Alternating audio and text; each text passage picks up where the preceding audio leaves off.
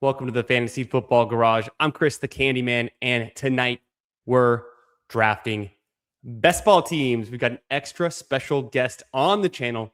You know him, you love him. He's drafted more teams than you have. It's Hartman Fantasy Football here, and we're talking QB values tonight. What's up, brother? What's up, Candyman? Thanks for having me on. Always a good time. How you doing tonight?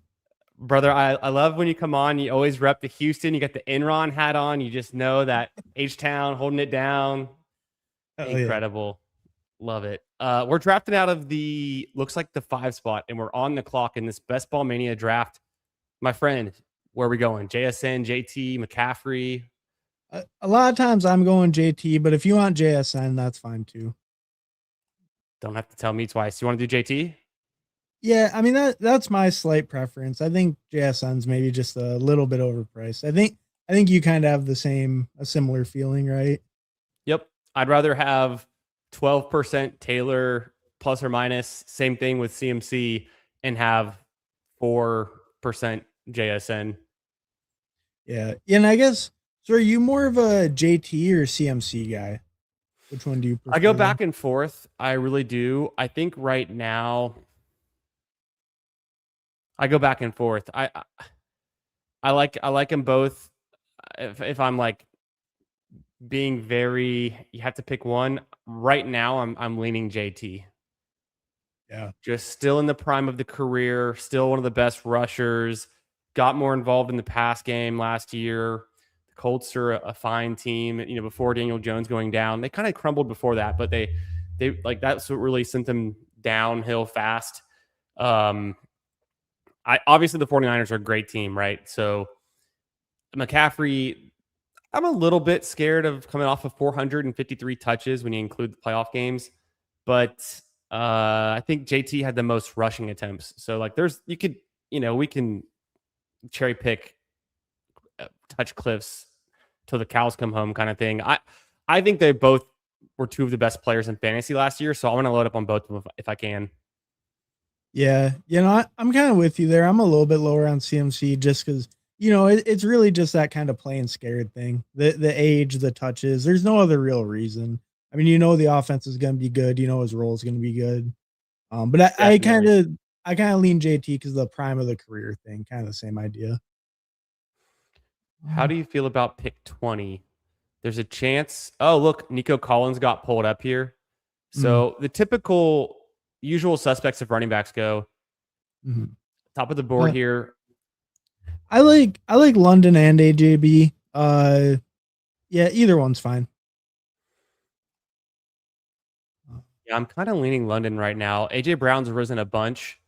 The ranks that I have loaded today, I literally loaded the leg up ranks when they updated it today around lunchtime. So I hadn't had ranks in for most of the draft season. I'm gonna start cycling through some ranks just to get different feels, but I mostly been drafting off ADP and my own personal like takes at each position, and so that's what you're seeing in there. So I'm Uh, happy to whatever you're feeling. Like we don't have to trust the ranks, but we can use them as a reference. We can talk through some of these picks. I like Drake London. I think he can ball out. yeah, I think I tend to pick a little bit more AJ Brown, but Okay. I'm also just kind of one of those guys who's a little bit of a Patriot slappy, Drake May and all that. But like Drake London, I do think just the target volume that you're getting from him, just the floor there, and like realistically, who's wide receiver two? They got Pitts, but it's like Zachariah Branch is his biggest competition. It just feels like his floor will be so safe and the volume will be so high, and it has been for multiple years. I would agree. I mean, also you get just the the Patriots offense, right? Versus the Falcons. We're back on the clock here. I've been kind of Um, leaning out of Brees Hall.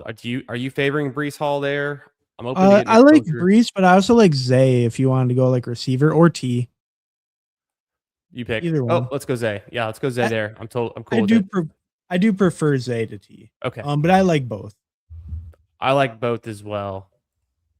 Yeah, I think I've been buying in a little bit more to that whole the Declan Doyle offense with the Ravens, and mhm. him having maybe a little bit more of a role in the red zone maybe, and just like overall just having like better usage. Just I don't know what that offensive system coming over. Maybe they're a little bit more pass heavy and just he gets used a little bit, just kind of more variety all over the field. ATR kind of did. It's just more that red zone usage and just overall passing attack. Hopefully that kind of shifts up. Makes sense to me. I I feel like I've gotten burned from Brees Hall the last couple of years, and so I'm just still. I don't think the touchdowns are going to be there. To the yardage is always there, the touches are there, but the touchdowns have just been missing. On the other hand, I'm still bullish on Garrett Wilson, but maybe I should like consider why. Like I don't want to be fading the guys that go around Garrett Wilson either, like T Mac. Yeah. I think the thing with Garrett Wilson is you can realistically tell yourself he beats out almost anyone that goes after him in target volume. Where with like Brees Hall, his workload might be bigger than some of the guys that go after him, but with how bad the offense is, it's like Brees Hall kind of does that silent killer thing where it's like, oh, he went for 100 yards and he got like 5 catches, but it's like that's an 11 and a half on a good week. And it's like he didn't get in the end Exactly. zone.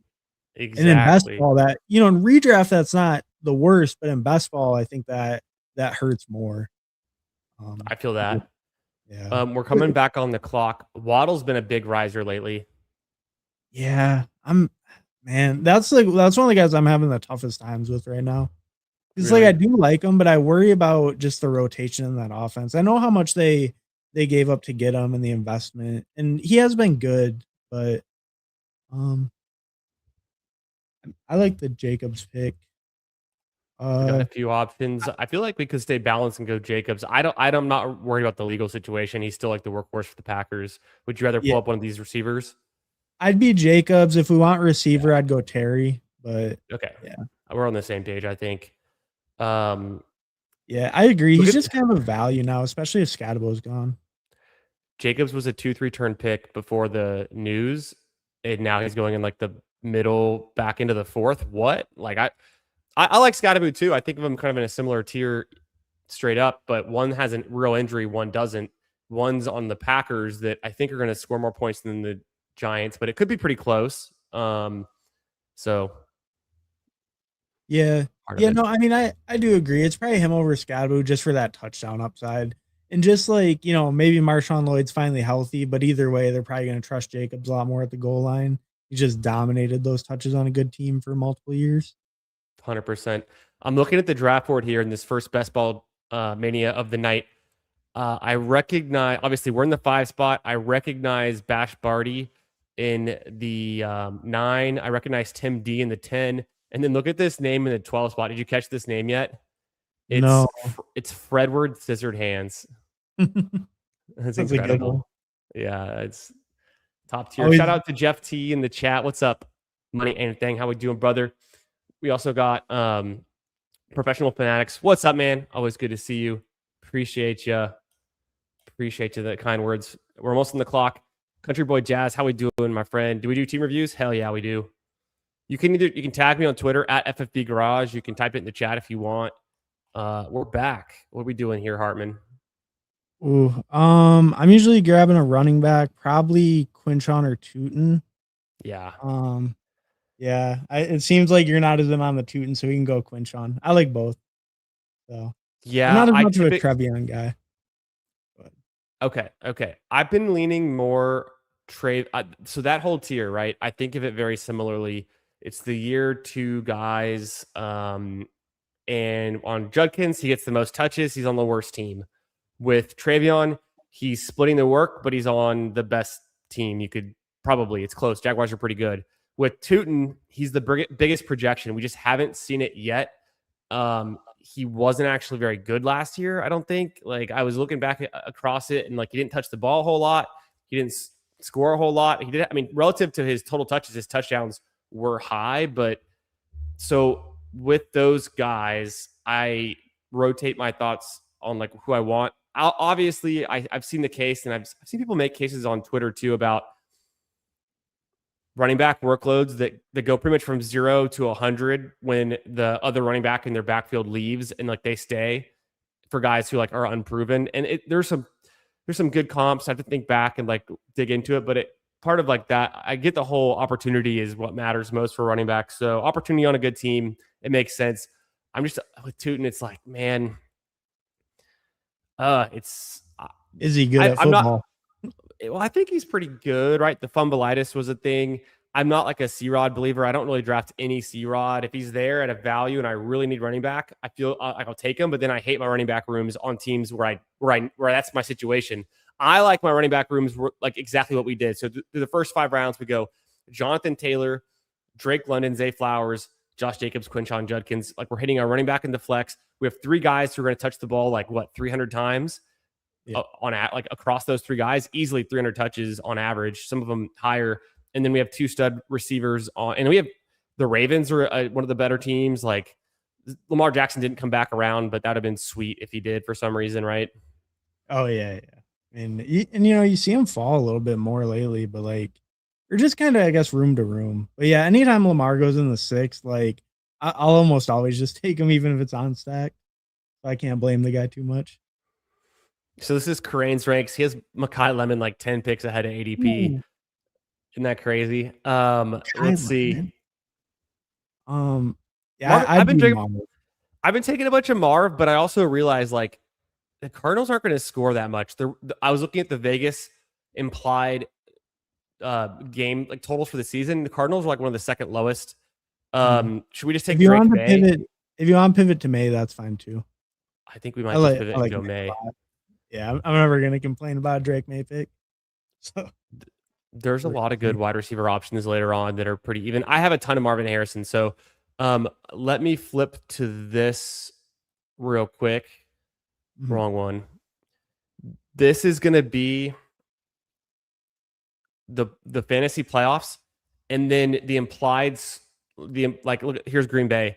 The implied team score, according to Warren Sharp's analysis, Vegas odds. So like when Green Bay plays Miami in week 15, Green Bay's implied 28 points, right? And like we all know, Vegas is not going to project someone to hit like 36 or something. So they're pretty balanced. But I've been looking at these. This is the average score over those playoff weeks. I also have data over to the right where it's like the average score across the season and like, so just looking at the fantasy playoffs though, if you go to Arizona, who's at the top here, I have to let me see if I can do this. Oh, nope, didn't want to do that. Arizona's at the top. I'm blocking it with my name, but they are going to average like 20 points across their playoff matchups, even though they're playing some of the weakest defense, which like they've got some of the weakest like defenses, best matchups, but they still are not projected to score a whole lot. Yeah, no, and I mean, I feel like I'm fading Jeremiah Love and Trey McBride, especially Trey McBride. Jeremiah Love, I'm okay with picking some, but like Marv, I think is the only guy I'm willing to bet on because he almost came back around. That would have been Dak nice. goes. So Lemon is there. I'm cool with it. The ranks have him pretty high. We could also do Ramondre to kind of team stack with our Drake May. But I don't think we want another week 11. Yeah, I'd be Makai. That's fine.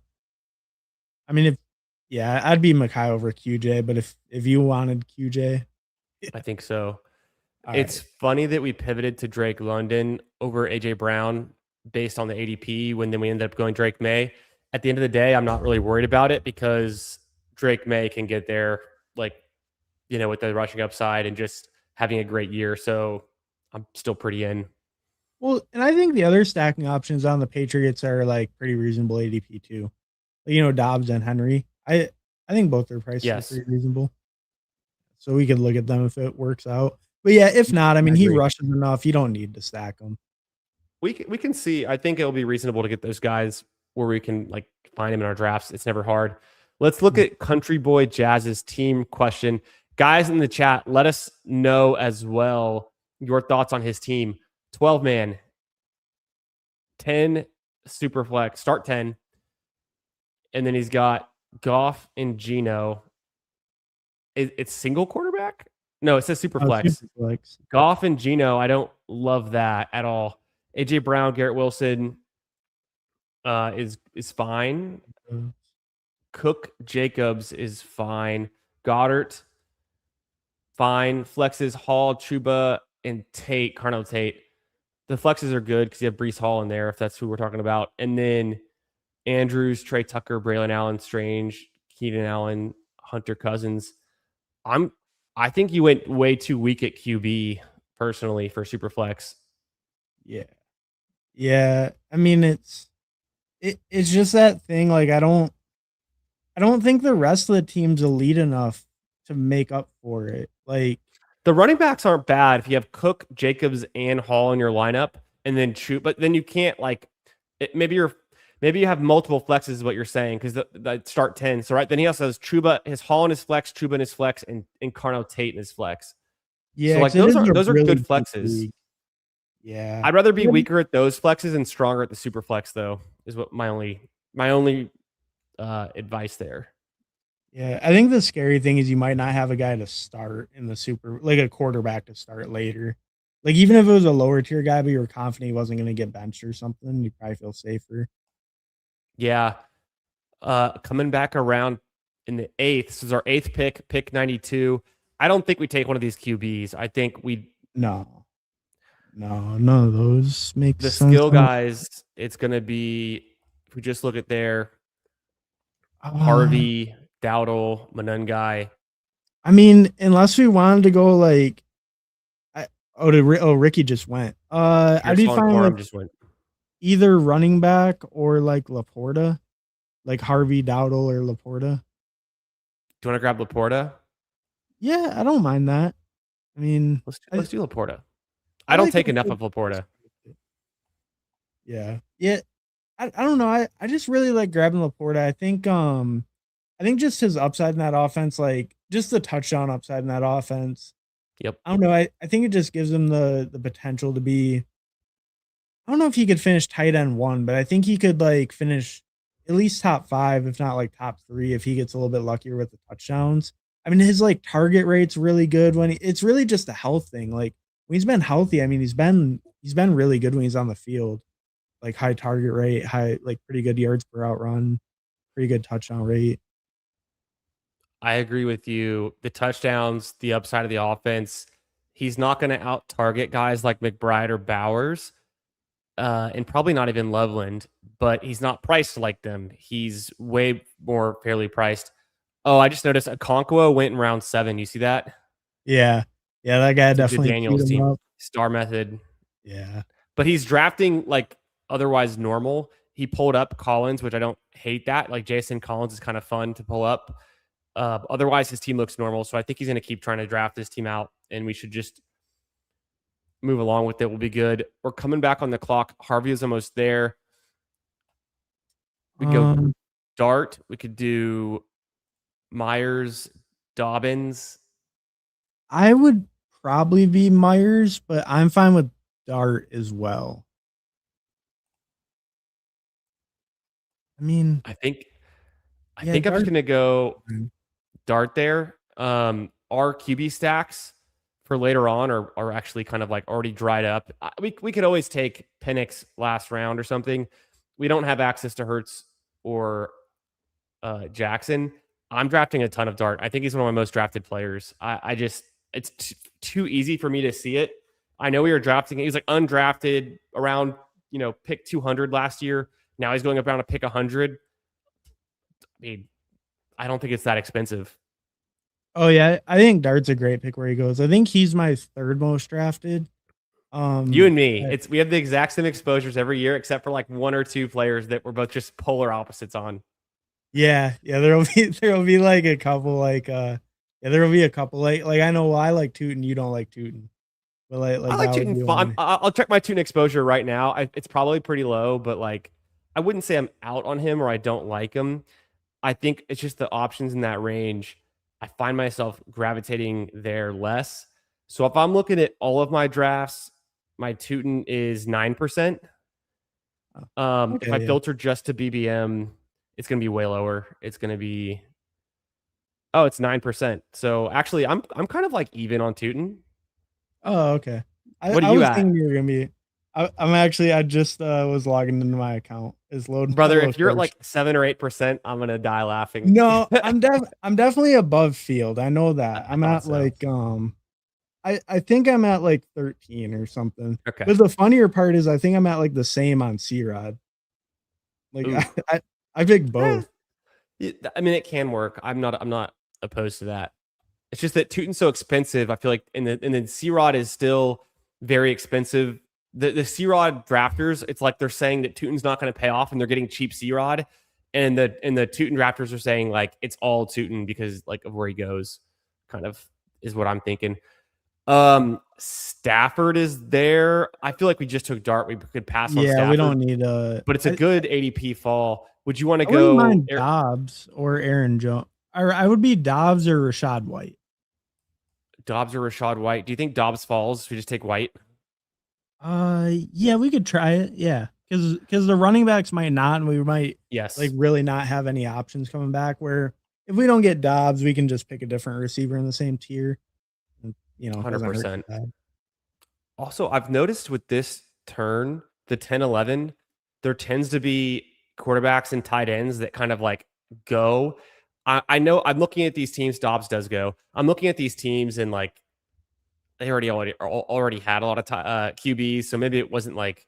Sometimes it works out better though, and then also sometimes Stafford just falls. I think Stafford anywhere in round 10. I'm willing to take like naked Stafford on teams. We didn't do it here because we had Dart, but like I think he's just like potentially still undervalued, and you don't have to even backstack him. Like, yeah, you could do the whole late tight end thing with him. Mhm. But I think Stafford can just be good enough that around pick one, 16, 120, I'm like, okay, maybe if I needed a QB, I'd definitely consider him, even without like Puka or Devontae Adams or Corum. But a lot of times I have a Ram already. The Rams are the team with the highest projected point total for like the entire season. So like that's just another data point that I'm starting to bring in to my drafting. Oh, Goff's a big faller, but we have Laporta. I don't know if we want to do that though. I mean, we could. If not, it's probably just your favorite receiver. It probably has to be Shakir because our receivers are kind of thin. I'd be fine with Goff though. If we want to just take Goff, I mean, we have it stacked. So, all right, I Shakir. threw in Fair Shakir. enough. And it's not even like we're really falling behind at receiver that bad, but I feel like the rest of the receivers are guys who are competing to be a wide receiver 2 or 3, or like by the time it gets back to us, or like their targets are like less certain. Shakir is like locked in for targets, locked in wide receiver 2 on his team. It's a good team. I have a Yeah, decent amount of Shakir. see, I have like 2% Shakir, but Yeah. like I do pick like all the guys around him quite a bit. Like I'll pick Dobbs, Higgins, Diggs, Coker. I'll pick like all those guys and not as much Shakir. But I think he's a fine pick, and I do agree with you where like he has a locked in role, and there's a major tier drop off where like you get into way more ambiguous situations after this tier. So I totally agree with that point. Like, Omar Cooper even, right? Half of it's like half the people are saying AD Mitchell wide receiver too. You know, I know I'm not even one of them either, but I know, there are people out there. It's They an are echo chamber. They're just not looking into it, I guess, or they're just. Here's the they thing: crush if and we're shorts not, them. if you are taking AD Mitchell on the Jets for whatever 6 games he played, or how many games those were, or whatever, and just using that as your projection for his next year, plus getting even better, then how about we do the same thing with Garrett Wilson or Parker Washington? They'd be third-round picks. Like they're like insane. Like that, if we do the exact same thing that we're doing for AD Mitchell, but that everyone's doing for AD Mitchell, if we apply that same logic to Michael Wilson, well, the end of the season was really good. He got more opportunity. I mean, the Cardinals are equally as bad as the Jets, probably, maybe worse. Who knows? The Jags are good. So I think you can't have it both ways. And then AD Mitchell is just like not good. So, anyways, Shakir, though, one thing I'll say is I'm drafting too much of him. I think I'm doing the thing where it's like I'm following the targets, I'm following the opportunity in a good offense. The touchdowns might just come. Like if he has like a 7 or 8 touchdown season, it would be a career high. It'd be pretty like out there, outlier type. But like the number of targets he's getting, it's not insane to think it could happen. We saw Isaac Tesla do it on like 100 less targets Yeah, but I mean Isaac Tesla's like six on the five. clock. We could do another Uh, receiver, Boston, Travis, yeah. Omar. Favorite receiver, Omar or Boston, probably not Hunter. Um, I let it hit Omar. he has a higher ADP. We might still get Boston back. So I don't I mind that draft a at all good because amount of Boston Omar. goes like a round later. So we might just Yeah. get him back. Let's look Because at I the think team. oh, Go ahead. I think they have Boston ranked up quite a bit because he's ranked like a round ahead or something. But Definitely. Um, I was gonna pull up what was it on Omar that I wanted to show? Let me think about it. People forget he's a first round pick also. He's got good size speed. mhm, Going back to his college. It's that last year. I know he was in college for a while, but that last year he had those 13 touchdowns. It's pretty nice. yeah. Well, and I mean he's a first rounder in the biggest competitions, like a guy who's been a huge bust. So A guy who couldn't make it out of his rookie contract without getting like traded slash practically cut, but yeah, traded for peanuts. cheaply traded. Yeah. Through the first 12 picks with a 2, 4, 5, 1 in this Best Ball Mania draft. Make sure you guys smash the like button. Make sure you're subscribed. Make sure you're subscribed to Hartman's channel as well. Hartman Fantasy Football. I don't think I have the links in the description yet, but I'll throw it in the chat. I'll throw it out down there soon. We have JT, Drake London, Zay Flowers. We're on the clock. Let's make this pick. We'll come back to the team. Boston's still there. We could do Uh Daniel Jones with JT is something I do a lot, but we also could push it and go later for like Penix to go with our London. Boston I was would there again. I'd probably be Boston, but so are you fully you're fully 3 QB pilled? Is it I'll all take a lot of 3 QB drafts. Yeah, yeah, probably 80%. okay. I'm similar, but I've been doing it more where like when I get the dart or something with one of the elites, I've been doing a lot of 2 QB builds, especially with like Yeah, that tier, like the dart Goff tier, stuff like that. I've been trying it more, pushing it a little bit more. But I do this makes understand just sense. the advance rate bonus is worth it. I don't usually get May and Dart. I'm not usually spinning up. So like us getting May and getting Dart was kind of just aggressive QB, selections. I feel like usually I'm pushing it and waiting and going later, and that's kind of lending itself to 3. So this seems just different. And I think maybe you're right. We should stop at 2 and we can just go for upside. We have 3 rookie wide receivers on this one. Like we're targeting a lot of receiver upside after our locked in starters, right? Yeah. Yeah, and I think we still can go 3. We could do like the Atlanta thing, like you were saying, or I mean, the best QB pick on the board goes in a couple rounds, so we could always grab him, the old man. But uh, yeah, like I'd be open to doing an Atlanta guy or something too if they're just free in the very last round. I think that can 100%. that can work. Still give you that upside swing, maybe some usable weeks, but you're not overspending too much since we put so much capital. I like it. Let's cross our fingers and see if Hunter Henry comes back around to us. I'm going to catch up with the chat while we're doing that. We'll review the team maybe after our next 2 picks because it's already pretty far along. Jeff says only allowed to draft week 11 and 13 buys. We kind of started to. Who wins the Open? Hartman? Damn, Henry went. Who wins the Open? Xander Schauffele. Oh, you're a man out for my own heart. Yeah, I love that answer. I was going to say Matt Fitzpatrick, but I'll take a Xander. Sadiq? Uh, Schultz? oof. I'm generally Schultz over Sadiq, but we could do Sadiq and do like a Jets thing if you want. I don't mind that. I'm if you want to go Schultz, I'm open to it. You want to do Schultz? I prefer him straight up. Yeah, let's do it. Oh wait, well, yeah, okay, yeah, Let's we were around his ADP. That's fine. Yeah, totally. No, it's totally fine. And I think he's just always underpriced. He was underpriced last year. He's still kind of underpriced. I think Sadiq Schultz and Hawkinson are underpriced, and I like Barner, but I like where Barner goes. But I think I'm going to have a lot of Sadiq, a lot of Hawkinson, and I always have a lot of Schultz. So can you sell me on Sadiq? Because he's a guy I have like almost none of. I like really have a hard time getting on him. First round draft pick. That's it. Yeah, but like, bro, you look at his college stuff. He didn't produce nothing at Oregon either. He just produced 40 results, or combine results. Sometimes the tight ends are weird like that. I forget whose draft analysis it was. Maybe it was Dwayne McFarland. I think it was somebody else who's like very analytical. I think it was one of Dwayne's articles that I was reading right before the NFL draft. And the most predictive thing for tight ends at the NFL level was just size speed. It was nothing Yeah. else. It was like Yeah. the highest correlated thing. Obviously, there's going to be bust. There, like it's not even a good hit rate. I think it was like 0.2 was like the correlation or something. But the next highest thing was like 1.8 or like 1.6 or like 0.16 or 0.18. So it was just if you're fast and you're big at tight end, like that is what works in the NFL most of the time for fantasy. Yeah. No, I've seen that too. The like for the other positions, it We're doesn't back on the correlate. clock. Are you interested in going Bryce, or do you want to push it at this point and wait for I we have mean, options like I'm fine with Bryce. That's a good value, different bye week. I'm fine yeah, with it. yep. Yeah, I mean, Something we'll talk about after this draft is the best QB values on the board. Spoiler alert: I think Bryce Young is getting slept on. yeah.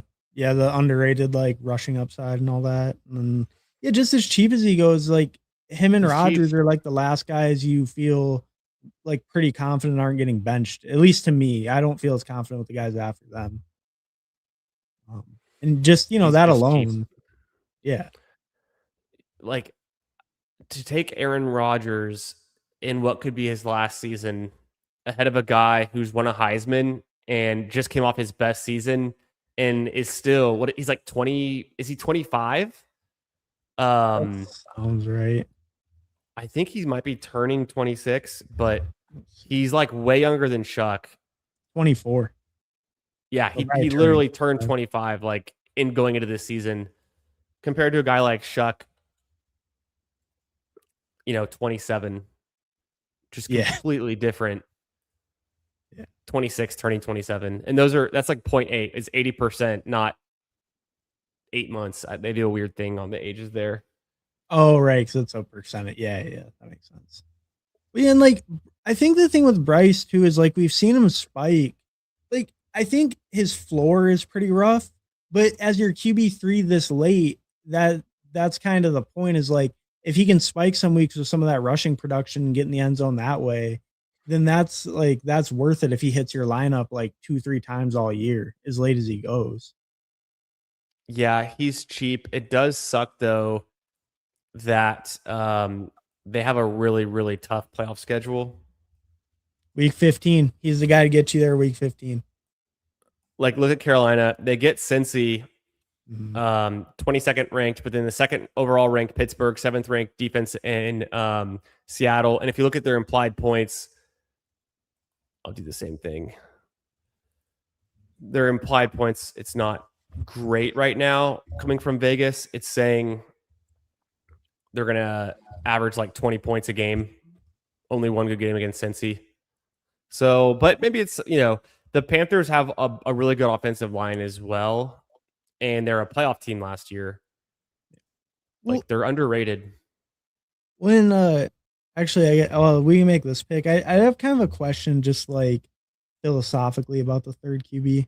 Oh shoot. Should we take Brazil on this team for the stack, even though they already have three other rookie receivers? Like it's getting pretty thin. Yeah. I mean, if we I wanted could to still pick do it. someone else first, do we want like Yeah. anyone else before him that's going soon? Or not really? I guess not at this point. Yeah. I mean, like I don't mind like Sean Tucker or something, but I think Oh, pulling up Brazil is fine. I've stopped drafting Sean Tucker. I know like other ranks like him too.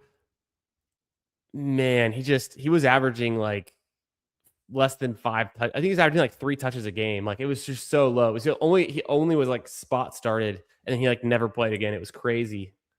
He had one of the Yeah. highest rushing scores on the entire season, 3 touchdown game, 140 yards, I think. Then like just never used again. They're like, we're good. Yeah. I mean, I do kind of I can kind of get behind that. I think at this point a lot of the guys are just injury contingent, but yeah, we can pick the GOAT if he's still there. I mean, he's the only starter left available this late. The guy you got queued. So, Oh, Katron Allen. Okay, good. yeah. I was like, who's the coat? Oh, yeah. Well, as soon as you queued him, I'm like, all right. He already know. Oh, we do have Rashad. I guess that's fine though. Is that a big deal or not? Um, hmm, I don't know. I think it could still be fine. What do you Yeah. think? What else should we do? We have Drake May, Dart, Young. We I have mean, if four we running backs. You want to push running back and take something else first? We could 3 take tight like ends. We could take like Wicks or a tight end. Gesicki or Wicks I'd be or Wicks Katron. probably. Oh, yeah, I hit Katron's Wicks. okay, yeah. Yeah. I mean, I think I picked a decent We have amount of Wicks Wicks. and Lemon. We have 2 receivers on like the lowest passing volume offense.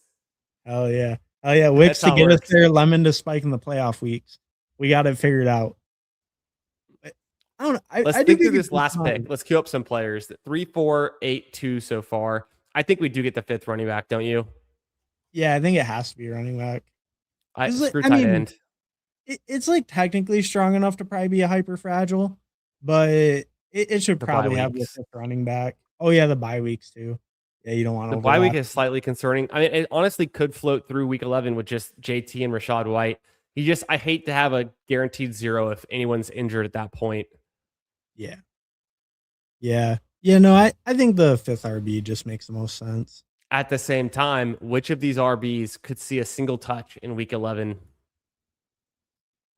I mean, I do like Katron the most probably. And I think that does kind of cover us with the Rashad White thing. It kind of works out where if Rashad was hurt or something, that probably gives Katron a better shot.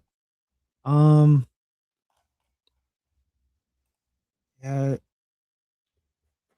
I mean, yeah, maybe Braylon.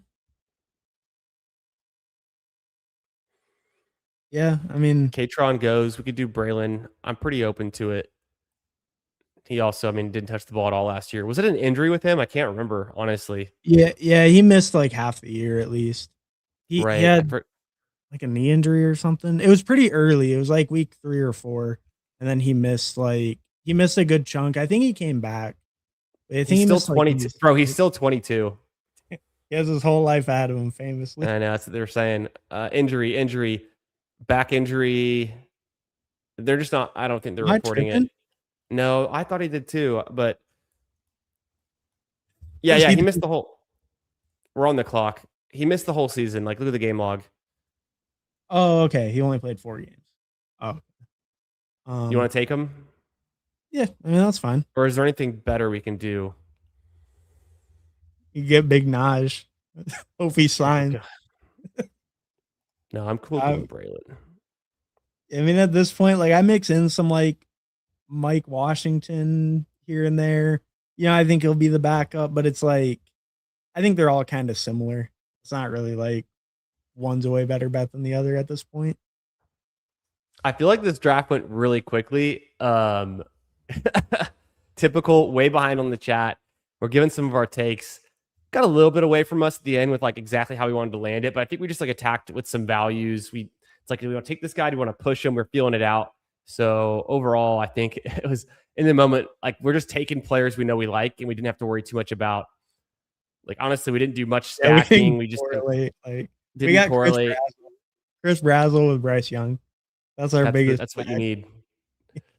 I'm going to review this team real quick. We'll catch up with the chat. And then we're going to talk about the best QB values on the board for 2026. I got some data we put together. We're going to play a little game, look at some QB tiers, some 2025 versus 2026 ADPs. And Hartman's got some of his player takes lined up too. All that and more. I'm going to throw Hartman's channel into the chat right now. Hartman Fantasy Football on YouTube. So make sure you're subscribed over there. Let's do that. Bang. Right in the chat. Throw some Lambos out if you got them.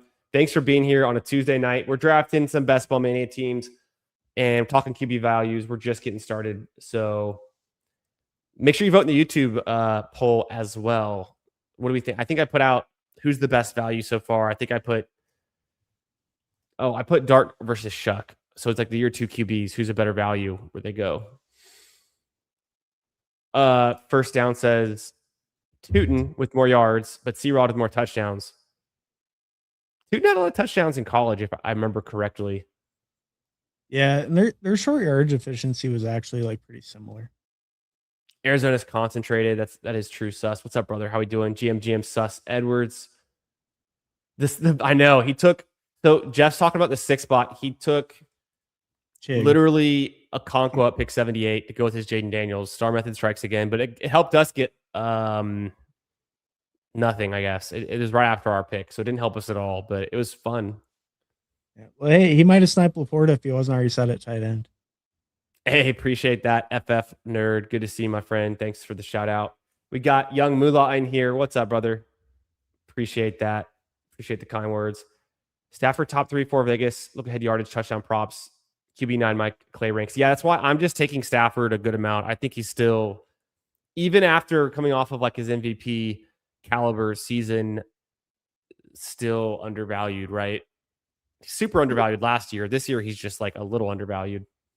Yeah, yeah, he's just a good price. I think you always just get a little bit of a discount pocket passers too. He is a good Well, price. that is so true. And then people are like, oh, he's old. We should take the younger guys first. And it's like, why are we taking younger guys who might get better over an older guy who always was better? It's kind of like a Mhm. dynasty brain thing that still gets into best ball drafts. When you get a lot of people too, they're scared on Devontae this year. I'm noticing that more and more. Like people are anti Devontae Adams, and that one I really don't get, especially the way he wins. Like it just doesn't make sense. Like you don't think they're gonna scam him the touchdowns? You know he's number 7 all time in receiving touchdowns. Like it's what he does. I have this thing where it's like I like to draft future Hall of Famers on my fantasy teams. So if you give me a chance to take Derrick Henry, if you give me a chance to take Devontae Adams, I'm gonna do it. I should think that way about Stafford too. Stafford, I would say, is a future Hall of Famer, no doubt. Like first overall pick, played for two different teams, won a Super Bowl. What else? Was on the Well, his Lions for a career long time. Like and he his had to career suffer with the stats Lions are when they were so bad. Great career. yeah. We'll get into this, but last year we were taking Stafford super late because what if he's just old now? So it's like Dynasty Brain has to get out of best ball. Mhm. Jeff's trying to get banned from the chat, but it's funny because like I like AD Mitchell. Like I watched him play at Texas. Like I like AD Mitchell. Everyone Mhm. liking him more than me. I feel like I'm in a fever dream. Like when did this happen? Like did you guys not watch him play last year? He got cut by the Colts. Essentially, he got traded for nothing for like fumbling at the 1 yard line, and then he's just never good. Yeah. Drafts tonight? Definitely a few. Definitely a few. First of many. What's up, Danimal? Appreciate that, dog. Mason Taylor is awful in minicap. Sadiq have a long leash for play time for an offensive skip mistakes. Could be also true. Could be true. A lot of double anchors. Yeah, I typically I get to the back of the first round. It's like I'll take Lamb, I'll take Jefferson. Amon-Ra at 9's nice, but I'll pull up Genty a good amount and just double tap RB and be like Genty Bauer or Genty Barkley, Genty Hampton, Genty anyone. I think is kind of fun. So one thing that we like, if you get Genty in the first round, you could pull up a receiver from like the 2-3 turn, like take like Pickens or AJ Brown or London or Collins or something. Like I think that's totally viable. Genty's going to be overpaired with all these other running backs. Or you can do the legendary Genty Bowers combo even if you're feeling real frisky. Bro. It- No, Imagine if you needed the double Raiders to win it. That's just like, how does that even work? they get the Cardinals. It might just happen. Yeah, let's look at that. Speaking of that, here's the implied total for that game. The Cardinals are going to score 20.5. It's right there. Let me zoom in more. Mhm. Raiders are gonna get 22. Whoa, that scrolls so fast. 22 for the Raiders. So, Yeah, not maybe not the best, but it's so funny though, because you look at the defensive matchup and it's like, oh, they get to play the Cardinals, the 31st ranked defense, but it's an away game for the Raiders, so it hurts their implied points even more. And then I have noticed that you'll see Vegas will dock you for being a road team. So even if it's like the Bills at Miami here in week 17, they're only projected for 27.5. But when the Mhm. Packers get Miami at home, they're projected for 28. And we know the Bills should be projected for more points week in, week out than the Packers. So like that just tells you like how much Vegas considers the away to be like a detriment to your scoring total. Oh, that's kind of interesting. Huh. Right? Like that's the first thing I thought of, right? I was like, that's gotta be it. Yeah, I get like that's something I guess kind of intuitively you would think that would be the case if they have to travel and play away. But yeah, I guess actually kind of seeing it like that is kind of a good reminder that that is a little like a little tip to the scale, like either way. Bryce Young too short to be a QB. Hey, I'm Buck fans. Yeah, The Kyler too, They right? got 'em taller receivers though. At least they got them taller receivers over in Carolina. And they got him a good offensive line. It's that whole meme with Burrow, and they're like, you draft Jamar Chase, Burrow gets sacked, the ball goes nowhere. And if you drafted, was it Ike Penei Ekwonu? Sewell. Penei Sewell. Penei Sewell. Yeah, Penei Sewell. Did he go to the? Isn't Sewell in the Lions? No. Yeah. He went like 2 Yeah. picks after Chase. Yeah. Who am I? I'm thinking of Ike Ekwonu on the Jets guy? Panthers. Oh, Panther. I thought he was Ekwonu. No, you're right. I was thinking. Okay. But he's the Penei Sewell in that analogy for Bryce Young. And they still got him T-Mac like later after Bryce has like played a couple years, right? Yeah. Because it's year 4 Bryce Young, year 4 Stroud. Anyways, Jalen Coker, Hartman in the chat. Jalen Coker this year, Kyle Pitts, week 15. That's when we were looking at the Bengals matchup, week 15. Holani erasure. Gosh, let's get out of here. Capital is okay. Best ball call. What's up, Anthony? Good to see you, brother. Jose Cruz, what's up, dog? Mastiff next. Yeah, if you're buying, if anyone wants to super chat, it would have to be $2,000 to do a Mastiff because YouTube would take half. So if you want to super chat $2,000, we'll do a Mastiff. There you go. Live on stream. Actually, anytime. If you, I don't know as that works. If you're watching a VOD, can you donate to the VOD, or can you only donate when it's like a live stream? I think you can donate to the VOD because you see it in like comment sections sometimes. That'd be interesting. Maybe only for the real big channels. If I ever got like a notification on my phone that someone had just donated enough to stake a high stakes team, I would just immediately go live and draft it wherever I was, even if it was like live from my phone, drafting on my phone. And I don't even know how that works. Can you even screen share from your phone? I don't think you can. So I would just be like audio listener. You can rattling off. You can. There's a way because PPR did it before we did that fast draft thing. Oh, but because that was on his phone. Oh, yeah, I did that at the computer. But he was at the computer, like while like using his Yeah, maybe not because he was just sharing the screen off that, so probably not actually. Right. Braylon Allen, K-Tron Allen? No, Braylon Allen. What's up, Chris? BCB New York Jets fan. What's up, brother? Appreciate you. Thanks for the kind words. Smash those likes. Make sure you guys are subscribed to Hartman's channel, Hartman FF. He bulked up this year. Braylon did.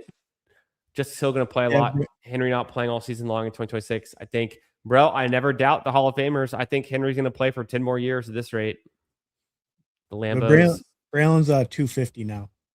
Oh, my God. He was always 240, wasn't he? He was always huge. Yeah. The Anti-Adams. Oh, no. What's up, Hulk Smash? We got Mac Nova in here. That's why I draft Claiborne for the Hall of Fame equity. See, when Mac Nova says something like that, and I know he's drafting a lot of Claiborne, I start to get worried, but then I also remember that they're just a fancy zero. Sometimes you got to win a big tournament with the fanciest zero on the back of your team that didn't do anything for you.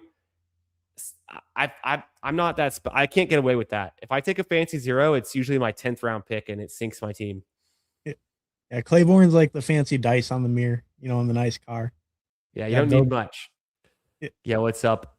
Disbanded Brotherhood. Who sup fam? Who killing it with his midday streams. Make sure you check out Who channel. Make sure you're sub there as well. AD reminds me of Lima Swede for some reason. Such a deep pull. Disbanded. Really showing your age there, brother. Lima Swede. I can't even, it's like, I'm thinking back to like highlights on like NFL Network that I used to watch at my parents' house, like on Thanksgiving when the games weren't on yet. And it's like the 10 best players of the 1980s, Yeah. No? I've never even heard that name. I could be wrong. Yeah, double stack the Raiders, why killer team. Young Mula says that Las Vegas, Arizona will be 34-31. I mean, we should be drafting that game, then that's going to be one of the highest game totals of the week. I like it. If double Raiders is what you need, I'm rich, says Zero. Yeah. Don't forget to get your double Raiders. The Dolphins beat Buffalo by 17 at home last year. It's a big advantage.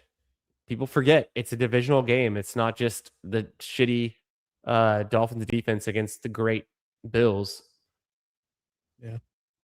Yeah, the double stack, Mike Washington, Michael Mayer. That's the cheap version of it. You get them both in the last 2 rounds. Hey, if it's a round 1 and round 2 for the top guys, it's way too cheap. You can get Mike Washington, Michael Mayer that late. I'm kind of on with the Michael Mayer. The Mike Washington, I've lost faith. Yeah. I don't have much faith in Mike Washington as a player, but I think he is probably the locked in RB2 just because lack of other talent. But Yeah, very old school. Lima Swede. Oh, hell yeah. Some Creator League. Let me know more. Used to watch a few games on the 13-inch black and white TV. Anthony with the throwbacks as well. All right. I'm going to review this team super quick, and we're going to talk about QB values before we get into another draft. Thanks for being here. Smash the like, make sure you're subbed, all that good stuff. Wow, my scroll is like crazy tonight. My mouse sensitivity is so like it's so low, but my scroll goes insane. 3582. We went Drake May, Jackson Dart. Could have been done with 2. We skipped on a good value of Stafford. We skipped on Jared Goff, which I think is fine, but we could have stacked up with Laporta. We ended up stacking Brazel with Bryce Young later, but we don't have any other Giants or Patriots. I think the QB room is really solid, though. There's like an A, strong A QB room, in my opinion. yeah, definitely. RBs, JT and Jacobs, Quinshon Judkins going to carry the load. Rashad White for good measure. And not a bad value on him. Braylon Allen, just to round it out a bit, maybe hits the flex when we need it. I would also give this this is pretty strong at RB. I think this has got to be close to an A minus like RB room. We took JT over JSN, so we already went that route. We think Josh Jacobs is better than what we're getting him for. I would call this probably an A RB room. Yeah. Oh yeah, I agree. I mean, the 3 strong ones up top, and then still having Rashad White as the 4th. I think that has to be. The wide receivers are interesting. I don't take a whole lot of 8 wide receiver builds, and London and Flowers very strong up top. We get one of the premier rookies in Lemon, Shakir for some floor. We may take a bunch of rookie swings with like Cooper, Boston, and Brazel. I kind of like the way we did it because I think London and Flowers should be in our lineup. Probably, I would hope, and I could pull up last year's data, and I know he was out, so it's small sample size. But over last season, London would have been in our lineup about half the time, and about a third of the time, he's going off for like 20 points. So the dude's a killer. Flowers would have been in our lineup, low flex half the time, putting up fantasy numbers you like less than a fourth of the time. So we do, and I think things get better next year too, with obviously Lamar Jackson coming back. So we might have some spots to fill at the wide receiver. We just need one of these rookies to break out of these 3 would be awesome. If Lemon is what they're selling us, like if he can actually do all right, it's not the depth of it. Wicks, random spike could be fun. Yeah, and I mean, all our rookie receivers have, or not Brazel as much, but the other 3 have really good draft capital too. So, I mean, they should have good roles on their team right away. Yeah, the good draft capital, except for Brazel, I think makes sense. And we'll see. This is the most rookie wide receivers I've taken on any best ball mania team so far, like no doubt, having 4. Laporta, Schultz to round it out. Decent tight end room. Like you don't need much from that. You're just kind of trying to thread the needle and make sure, hope that those are the guys you need, right? Because we didn't take 3 for some insurance, but at this rate, these tight ends wouldn't have been a big difference maker, I don't think. Yeah, I think when I spend up into that like Laporta, Pitts, Fandon tier, I feel pretty comfortable stopping at 2, as long as like my second guy. I would say Schultz is kind of the latest one I feel comfortable with, like stopping at 2. But quite a few guys before him too that I think just have decent like locked in roles and everything. I think I feel pretty comfortable with 2 with that. But a 3rd can always be nice if you get like a Fryermuth Barner or something later, Gunnar Helm, whatever. True. I do take a lot of those late tight ends because I think the tight ends are some of the best values in the last couple of rounds. We ended up doing getting some running back help late, and then the Wicks pick as well, and 2 other late wide receivers. FF Nerd says, DM us on Twitter. Yeah, I'll check it out. I'm maybe I saw it and I forgot or I passed over it, but I'll definitely look back through and we'll check it out. Could work for Boston though. Lemon probably locked in. The thing about Lemon is I'm always like, man, he's just still on the Eagles. I get there's like a vacuum of targets with AJ Brown gone, but AJ Brown left because he wasn't getting enough targets. Like he was unhappy about the passing game situation. Now they get Sean Mannion, new offensive coordinator, new scheme. Maybe it gets better. Yeah. Yeah. It's hard because they just don't feel like a good fit, like him and Hurts. But yeah, you never know. And just, I don't know, maybe Lemon, like the anti Lemon stuff is maybe kind of pigeonholing him a little bit too much into that like slot only role and thinking that he can't win on the outside when he did show us that, I think he can win on the outside, at least at the college level. So it's like, I don't know. I think maybe the anti Lemon stuff is kind of like pigeonholing him in just that like slot only over the middle of the field role. Hmm. Makes Oh, sense to me. man. It's a fun team because of the upside, the strength at running back and quarterback can carry this and help it advance. And then we're just trying to get to the playoffs with some London's going to boom. We know that. We're hoping Zay Flowers can elevate and have I think it's, what is it, year 4 for Zay Flowers. So a huge year. And then all these rookie upsides. This is a fun way to build it where it's like, don't worry about QB. Don't worry about running back. Like we're super solid. Let's just, how lucky can we get with wide receivers that they can get on the field and make some noise, right? Yeah, yeah, and the Shakir pick probably does help a lot since we went so rookie heavy. So like, I think yeah, it can work. And if any of our rookies hit, then we probably have like a really strong team overall. True. D? Zero has a good point. Lemon's cool, but he goes ahead of real alphas like DK and Alec Pierce in Is half DK PPR. even the alpha? Is DK even the alpha on Pittsburgh? Is that even real facts? I mean, that's funny because like DK and Alec Pierce are like the two tallest jacked receivers in the league. But no, and they're down like they're like alpha dudes. But what if it's tiny Josh Downs and good old Michael Pittman who are the alphas in those offenses now? Could be. Oh my.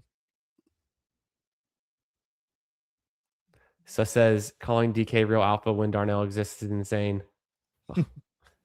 This is like there's the lore of all of these late picks, like the Darnell, the Kolars. Like it's insanity what we put ourselves through clicking the same names for 6 straight months during the NFL offseason. We get into this like weird spot where like we all know the same clicks. It just is what it Let's, is, let's pick a third tight end on the Chargers. We all love them so much. bro. Let's take It's 3 running backs, 4 receivers, 3 tight ends. Maybe throw Trey Lance on there if you want the backup QB too. But it's crazy. There's got to be like 10 or 11 Chargers drafted every draft, right? okay. Not every draft, I guess, because Kolar doesn't go every draft. And Let's neither throw does in Kolar. Let's throw in Kolar. How many Chargers do you think were drafted here? Give me an over under, and I'm going to take a side. I would say the line's Just 8. remember. Just remember. You watched the whole draft. You saw them all get drafted. You obviously clocked everyone's team, everyone's picks. You say 8. Yeah, I'll say 8. I have to Well, go over or under 8. I guess. Oh, I guess I have to make it a half number, huh? You don't have Um, to. yeah, I get over or under 8. Then I think it's 8 probably.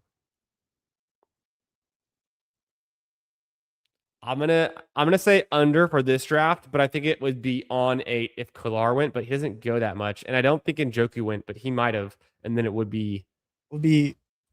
Oh, if Njoku didn't go either. Okay, yeah, it's gonna be 7. 1, 2, 3, 4, 5, 6, 7 went. The under hits. The under bros hit. Kolar and Njoku. I mean, I take Vidal sometimes. Like honestly, I've seen KLS get drafted this year, so we could be in a situation where you have those 7, one of these 2 in a running back would get you to 9, and then a random Brendan Thompson or KLS gets you to 10. Like you're right. Like there's been BBM drafts where there's been 10 Chargers drafted. It's not impossible to think that's the case. Yeah, I think you get to 9 pretty easy if Vidal goes. But yeah, beyond that, you would need it to be a pretty Which Chargers team? heavy finish. Which team has the most players drafted? I saw you just have the Lions pulled up, but They I were don't also think. 7. But there's no Yeah, one else to take on them. Like they're only ever 7, but they're always 7. it have to be a team with like either a more ambiguous running back. Like, what about Washington? But they only have 2 receivers, so probably not. Because they have 3 running backs, but they only have 2 receivers. Oh, I typed in Washington, but it just pulled up everyone named Oh, Washington. I started counting them all. I was like, I counted to 12. I was like, what the fuck? oh, Command 1, 2, 3, 4, 5, 6, 7. Dude, 7. Most teams are gonna right. have about 7, I guess. So Well, I was because they thinking don't have a third receiver, but they have the third running back. the Ravens, although their RB2 doesn't get drafted a lot, they've got a lot of ambiguous wide receivers after Zay, right? So 1, 2, 3, 4, 5, could be 6, 7, 8. I've seen Mhm. Devontae Walker go, but I think 8 for the Ravens on a good day would be like the most. It's probably still the Chargers. What about the Buccaneers? Yeah. 1, 2, 3, 4, 5, 6, 7, 8, 9 get drafted in this That's draft. normal. 9 get drafted on normal, and it's because people are like, oh, let's draft 4 receivers on one team and 3 running backs. Yeah. What the hell? If this is the Yeah. case, Baker Mayfield should be going around pick like 70. Yeah, and that's like every draft. Maybe They're he all should. Maybe 100%. he should. Like all those guys get drafted every time, right? I mean, Ted Hurst maybe not, but even usually he still gets drafted. So they almost always have I've seen 9 guys. I've seen Tez Johnson get drafted. That's crazy. It was me, Hey, but I've seen it. yeah, I also have a little bit of Ted Johnson, especially pre-draft. I took a little. But yeah. Zero said Broncos. That might be a good call.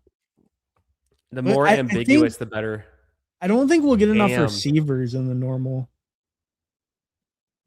7, 8 got 8. drafted and potential that 9 would go. Dude, Yeah. I don't think Mims is undraftable. I think Mims is in a contract year. Like he's been a guy that spiked in the fantasy playoffs before. He had a 6 touchdown. Like Mims, okay, remember this. What do you think Mims ADP was last year? It was like 110 or something. It was horrible. Yep. Yeah. No, I remember because I remember not being much of a Mims fan. And I remember you getting sucked into like talking about Marvin Mims for like an hour, like multiple times. Like you were just on the player profiler page, like going through all the you were against them, but like you were like debating the chat on it. You were having to like say how bad of a pick he was, I think. I do that though. But I couldn't tell I honestly can't remember what side I was on. Marvin Mims was one of my most drafted players his rookie year back in 2023. And Mhm. then I must have been out on him last year. You remember better than I do. Yeah, I Nah, just just remember like one night there was like at least an hour. Like it just kept coming back to Marvin Mims and like looking at him because people kept trying to give you a reason to pick him. And you're like, his no. explosive rating was good last. So I went back to his 2024 stats. Mhm. Because this is probably what I was referring. Like that hour, I should go back and find it. Was it a stream you were on or a stream you were just in the chat listening? No, I was just watching. Yeah. Okay, I'm okay. yeah, definitely. It was like one of those things. It was when like Target you're doing like the separation. explosive stuff and we were looking at the player profiler a lot and all that.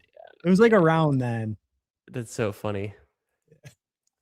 I never know because the odds are. I mean, last year we drafted so many teams. Like the odds are we could have been on a stream where we were together easily. Yeah. But I do think the one thing with Mims is like to me, I would rather make the bet on Franklin. I feel like if I'm taking the deep ball guy or like I'm Me more a too. guy who I think can spike. I think that's why like Mims goes so undrafted is it feels like Franklin's kind of the better version of it. Yep. But I don't know. I mean, I don't know. I don't click a ton of those late Broncos guys, but I will click Franklin or Bryant sometimes with Bo Nix. Maybe some Mims though. He spiked before when it mattered. He's You're done it. you're in you're in the finals of Best Ball Mania. 50% of the teams. Well, it's like 700 people this year. 40% of the teams have Bo Nix. Of those 40% with Bo Nix, let's say, it's going to add up to the 40%. We'll say 10% have Sutton, and some teams can have both. Like 10% have RJ Harvey. Like 10% have, let's say 8% have Evan Ingram. 15% have Pat Bryant. 6, 7, 8% have Franklin. How many would have Marvin Mims? You'd be the only Marvin Mims team. Yeah. Yeah, no, it's true. And hey, if he gets that deep ball, that might be what you need. Let's go back to his glorious 2024 season. See, I'm a changed man. Now I'm touting Marvin Mims. I can play the fiddle. I can play the guitar. I could. Week 17, Marvin Mims, 30 motherfucking points on 48% snaps, 2 touchdowns, 8 targets, 8 receptions. I mean, Marvin Mims, the guy you needed. Week 17. I don't think El Guru had him though, did he? Did he have him? Yeah, I don't remember that one very well. I can't lie. I've got it I in feel here. like no, but I've got it in here, but it always loads weird. I mean, with a 30 ball, you'd think, but he probably wasn't very owned, I guess.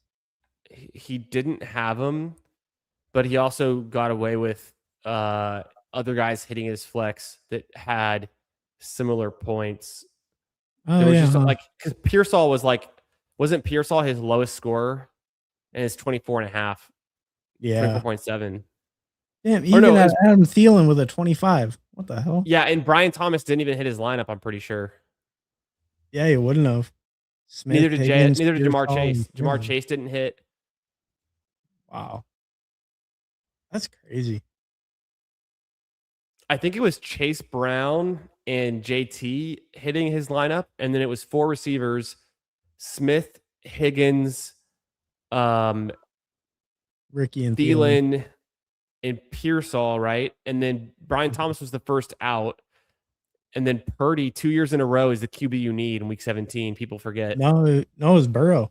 Oh, it was actually Burrow, but still, I mean, Purdy could have been. Yeah. I think he won by more than 4 points, didn't he? I don't think it was that close. I think I could be wrong. It's been so long. I thought but also, I mean, look at that. Purdy was in there. Yeah. Crazy. Yeah, it's kind of crazy. Purdy's the guy you need. One thing that doesn't get lost on us drafters, players that are in the winning lineup always get overdrafted the next year. Obviously, like it's I'm kind of directionally giving a take. I'm not like literally giving a take. Mm-hmm. Do you remember where Thielen was getting drafted in 2025? Thielen in 2025? He was like around like 170, 180 or something, right? I think, yeah, maybe a little higher, like 150, 160, somewhere in that range, right? So we kept Thielen in there. We thought maybe he could still be good because he was in the winning lineup. Pearsall was very expensive last year. Remember, he's like what, pick 70? Yeah, right around there. He went like just after Juwan. Somehow, I don't think Purdy was too expensive last year. Burrow was more expensive than he is now. Yeah. Brian Thomas was a 2nd round pick. Yeah, 1-2 turn. He was like right at, because he went like pick 13, 14, 15, like almost every time. Higgins was a 2-3 turn. Yep. Devonta Smith generally still like, was that the year that he was in the you're talking about last round? year? Yeah, last year. After this guy won. He was in the 3rd round. He was a 3rd round pick last year. He was in big board, it started out he was later, but then he moved up into the 3rd. But JT was still a 2nd round pick, right? Yeah, JT was like a mid 2nd or late 2nd. So I guess, and okay, so I'm gonna say what up to people in the chat, catch up a little bit, and then let's do the same analysis forward looking. Here are the guys that won in 2025. Which ones are we maybe overdrafting or like, giving too much credit to? But first, let's say what up. We got Alex the Great. What's up, brother? Would you rather have CeeDee Lamb or Justin Jefferson? Honestly, to me, coin flip them. I think I do a slight lean to Justin Jefferson if I'm buying the hype on Kyler Murray. If I'm not buying the hype on Kyler Murray, just give me the Cowboys. Enough said. What about you, Hartman? Same thing, slightly into Jettas. I think he's just like clearly the dominant number one. Where I'm more of a Pickens believer. It might be more 1A 1B on the Cowboys. Was Jettis at the fight on Saturday? Yeah, he was because I saw some memes of it too. Yeah, Uh, I'm bringing it up. yeah, I no, wish there was a better. solid. That Oh, chain was insane. He was wearing. yeah, I saw him there. I wish I could find a better one. I need to search. What do I need to search to make it better? UFC two. Probably just Justin No, Jefferson UFC, right? UFC 329. 329. That's the number I was looking for. Because I'm getting to. He's been to a lot of UFCs. I'm getting. Oh, gotcha. Oh, wasn't Dak there too? Oh, maybe. Okay, we're gonna look. This is good intel. Okay, this is the best one I can find, and I'm not gonna pull up my Instagram to get to the real one. Can you see that? Yeah. Oh, here's the other one. I wish I could look at that chain. Yeah, that So chain there's is sick. two problems. First off, Cool. get paid and then just chill. Because he got paid in 2022, downward trajectory every year since. At the same time, the swagger's off the charts. Like the vibes are immaculate. Like he's looking like the fucking man, right? Yeah. Yeah, no, I mean for sure. For sure. He has the aura going. I mean, look at this trip. Look at this guy. Look at this guy. Ooh, 10. Yeah, exactly. That was more the meme. The memes were more about the girl than about him. Like, Dak was there, also looking like a fucking stud. God. Dak has that swagger. He's just like, he knows he's him. I don't know what happened with the whole like falling out last year or 2 years ago with the fiance, but I don't even know about that. I don't know about Dak's marital problems, I guess. they broke up their engagement on their dual bachelorette party trip. Oh, damn. Don't do Wild. that. Don't do a dual bachelorette party. What could go wrong? Yeah. Also, I don't. They might be back together. I don't really follow these things. Thus, let me know. You just keep up on like CJ Stroud, right? I have no idea what's going. I mean, I just hear things. I'm not even like in the most things. By the time I hear it, it's old news. I don't know anything going on.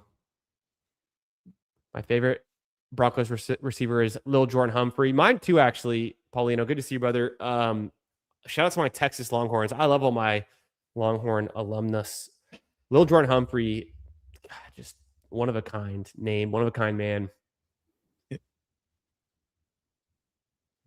Dylan and Ricky. Yeah, what if everyone's in on little? So honestly, let's do the same thought experiment. It's week 17. Somehow 2% of the teams had a Marvin Mims stack with those 40% Bo Nix teams. But 0.6% have a little Jordan Humphrey, and it's you. How good would you feel? I mean, I guess it depends. Has he been on the field yet this season? when I have the 0.6%, have I seen him catch a ball yet this year? He's only 28 years old. He's in the prime of his career, and you get a blurb from help me out, head coach. Oh, Sean Payton. Sean Payton. Yeah, name escaping me. You get a blurb from Sean Payton going into week 17. He's like, we're going to change things up at wide receiver. We're going to rotate some new guys in, some guys who have been playing a lot this season, some guys that, big, solid hand, good hands, solid receivers, play a lot of special teams. We trust. we're gonna change some things up at receiver. That's all you get. No mention of his name, but now how do you feel? Got little Oh Jordan yeah. Humphrey. Oh yeah, you're hyped because Jordan Humphrey, the name is deceiving. He's actually a big guy, and Sean He's Payton huge. loves it. He loves his big guys. Sean Payton He often talks about that. I love those big receivers, those big body receivers that can get down there and block. Sean Payton loves that. So, it's a perfect fit. Little Yeah, what Jordan. he's like 6'4" or 6'5", right? Yeah, he's Yeah, 6'4", 6'4". 210. He's Yeah. he's me plus 10 pounds. We're probably the same speed. He's pretty damn slow, actually. He's definitely faster than me, also, but and way more jacked. He's way more jacked than I am. Yeah. Wow. Yeah, I mean, you look at his season totals, they would make a good spike week, One week.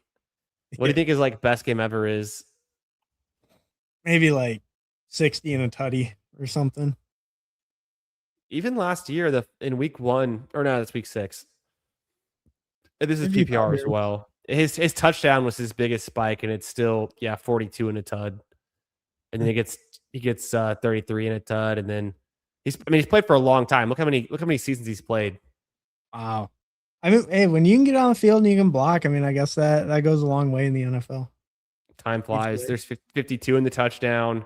We're gonna find the one year where he has like a big game. Why has he been in the NFL for 8 years? There must be a game. There's really not. That's the injury year. Ooh, 70. Yeah, but no touchdown. No We gotta touchdown. get above 50 yards and a touchdown. Uh-oh, it's not looking good. Never had 50 yards and a touchdown. Wow. Oh no, here it is right here. Oh, there we go. 69 and a touchdown, week 17. Okay, there it is. Week 17. He puts up, and let's take away what is that, 2 receptions? Take away 1 point. So it's 13.9. 13. That's like this is the stat line you get from Jaden Higgins week 17. Same thing. 2 receptions, like 70 yards and a touchdown. Imagine it. Okay, you get this 13.9 half PPR points for Lil Jordan Humphrey. You're the only one who owns him in Best Ball Mania. And in fact, he's the only single owned player in Best Ball Mania, and you have him. And you get to see the future. That's the score you get. Would you draft him on 100% of teams? So I know he's going to get this score week 17. You know that little Jordan Humphrey is going to get 13.9 with 69, 2 receptions and a touchdown week 17 in 2026.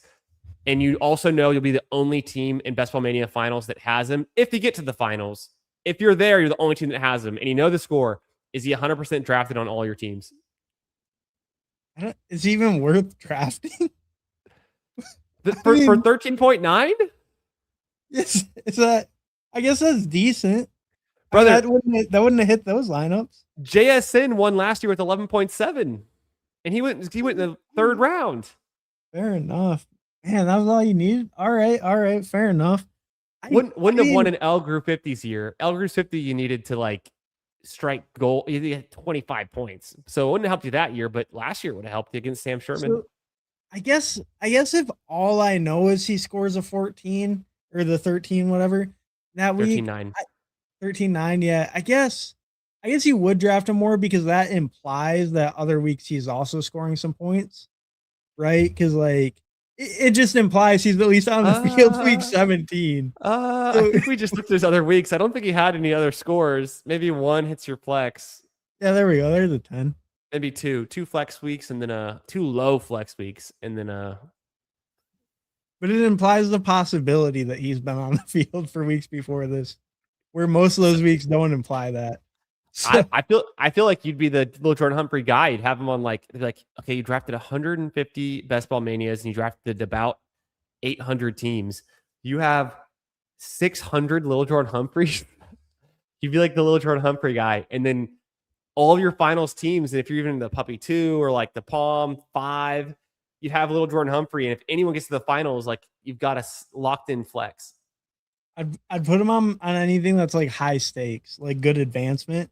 Because then it's like, all right, I know I got a hitter for the finals at least. The easier advancement ones. I don't know if I'd take him much in the BBMs though. Okay. Maybe. Why? What about you? How often would you take little Jordan Humphrey? Would it 100%. be It'd be really? my last round click every single draft. I'd be like gritty pilled with it. Like I just post every team to Twitter and they'd be like, what the hell is up with Candyman this year? His teams look good, but every single 18th round pick's little Jordan Humphrey. And then week 8, and I just build the lore, build the street cred, build the that's who I am this year. Yeah. Week 17 comes, maybe I have a team in the finals, maybe I don't. But when Lil Jordan Humphrey hits for a touchdown and has 69 yards, you know that I'm just like ringing the bell, like, letting everyone, like, it worked. It worked. It's just like The glory. it's so funny to me to be like, I'm gonna make this guy like I'm gonna tout him all year, make him my main guy. And it's like when he goes off for 69 yards and a touchdown, like you're all gonna know. Like what a crazy stat line to just yeah, we're waiting on this, brother. This is what I called. Dude, we have people in the chat who, in good faith, are touting Halani for this reason, and his best score is going to be like 5.2 points. All right. Hey, you make a fair point, but I'm not touting no Halani. So, but I mean, you do make a fair point. I've seen it. You're not, and that's making derogatory because 5.2 implies he never scores a touchdown. Yeah. It's about as derogatory as you can get. Yeah. No, that's What's up, Daddy? Mims not doing that again this season. Not with King Waddle here now. Also true. 5th round Pacheco fire. 5th round Pacheco putting up 0. I forgot what tab we were on. 5th round Pacheco putting up 1 point can win you $2 million. Don't forget. Incredible. The fanciest zeros, just not when it's my team in 5th round. I take the fancy zeros that don't win. Yeah. Well, hey, if the fancy zero is what it takes to win, maybe you need to get on those guys. Elgrew won by 6.5. Yeah, good looking out, Putt Daddy. So his the fact that he had Burrow didn't matter. He could have won still with Purdy. His team was just that nutted. I mean, he had all of the highest scores on all of the receivers. Yeah. Even the tight end was just a respectable Kittle 15-2, but it's not like it was.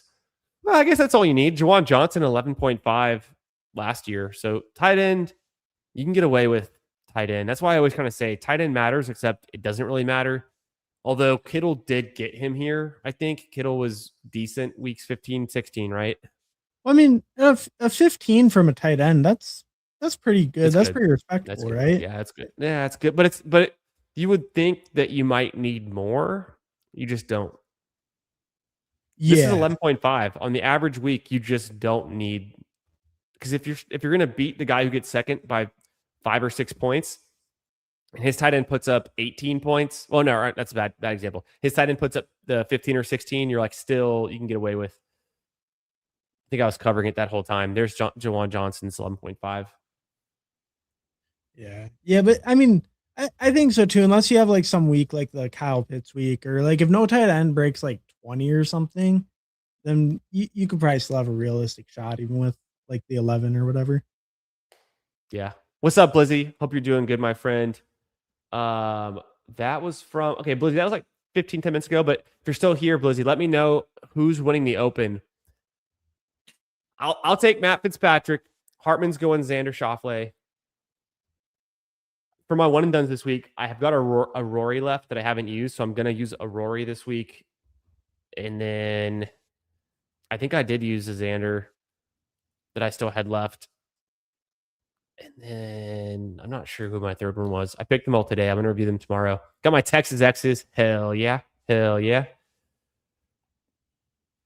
is also true, Sean Payton. Yeah. Oh, that's right. He was with them in New Orleans. That was part of it. What's up, Meg? How we doing? Good to see you. Thanks for being here, Meg. Lil Jordan and S.A. Bossy in hell. Who's Essang Bossy? Oh, on Player Profiler, it shows the corner. That was the corner week 17 that one year. He said had him. I read that as and. I was like, you can name a receiver that I've literally never heard of. That's it. I don't. There are receivers that I've never heard of, but it's hard they're hard to find. Yeah. Especially sometimes I'm like building out like a projection or like looking at like data, and I get the whole ADP and it goes down to like 2175 or something. And I see the Oh, names down there and I'm just like, what is going on? Why are some of these names in here? you see, like, do not, it starts getting into fake names, do not draft, stuff like Johnny Can you Football. can you draft? Do not draft. Was that still in here? Yeah, that one's in there. I think some of the other ones are gone. Oh, what? What about it might be something else. Oh, is it? I think it Rivaldo might be one word. Fairweather No. Huh. It was draft. in there before, I swear. I saw it. Drake Stoops. Kenyon Drake's still in there, but Drake Stoops. Because what they end up doing is they just leave in old players like Yeah. Like, Case Keenum. He's not the backup, is he? He might be. Who the hell is Cash Jones? Pushing for a roster spot. there we go. Undrafted out of Georgia. I don't remember this guy. Huh. What about who was the guy from San Jose State last year that was like the best receiver in the nation? Bro, there's no Tom Brady. Oh yeah. That's wild. What about Tosh Boyd? Not I meant Tyler Boyd. Tyler Boyd's still there. Who are you thinking? He's the rookie from like San Jose. He, like led the. Is it Nick Nash? Is that his name? Yeah. PPR was drafting him a bunch. Nick Nash. Is he still on the Falcons? He's on the Commanders now.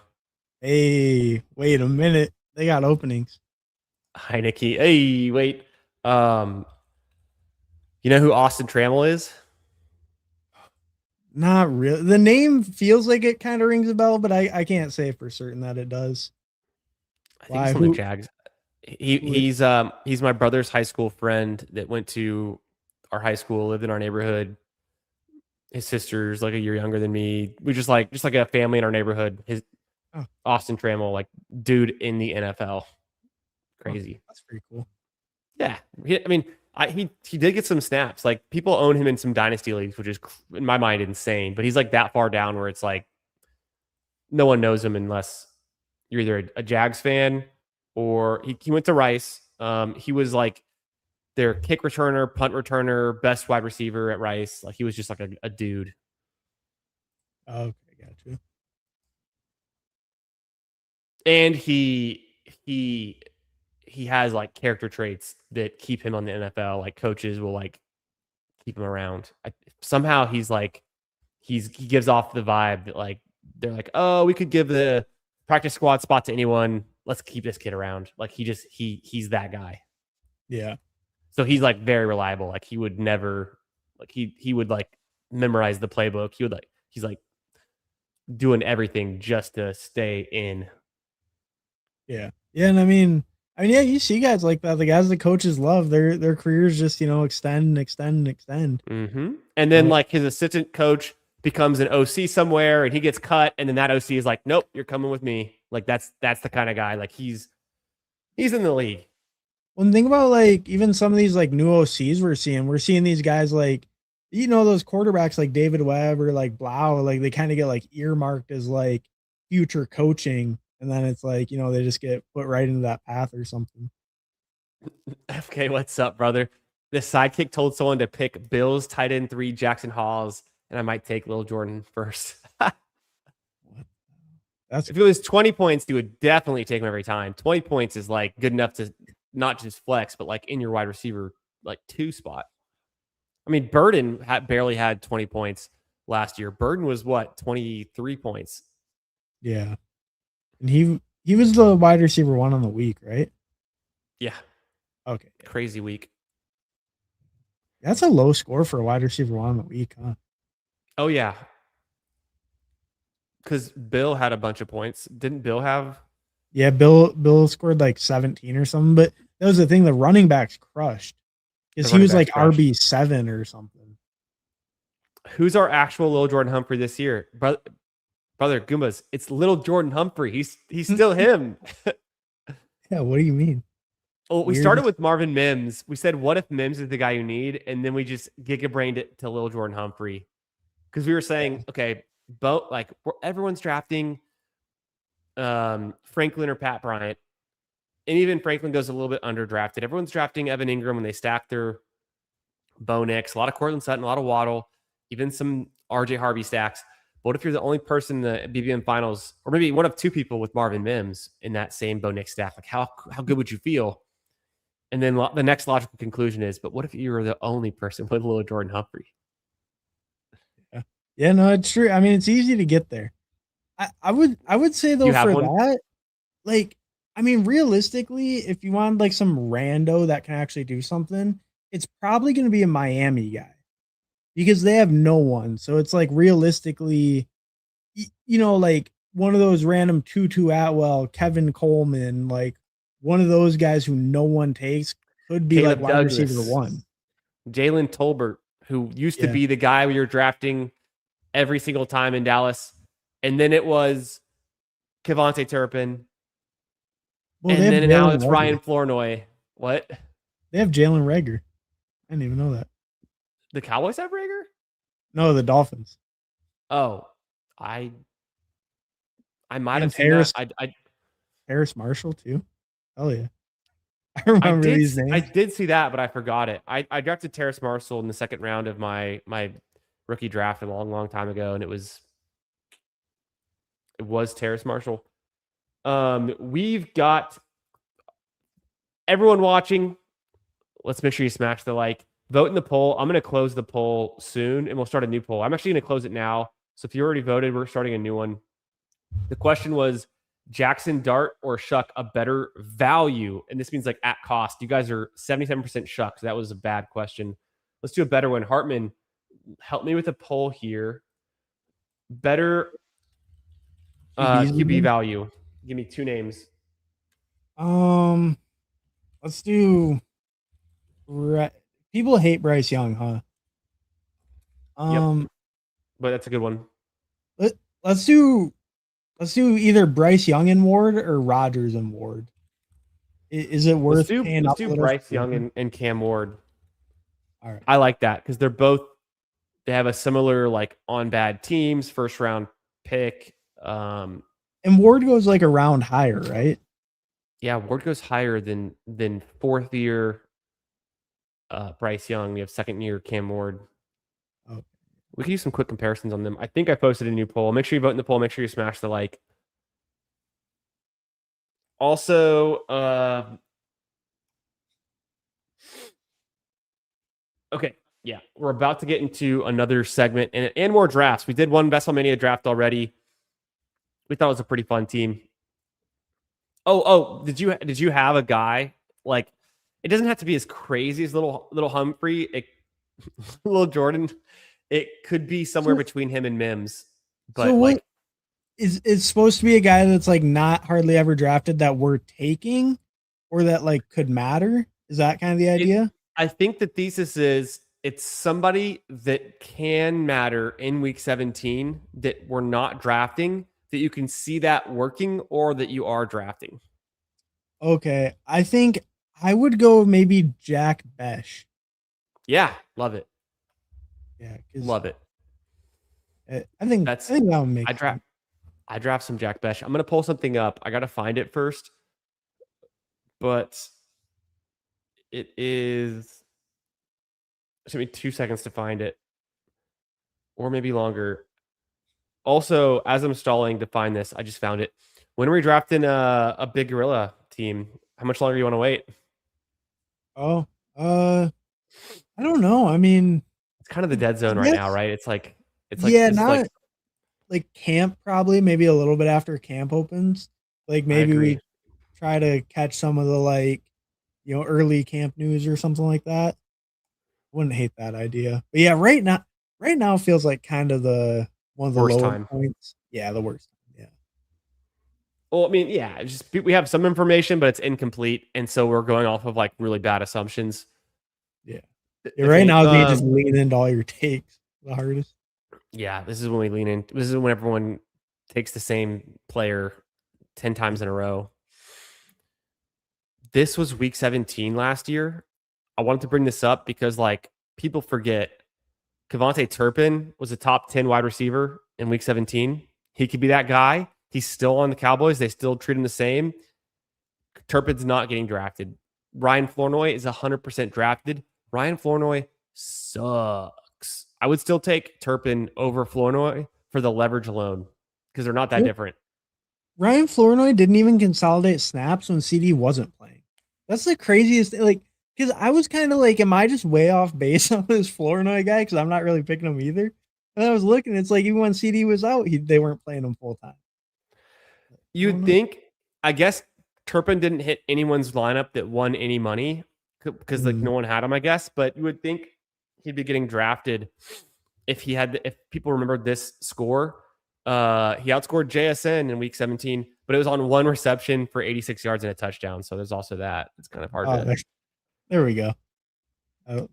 Also, what's up with my ad blocker? Hello.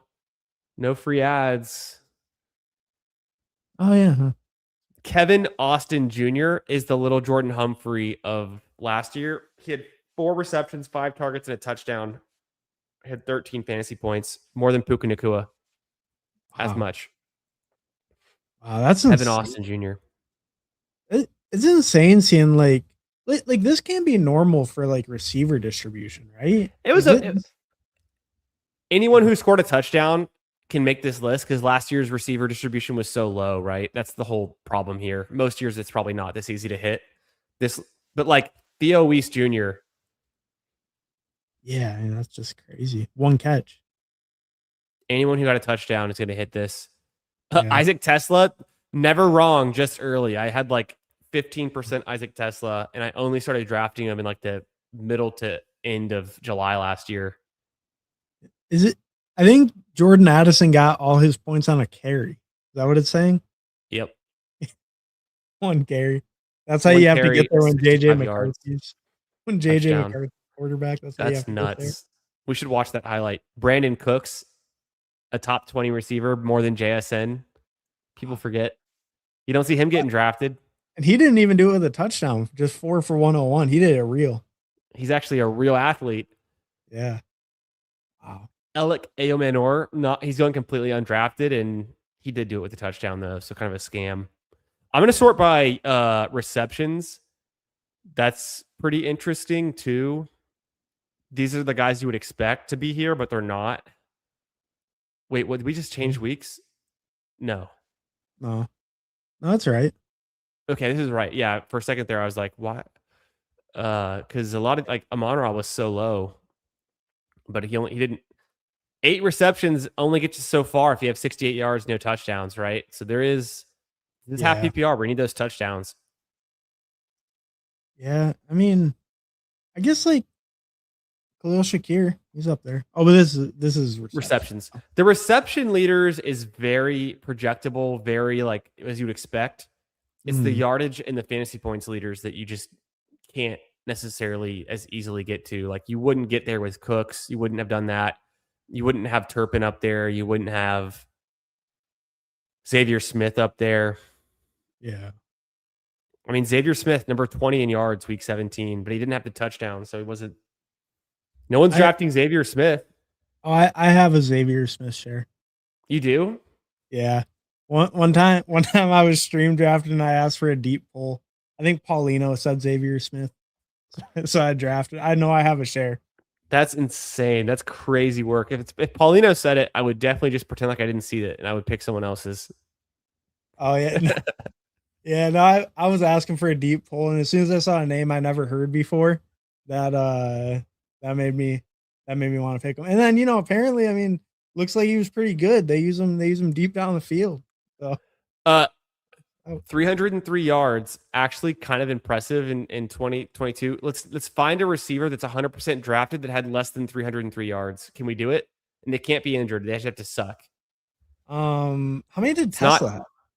It's not A.D. Mitchell. He barely got over that. Tesla probably went over. No, maybe he did. 239. Okay, there we go. Bro. Yeah. Tesla had less targets, less receptions, less yards, but 6 touchdowns compared to Zay Flowers. Uh, Xavier Smith. Wait, 24, 18, 303. It's close. 24, 18, 3. So he had more targets for Tesla, more touchdowns, but more receptions and more yards for Xavier Smith. So like some of these bets, I think if you, and this is more like simulating the outcomes, a little bit brained, but if you had the Spider Verse, right? All of the multiverse, right? Mm-hmm. And you strictly drafted teams based on who earns targets, who projects for more touches, like the core things that correlate more with scoring touchdowns. More times than not, you're going to like have a better outcome where you're getting more touchdowns. So the fact in my mind, chasing the Tesla 6 touchdowns on 16 receptions is like, I like Tesla. I would draft him if he's an 18th round pick. I would draft him if he's going later. He didn't. I'm not. I mean, we were drafting actually like higher as a rookie, and then so I guess we've cooled off a little bit because of receptions, but I don't think this is very repeatable. The athleticism is jump standing out. Well, I do think the one thing is we got rid of like some of the other guys who were probably taking them off the field earlier in the year. Like especially like Khalif Raymond. He actually ran Yeah, like a decent snap share, decent amount of true. routes. So I do think like getting rid of those guys could kind of help. And I see the thing I've thought with Tesla and the way that the coaches have kind of talked, because I was also pretty low on him, and I've kind of come around, kind of not, because I do agree the targets are gonna be hard to come by, but they've talked so much how they're not gonna run 12, and it just feels like they're gonna keep running a bunch of 11, and it just feels like they're probably gonna use him so much as that like other inline piece to kind of do like a pseudo like 12 things. He's huge. He's like 6'5". And that was the Yeah, big thing when they drafted him, even as like he's such a crazy blocker, blowing up everyone at the Senior Bowl, blah, blah, blah. But it's like, I don't know. I just wonder if he gets like really good playing time from that.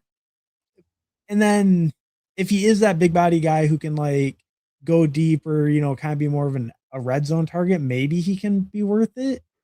But it, yeah. it does seem kind of thin with how talented the other pieces are.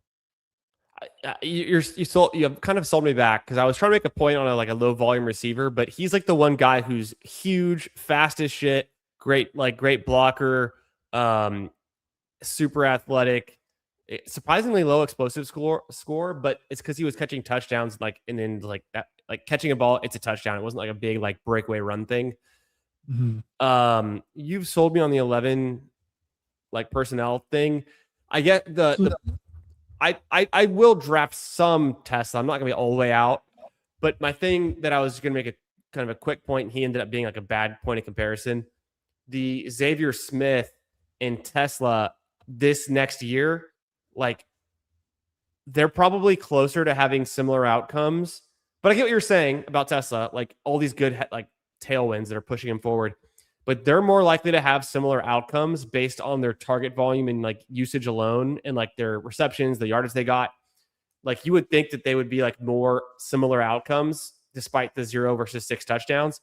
But Xavier Smith you're the only person who ever drafted him, and Tess is 100% drafted. So like the difference in how drafted they are to like where they actually are and the leverage you can get is something that I'm trying to focus more on as we're looking at the week 17 guys.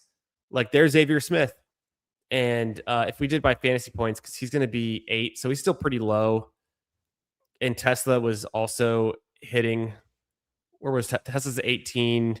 He was way down here with 8.6. So he's like 8.7. He's like 33. But it's just interesting. It's, you know, Yeah, and I do think too, it's like Tesla has that problem. It's like the same problem that I have with Flournoy versus some of these other guys that go later. It's like they're the wide receiver 3 that cannot become the wide receiver 2. There's yep, no universe that he's overtaken JMO or Flournoy's taken over Pickens, right? Where like I feel like 100%. some of those other guys, you can make the argument that they can at least become the solid 2, or like, maybe even the one on some teams, maybe not, but like at least like you feel like with some of the guys they go after, like I think a lot of those rookies and stuff, you can kind of tell yourself more of a story about them having a better role than like is really possible to like some of these guys that are locked in threes. Even like I like. Trey Harris, right? Like Yep. some people, you know, you can tell yourself Trey Harris will beat out QJ for some of that work. Or even just get like some of the like mix in as like, you know, kind of a 2B or something, right? Because they might like to mix it around and stuff. They used him even some on like the single receiver sets last year because he's such a big body, good blocker guy. I like that logic. One of the guys I've been drafting a decent amount in the last round is, or like late, is Rashad Bateman, because what if he's number 2 still? What if, even if he's number 3, who cares? Like, it's fine, you know. Versus 100% drafted guys, like I said, like Flournoy, who is like guaranteed 3, never going to be 2. Right. Well, any of those Ravens guys, really, it's like just taking shots on them. But yeah, Bateman's probably the safest one. But like, yeah, just any of those guys, like, how are they not a better bet than a locked in 3 that can't be more without an injury? Do you remember last year the Bateman line is like pick 120? Oh yeah. And people were like, well, he's the 2, he's locked in, so you know it's worth it. It's a good role and a good After team. Bateman, there's no good receivers. There's like Yeah, Luther Burden and then Bateman, and then it was like everyone's done. yeah. But I mean, to be fair, that line was pretty close because there were a couple that you know snuck past the. We think they're still in the safe tier, but we're like receiver really did fall off a cliff around like 110 or so last year. You know, I Dang, mean, yeah. there's late hits for sure. Um, let's what up, Kriyoff? How we doing? Good to see you. Super fast catch up. We're 30 minutes behind, so I'll just say what up to everyone at least that jumped in. Yeah, crazy shouts. I drafted Austin Trammell in the pug to get 60 yards touchdown week 17. Hell yeah. Oh yeah. Not that did he do that 2 years ago? Or are you saying you did it this year to hopefully get that? Oh, Oh, he you're just saying drafted he him. just did it Yeah. because he's drafting the pug. I forgot the pug was out. I forgot the pug was out. I didn't remember that was out. Have you done any pugs yet? No, not yet. I mean, I I don't know if I definitely will. will. You think you will? I think so. It looked all right. It's a 1 out of 5, 1 out of 5. Is that right? Yeah, you can convince me. I've gone back and forth. It's 212, 1-5, 1-5, 124. I love the 1-5, 1-5, 124. Mm-hmm. I guess I wish it was a little bit bigger, because that's still not impossible to. It's not like 40K on that. I guess it's all right. I guess it's all Yeah, right. I It's don't. not bad. I think the structure's pretty good. I guess But the like you don't get 124 into, is still big enough that if you can win 40K, it's like it's still really hard to do.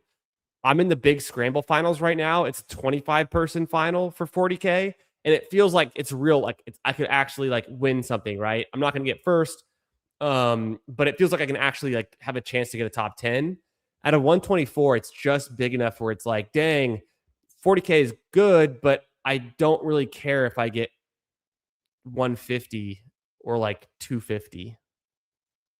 yeah, but I do think with the smaller like entrance fee tournaments, that's Yeah. always going to be the case because I don't really Yeah. think there's a way to get there. Like if you do it smaller, then it has to be like a 5K person tournament or something, and like 10 or 20 up top. Because they've done a few of those that are like lower entry and they have like 10 or 20 top prize, and they'll have like a little bit smaller final, like a 70 seed or something.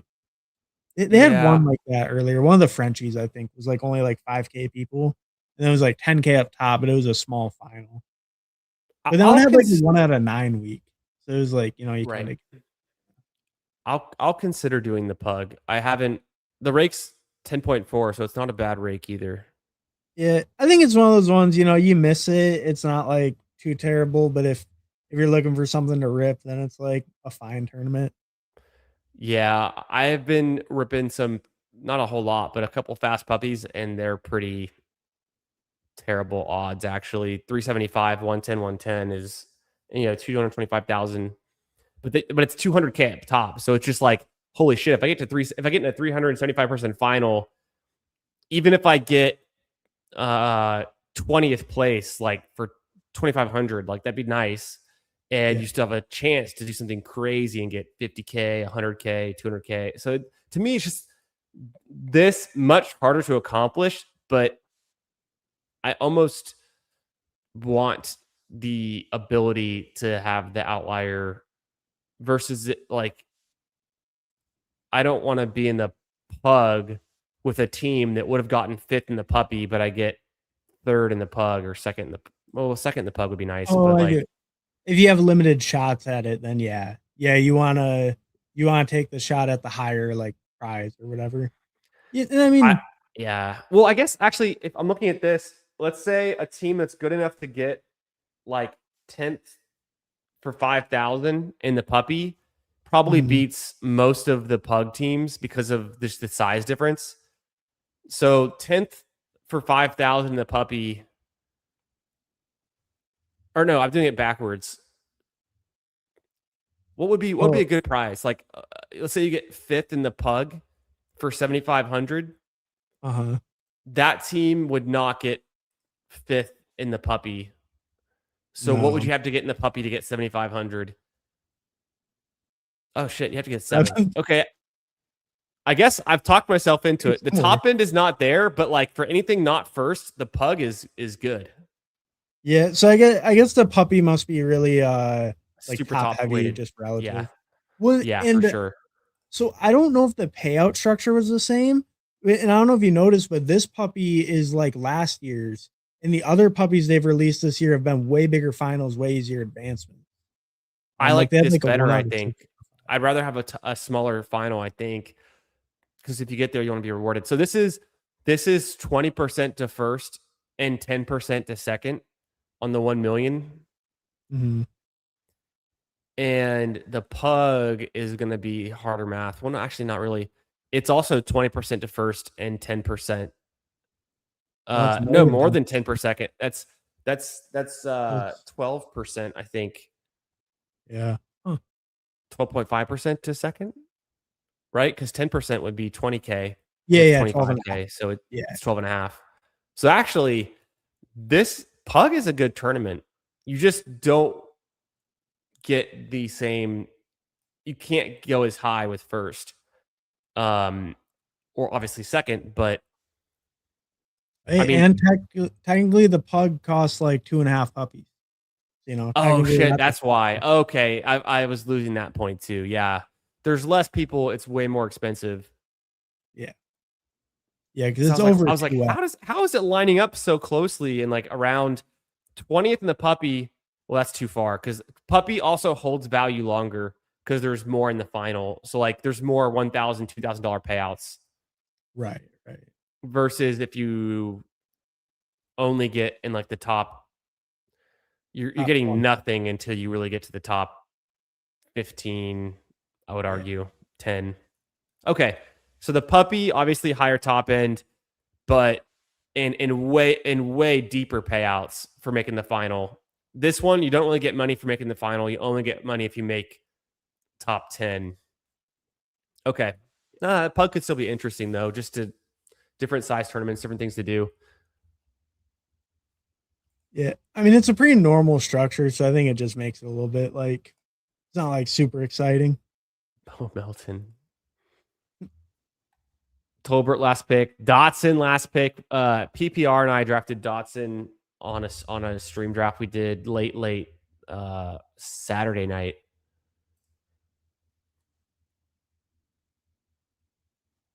The tight end Yeah, I with the think curly hair. Malik Benson. That's a shout. Malik Benson's a really interesting name on the Raiders. He's behind Jack Besh and Dante Thornton, but he could be interesting.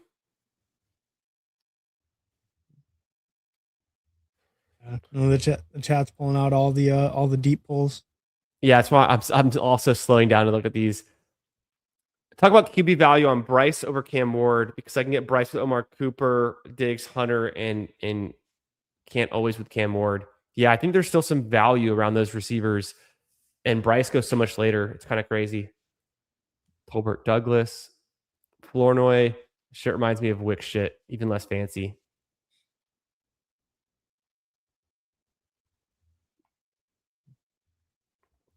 Yeah, I agree. Yo, what's up, Kyle? How we doing? Calvin Ridley. Yeah, I mean Calvin Ridley is getting drafted a bunch, but I take some. Do I like Bucky Irving this year? Well, I hope we're getting to your question 15 minutes later and you're still here, but I'm drafting Bucky Irving. I just feel like he's good. And when he falls to me past ADP, like I want Bucky Irving. He's usually my running back 3 at that point. And I'm always like, yeah, 5th round Bucky Irving, sure. Yeah, I agree. I think he's a pretty like fair price, if not good price. A lot of good running backs around there though, so a little bit harder to say, but he's a fair pick. Yeah, for sure, for sure. We got Liz Stoic in here. What's up, my man? When asked how much better Tesla is this year versus the last, Lions wide receiver coach said it's not even close. I like that. I like And that. they were saying that about JMO all summer until his 1,000-yard season finally came. True. Like two years ago, they were hyping him up like crazy. Yeah, I think the Lions are a team you can believe what they say. Yeah, yeah, they're pretty reliable for the coach peak. Does Debo go after these two guys now? Yeah, I think he must, right? I think he does too. That's Definitely after Flournoy, because Flournoy is way up there. fucking crazy, dude. Look Oh at no, last year. all right, Devo's one spot behind Flournoy, and he's like 3 picks ahead of Tesla. So, but he does Look go at behind. last year. I have this ranked by touches per game. Debo Mhm. Samuel was a top 11 wide receiver in touches per game with 5.7 over the season. And he's going after Flournoy, who comes in. Let's scroll down. Wait till we see him. You know when you're going to see him. Well, there's Turpin at 3.0. Can't be worse than that. Oh, it is. It's actually 2.8. Wow. It's 70th. Flournoy was 70th in touches per game at receiver, which is mostly receptions. Kind of damning. I mean, Coker was down there. That's 10 games for him. So I think that on a per game basis, that might kind of screw it up because he kind of was an injury guy. Golden. Yeah. This sucks. Look at Golden's down there, 2.9. Cooper Kupp's at 3. Jerry Judy's at 3. Wow, that's pretty damning. Yeah. Coleman up here at 3. I guess it's not really much different than you would expect, other than I guess Coker. That one is kind Look, of. Marvin Mims is in this. Well, that's the whole season. Let me do second half of the season. This is just the second half of the season. We'll do the same thing. We'll do touches. Second half of the season, Debo would have been, so subtract 2 from everything. Debo's like top 20 at 4.9. So it went down if you look at just weeks 9 through 17. But most of that's probably without Jaden even, right? I mean, so that's Yeah, still pretty like all of impressive. it. Most of it. Yeah. And there's just reception or touches.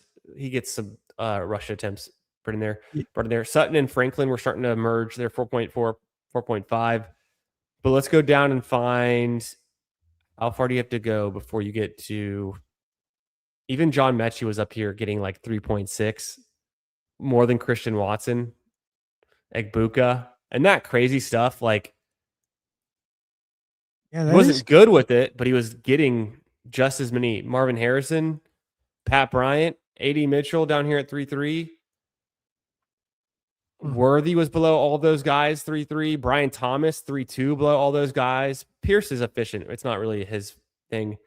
There's Flournoy and Coker at 3.0. So I guess it is in the realm of respectable. It's above Shaheed, but there's other guys in these ranges, I think, who do more with less. Look at Ladd, though. Wow. Yeah, I mean, Ladd was terrible last year. He was the third best receiver on the Chargers, right? Chargers wide receiver 3 in the second round. Pearsall down here at 2.8 for the second half of the season, but it's only on 6 games. He missed some. Dunze, I posted an article today. Did you happen to see that on Twitter? I'll tell you about it. It was from Windy City, the Windy City like Bears, Windy City Gridiron. It's like the Bears fan page. I'm not sure what was it. It sold me on almost a full fade on Rome Odunze going forward. Oh no. Oh yeah, I did. Okay, I did see this. Yeah. I'll pull it up too, so Jack can see it. Yeah, it's not great. It's not great, but I will say, the injury. We're just gonna blame it all on the injury. We're gonna move along and hope that that was the case. Okay, so Yeah, that's tough. this is from Windy City Gridiron. It's I read an article from 2025 that was about Adunze, and it was all like, we need him to step up. He was an underwhelming rookie. They got a lot of draft capital into him. He's got competition from these new rookies, tight end and wide receiver. We need him to help out Caleb take a step forward. And then I read this article. I read that after, but I read this one first, and it was all about the Bears for 2026. And the takeaway here is just like, they are like, they think it's a make or break year for Adunze. They think he's like really bad. I mean, they lay it out here. He's not been terrible his first two seasons, but he hasn't really shown them the signs that he's like the elite wide receiver one. He saw his yards per game increase from 24 to 25. He goes from 43 to 55 yards per game, and his yards per catch increased 13.6 to 15. He's really just their deep threat guy. Like he is a glorified like sprinter X, like for them, I guess. His touchdown doubled from 3 to 6. So it looks like something he's building, right? He looked like he's building in the right direction. But let's go deeper. His success rate didn't improve at all and actually stayed below 50%. So it was a 45.6% success rate. And his catch rate dropped from 53.5 in 2024 to 48.9 in 2025. He had a problem with drops. He couldn't catch the ball. Caleb was having a great year. It was not being helped by Rome Odunze. It was in spite of Rome Odunze. Odunze's success rate was 111th in the NFL. His catch rate was 190th out of 197 players. Odunze's catch rate as a wide receiver was 190th out of 197 players. Caleb's passer rating when he targeted Odunze was 81.8. That's 154th among those 197 players. Compare that to Colston Loveland, 121. Burden, 123. DJ Moore was even 103. Even Jade Walker was 127 for Caleb's passer rating. So like this all speaks to like the less they use Odunze, like the better off they're going to be. Like kind of damning, right? Yeah, yeah. It is a tough look for old Romo Dunze. I'm not gonna lie, but it's tough. I don't know. I'd almost want to see the stats for pre and post injury. You know what I mean? Because as a So Rome truther, that's the easiest fallback. It's just, well, he got hurt. He's healthy now. He learned how to run different. But no, it is concerning, and I think that's the scariest thing with Rome is like I'm kind of in on Rome, but like it's like his fall off. It's like we can blame the injury, but then it's like, well, the two super high draft capital rookies also both just happened to come on when he was like not doing anything. So it's like how much of it was injury and how much of it was like later in the season when he wasn't getting used. Is it just because he got passed up by the guys Ben Johnson wanted? yeah, the beginning of that article actually did lay out like coming off of the injury, it slowed him down. So it did give some credence to like the injury position. But I think I get to a point where it's like after I read that article and then I went back and reviewed the article talking about Romadunze like before going into 2025.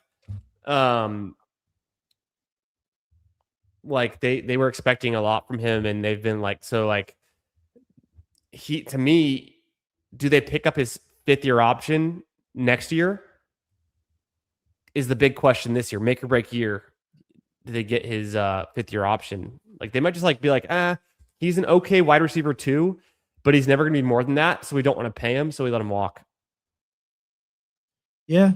Yeah, no, definitely could be the case with how much capital they spent on Burden and Loveland. I guess, yeah, and DJ Moore was never gonna work out there. He was always gone. I was gonna say maybe getting rid of Moore is kind of a sign they like Rome, but I don't think it really is. I think Moore was gone no matter what. Like unless they desperately needed a receiver, but yeah, it's tough. It is tough.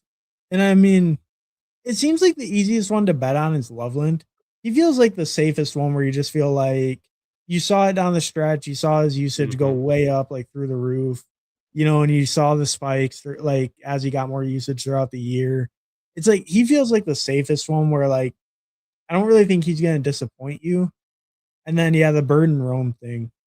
So are you gonna be a big Burden guy? Is that the plan? What's the plan going forward? What are you gonna do with this new Rome information? I think I because I like a lot of the picks that go around Rome, and I was already having trouble getting to him. It's just going to make Mhm, it even harder for me to click him unless I get a good value. He goes before Caleb's. That's not going to help the case um, to click him. mhm. And so I'm just going to be going heavier on Carnell Tate, Christian Watson, maybe take swings on guys like Tyson. I'm okay with Brian Thomas. I'm okay with Parker Washington. Uh, maybe Lemon should be going ahead of Romadunze is a question I'm starting to ask. Marvin Harrison, if I still believe in him. I'll show you one more thing. I think Marvin Harrison should go ahead of Romadunze. The fact that he's on the Bears, though, is kind of protective of the fact that Rome goes higher because it's a good team. Marv's been better. This is, I think you might have seen this before. It's my year 3 breakout watch for wide receivers, and Yeah. it's PPR because I just scraped it from Player Profiler, but I totaled it up below, and then I recalculated a half PPR scoring and a per game stats over the first 2 years. So just kind of orient you once we get down to Rome in Marvin Harrison and Neighbors. I think they can all. Oh shit, that scared me. I thought it was going to be like my email or something or my personal information. Here's Uh, Pearsall. Well, let's ignore Pearsall for now because he's not really in the same tier. He's kind of close though. He was last year. So you can see Marvin Harrison, you can see Malik Neighbors and Romadunze, right? mhm.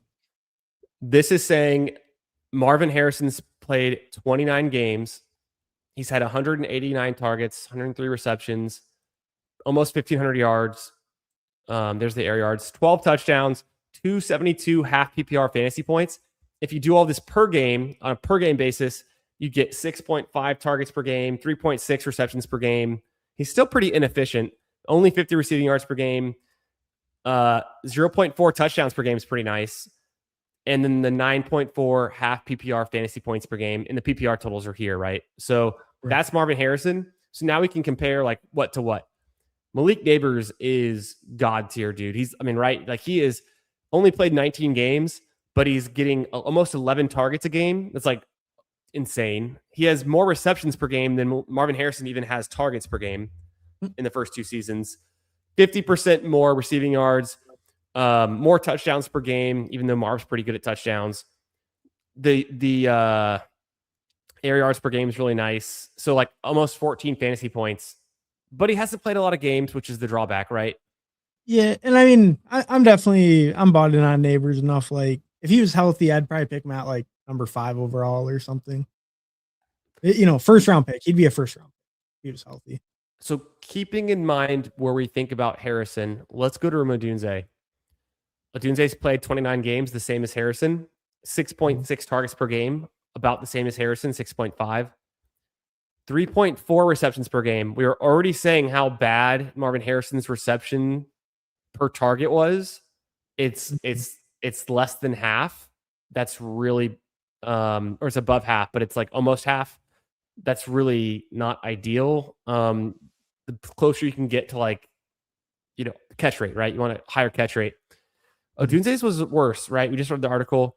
Receiving yards per game was worse. The yards per reception is very similar. The air yards is actually even better. The touchdowns have been kind of saving him. It's still worse than Marvin Harrison's. Marvin Harrison had 8 the rookie year, then had 4 last year, kind of stepped down, but Mhm. missed some games.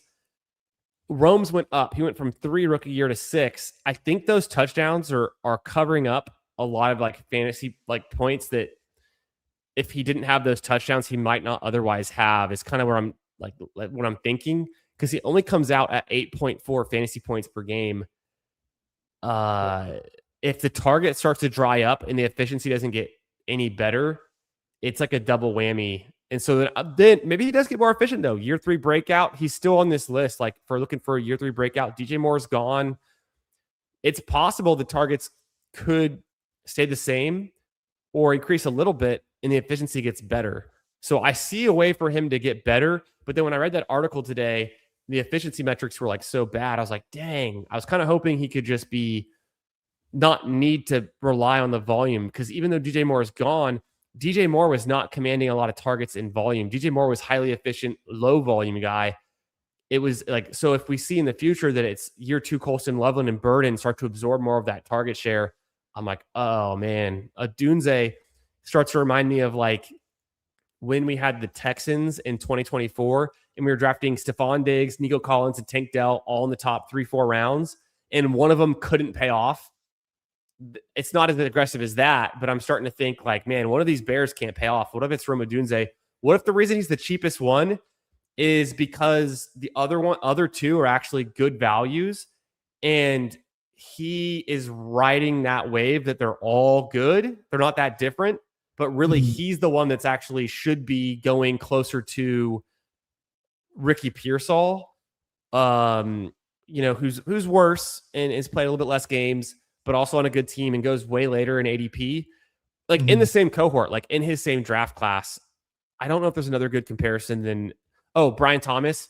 Brian Thomas goes in the same range as Rome and has actually been better, even though last year was terrible. Like the rookie year was just so good. It really inflates it, right? So that's not the best comparison. Yeah. And maybe Lad's way better actually than Rome, but he also is way more expensive.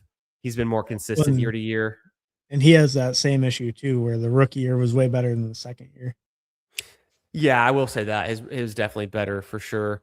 I mean, Keenan difference, different situations. It's a much smaller sample size, but Jalen McMillan is actually much closer in points per game than Rome Odunze is to Brian Thomas, right? And it's similar air yards. The touchdowns are actually better for McMillan. Less games, way less targets. The 6.6 for Odunze versus 4.3 for McMillan. But the receptions are within point, like they're really actually pretty close in receptions, and the yards aren't too different. The yards per reception is not too different. The air yards are less, but the touchdowns really saved McMillan to keep his total higher too. But it's just I'm looking at this cohort as year 3 breakouts, and I'm trying to figure out who can justify their price. My notes are that Lad's draftable at price. His upside is real, but in reality, I should probably say expensive at price. Coming back on that. Yeah, Worthy's super expensive. Yeah. Yeah, the Worthy price, like, I don't know, the Worthy thing, I get it from a best ball point, but it's like, is Worthy just this year's Marvin Mims? He goes in about the same spot, and he's probably done less in fantasy relevant weeks. Worthy's super expensive, but he did kill it in the Super Bowl. The AFC Championship game, he had this is PPR, but he had a touchdown, 85 yards. In the Super Bowl, he had those 157 and 2 touchdowns. It was kind of junk time though against the Eagles, right? Yeah. So that's what's keeping him afloat. Brian Thomas might be poised for a bounce back. I think that's possible. We need Rome to get better. He got better last year, but it was kind of reliant on those touchdowns. Malik's a stud. I guess I could see Rome like being kind of the red zone guy. Like, early in the year he kind of was. Like, because early in the year it was like every week he was kind of hit with a touchdown for a couple weeks, but it does feel kind of hard when you lay it out to see him really like getting there anyway, other than just being a little bit more fortunate with touchdowns. Like if he hits like double digit touchdowns or something, maybe it pays off. But other than that, it does feel a little hard to see. Like, obviously third year that any of these guys could take a leap, but his profile makes it a little bit harder to see. I remember a win sprint guy. Go ahead. Yeah, in college, Rome was that deep threat bomb guy. Of course, he played with McMillan, which is kind of funny that they're so similar in some ways. but Mhm. Rome was that deep guy. I don't remember his catch rate being bad. I guess naturally it is when you're a deep target. Naturally, you have more air yards, more yards per reception, in a worse catch rate because downfield targets don't have a high catch rate, and so that's kind of playing to his detriment. I wonder. I don't know the answer. I want to look to see. I'm gonna go just pull him up and see if there's anything about his red zone usage that we can kind of hold on to and maybe, like you were saying, because he was good before the stress fracture in week 5. He's still super young, incredible size, speed, a former first round pick, top 10 pick. Like, I'm not saying he's a bust. I'm just, I'm trying to figure out the Bear situation. I mean, he's fairly explosive. We know that he's a deep threat. Let's really, we know what we know about him. Let's see, is the red zone. The red zone target's not bad. It's 38th among wide receivers. He's more of the deep target guy. Not a lot of design targets. That's kind of surprising. Only 2 design targets. What does that even mean? Huh. Yeah, I Not the don't know. first read target. So he's not a first read target often. He's 36th in first read targets. Yeah. I guess design targets must mean like screens and stuff, right? Which is probably like I bet Oh, Burden has maybe. a ton of design targets. Or maybe We'll not a flip ton. 'Cause over he and didn't check actually that. use it. But. The red zone target share is really good, 13th. The deep target share is actually even less. So he is more of a red zone target share guy. So that does feel good. Not a lot of motion usage though. That's not feeling great. For some reason, his catchable target rate is really low, but I guess it just goes to the number of deep balls, Oh, right? If it's a deep ball, it's not easy to catch. well, I think that's also partially a Bears problem with the Yeah, quarterback they got throwing. He's not known to be the most accurate. you got to be a Caleb truther if you're a rum guy. Okay, we're gonna go over to Luther, and then we'll go to Caleb to see if that's true. Is he not accurate? Okay, let's see I mean, this. isn't yeah, that's like the thing on Caleb, right? Holy shit, this guy's explosive as fuck, dude. Oh yeah, yeah. And Off the that's how he gets charts. there. Off the charts. What do we want to compare? I mean, it's gonna be the design targets. He's number 10 with 15. Yeah, I guess that's the screens, right? Also, not a lot of first read targets though. Yeah. Huh. I Yeah, I guess guess. that's in total, not the rate. Maybe his rate would be higher. Oh yeah, because because his total and like for the design touches, he was actually still pretty high, even though he, didn't get as much usage early, right? I mean, like Which is overall. doubly interesting. It's very interesting. Look at his catchable target rate. It's number 1. Oh yeah. Huh. But I mean, That's what's interesting. his A dot? Where's his A dot rank? Where was it? It's up here, isn't it? Oh yeah, right there. 87th average target distance. Yeah, super low, 7.7. Which I guess that all kind of adds up. And that all kind of makes sense with who I think we kind of think Burden was last year, how they kind of used him. I think that all kind of makes sense, right? Yeah, It's like the same thing as like the Brandon Ayuk and like is DJ Moore the other one where it's like they gave him that designed work, they gave him that usage like they already knew he was going to be good at, would excel at. Now it's like can he win downfield and win in like a variety of ways, right? And be like that true alpha. Because we already know he can take the screens and the design stuff, and that worked last. Like we already know he's going to be good at that. It's like can he step up sure. more downfield stuff? That, yeah, and we know like the thing on him coming out of college was like high amount of screen passes, right? Yeah, Caleb, apparently not accurate. I don't know the answer. I want to that's find what out. people say. That's what Hartman says. People are you. People told me he wasn't accurate, and I believed him. Ugh. No, he has stats that are bad for accuracy. I know it. I know they're in here. True True passer passer rating. rating's pretty low. QBR is fine. Yeah. Time to throw is good. Escape rate's good. Hit number 2 in drop passes. That's a Romadunze stat. That's true. That's true. Fair enough. Where do we see? Oh, here it is. Advanced accuracy. This is what I was looking for the whole time. Yeah, no, he's Catchable pass bad. rate. Look, the catchable pass rate 45th. How do you even finish that low?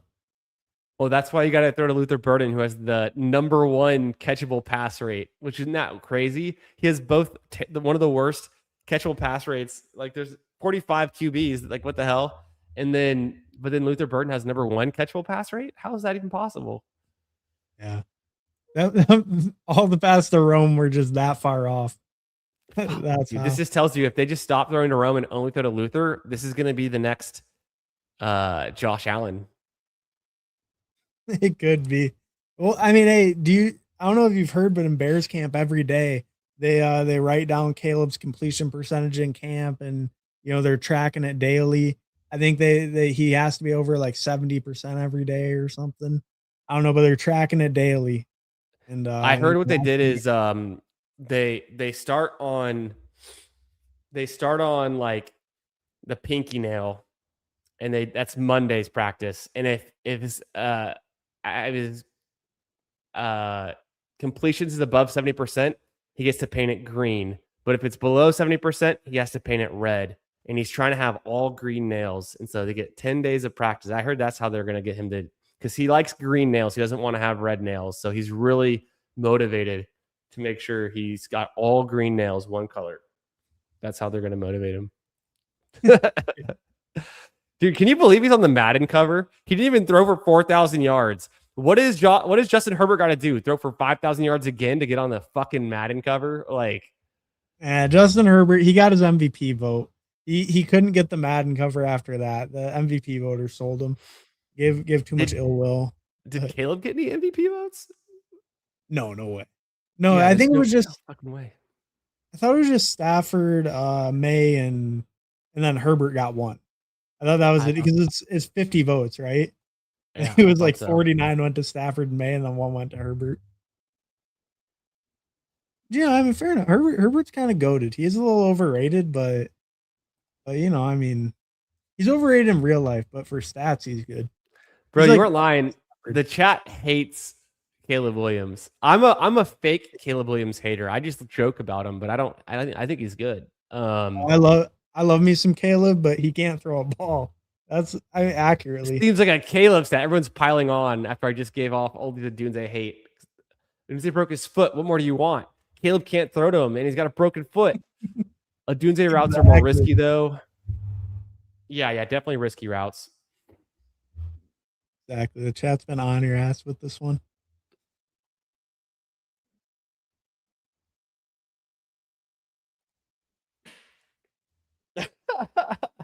Just cutting out the positive parts. Yeah, that was a very. You said the earlier part of the article they were giving him some credit for the injury, but it wasn't there. No, that was the damning part. That's the only part that I screenshotted and tweeted. This is part of the environment, the QB. Yeah. See, I just think that I guess because Trey will probably lead him in targets, but I think Marv can wash Michael Wilson. I think he did last year. We already saw this story. Marv does wash Michael Wilson. Michael Wilson was only good because Marv got hurt, and they threw it 45 times a game. Somewhat true. I've eased my stance on Michael Wilson. I don't draft him every draft anymore like I did in the big board. But I forgot you're a Michael Wilson guy. My bad. That was probably offensive. I mean, I've come around because like I understand that things change. Like it can't be the same. And I'm more in on Marv actually. My Marv exposure is higher than my Michael Wilson exposure now, for sure. I will say the Michael Wilson. It's not a fluke though. Michael Wilson can be better in best ball for sure. Well, I think the price was kind of unreasonable before, but I think now it's like pretty reasonable. He's like what 110, 120. Like I feel like taking shots on him there, that's not the worst. He's a wide receiver too on an offense where he's probably the third target. So like there's something there. I mean he's a best ball ass pick though. Yeah. Oh yeah, definitely. I mean you could never start him in like a redraft league or something. I don't even know if I'd want to start Marv in my redraft league to be honest, but because even last year when weeks 9 through 17 When Michael Wilson outscored AJ Brown, Amon-Ra St. Brown, Nico Collins, the list goes on. But even then, you're like, is this really happening? Oh, 2 weeks in a row? Is this a fluke? 3 weeks in a row? Should I start Michael Wilson? And like by the time you've started him, you've seen too much. Like in managed leagues, it's not tenable. Yeah. Yeah. And just that thing, like they're gonna be able to run so much more this year. Just like situation was crazy. They're just separating. He's not really exactly. It's like Caleb issue. Trade Jerome to a good quarterback and he'll cook. Damn, Caleb sucks. Yeah, the chat hates Caleb. Yeah, this is true, Exactly. Gumbos. It's very much so. 100% agree. Good for Caleb, though. It is. Can't be missing throws in practice. Classic coach. He's better than Drake May. Crazy. I mean, yeah. I don't think anyone's saying that anymore. They used to. Back. Can't believe you guys are still here. Bro, the night is young. We've only done one draft. Yeah, that is true. Sure. Yeah. Yeah, no, they all knew. I don't think whistling a lot is value for basketball redraft. Oh, sorry. That's Yeah, fair. yeah. He's got some contingent value in redraft. Yeah. Yeah, it would be hard without an injury though to really ever start him in redraft. Boom. We made it to the segment I teased at the beginning. Only 2 hours and 30 minutes into the stream. I forgot about this, to be honest. Don't say I don't come prepared.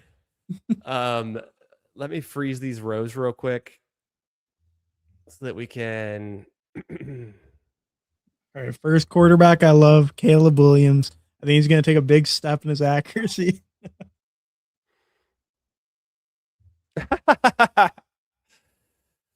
Okay, what we're looking at here let's focus on the left-hand side.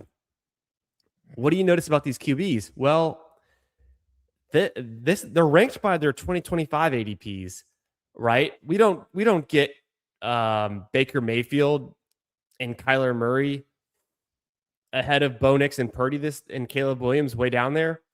This is 2025 tiers for QBs based on the July 15th, actually July 14th, because now I'm July 14th ADPs 2025. That's what we're looking at. I've ranked these guys such. I've tiered them as such. This is our 2026 ADP as of today, July 14th. I'm giving you the difference. So Josh Allen is 4 spots cheaper than he was last year, 1 year ago exactly. Lamar Jackson's 23 spots cheaper. And we have these guys tiered together. You're probably drafting them near each other or making a decision on them. Right. The right-hand side, the exact same thing. It's the same quarterbacks, but now we're ranking it by the 2026 ADP, and we're tiering it that way to see what has changed. Where are the QB values year over year? Your thoughts, Hartman? I mean, just like first look, like what I mean, it seems like it's pretty interesting, like way to kind of frame it. Just to like, I don't know, like seeing some of the guys who like moved up or moved down. It's like, did their performance really necessitate that, right? Like, I don't know, like seeing Caleb move up so much when like, I don't know, yeah, not seeing like T-Law really, I guess like, I don't know. But yeah, like seeing Caleb move up so much does feel kind of weird. Seeing Jalen Hurts move down so much feels a little bit weird. I guess that's similar though with some of the other quarterbacks. So blue means they moved down. Gold is going to be they moved up on both sides. So I was thinking, we've got both for a reference, but let's kind of go through the tier 1, 2, 3 and just see how different it looks. So for 2025, right, you would have gotten Josh Allen or Lamar. Now you only get Josh Allen. And Lamar Jackson's in his own tier 2 by himself at a price which is kind of where we were getting guys last year like Joe Burrow all the way down here. So the white highlighted one is like, and this one's 26 focus, this one's 25 focus. So Right, right. QB2 goes around where we were getting QB5 last year. Interesting to me. I think Lamar Jackson is like a huge value, probably one of the biggest QB values relative to draft capital. Like I need to get more Lamar on my teams. I want to. I've been talking about it. If an elite QB is gonna hit, like he's like the cheapest one. Yeah, it feels like you're just getting a discount because he got hurt last year, and that's kind of the only reason. When he's healthy, isn't it like when he's healthy, they're like the highest scoring offense in like I don't know if it's ever, but it's like games that he starts, they have like the highest average points per game of like any quarterback in the last 10 years or something like that. The Ravens do. It's just like when he's on the field, like with his rushing, like his floor is there, the ceiling's there. He's basically just Josh Allen with a little more injury risk. I mean, And fantasy wise. he there's the argument that he's gonna be running less. He was running less in his games when he was healthy last year. And there's a new coaching staff all the way around, right? But the other part of Lamar is not only is he cheaper than he should be, and we'll find a lot of these players who are coming off injuries tend to be cheaper. Some of them we have to talk about they're moving up or down for no good reason. But his wide receiver 2 is ambiguous. His wide receiver 3 is sometimes going undrafted. His running back 2 is going undrafted. Like this is a guy who we just talked about can generate one of the best offenses, and he's undervalued, and all of his pieces are completely undervalued. Yeah. I mean, Except for Zay Flowers. Zay Flowers is pretty at a good spot, right? yeah. And Henry's in the right tier. You could argue maybe he Yeah, shouldn't be at the end of that little tier, but he's in the right area. Maybe a little underpriced. but it can't be that concentrated. There's got to be more to go around in such a good offense, right? Yeah.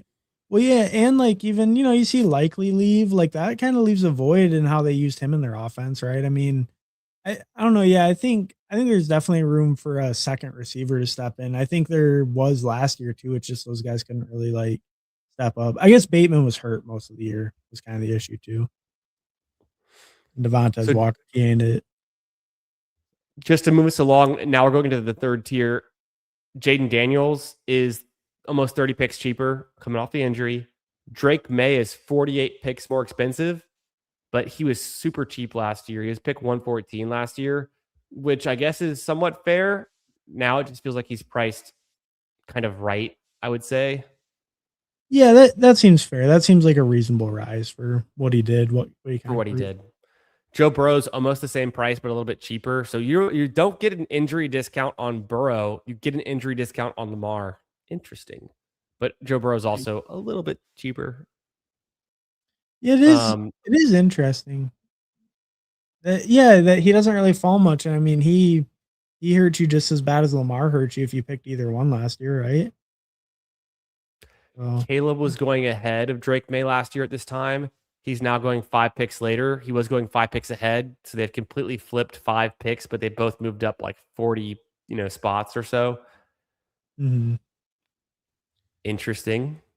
Kind of Yeah, I interesting. mean, yeah, Caleb finished pretty good last year, Strong. but Better than Jalen it Hurts, right? is, yeah, yeah. It is still a little bit of a projection putting him up there though, compared to some of the guys after, right? Like I mean, like Dak, Herbert, Jalen Hurts. I think you could argue like pretty much any of those guys over Caleb. Even like Lawrence, Mahomes. You'd probably argue them over Caleb. I for, Maybe. Oh, sorry. Go ahead. no, it's my bad. Someone posted it on Twitter. I forget who it was. It was one of the more analytical like sites. Whoever it was, they said one of the biggest predictors of quarterback fantasy points the next year is just the previous year's fantasy points per game. It's like obvious, but like it's like very like, or maybe it was career fantasy points per game. Like it's a really good predictor.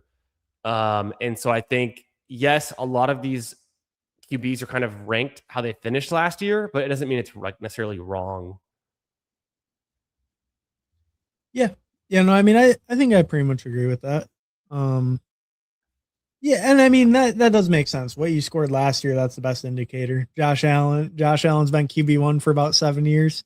You And I expect guess to keep on rolling. at QB, it's more consistent than other positions because like they have the ball in their hand. Like they're the one who like creates the play, the opportunity. And so it should be a little like you have to get handed the ball if you're a running back. You have to get, thrown the ball, earn the target through the receiver. Like that can change a lot. Dynamics can change year to year. The quarterback is still the only one who starts and starts every play with the ball. So I think there's ways to think about it that why it would make more sense for a QB.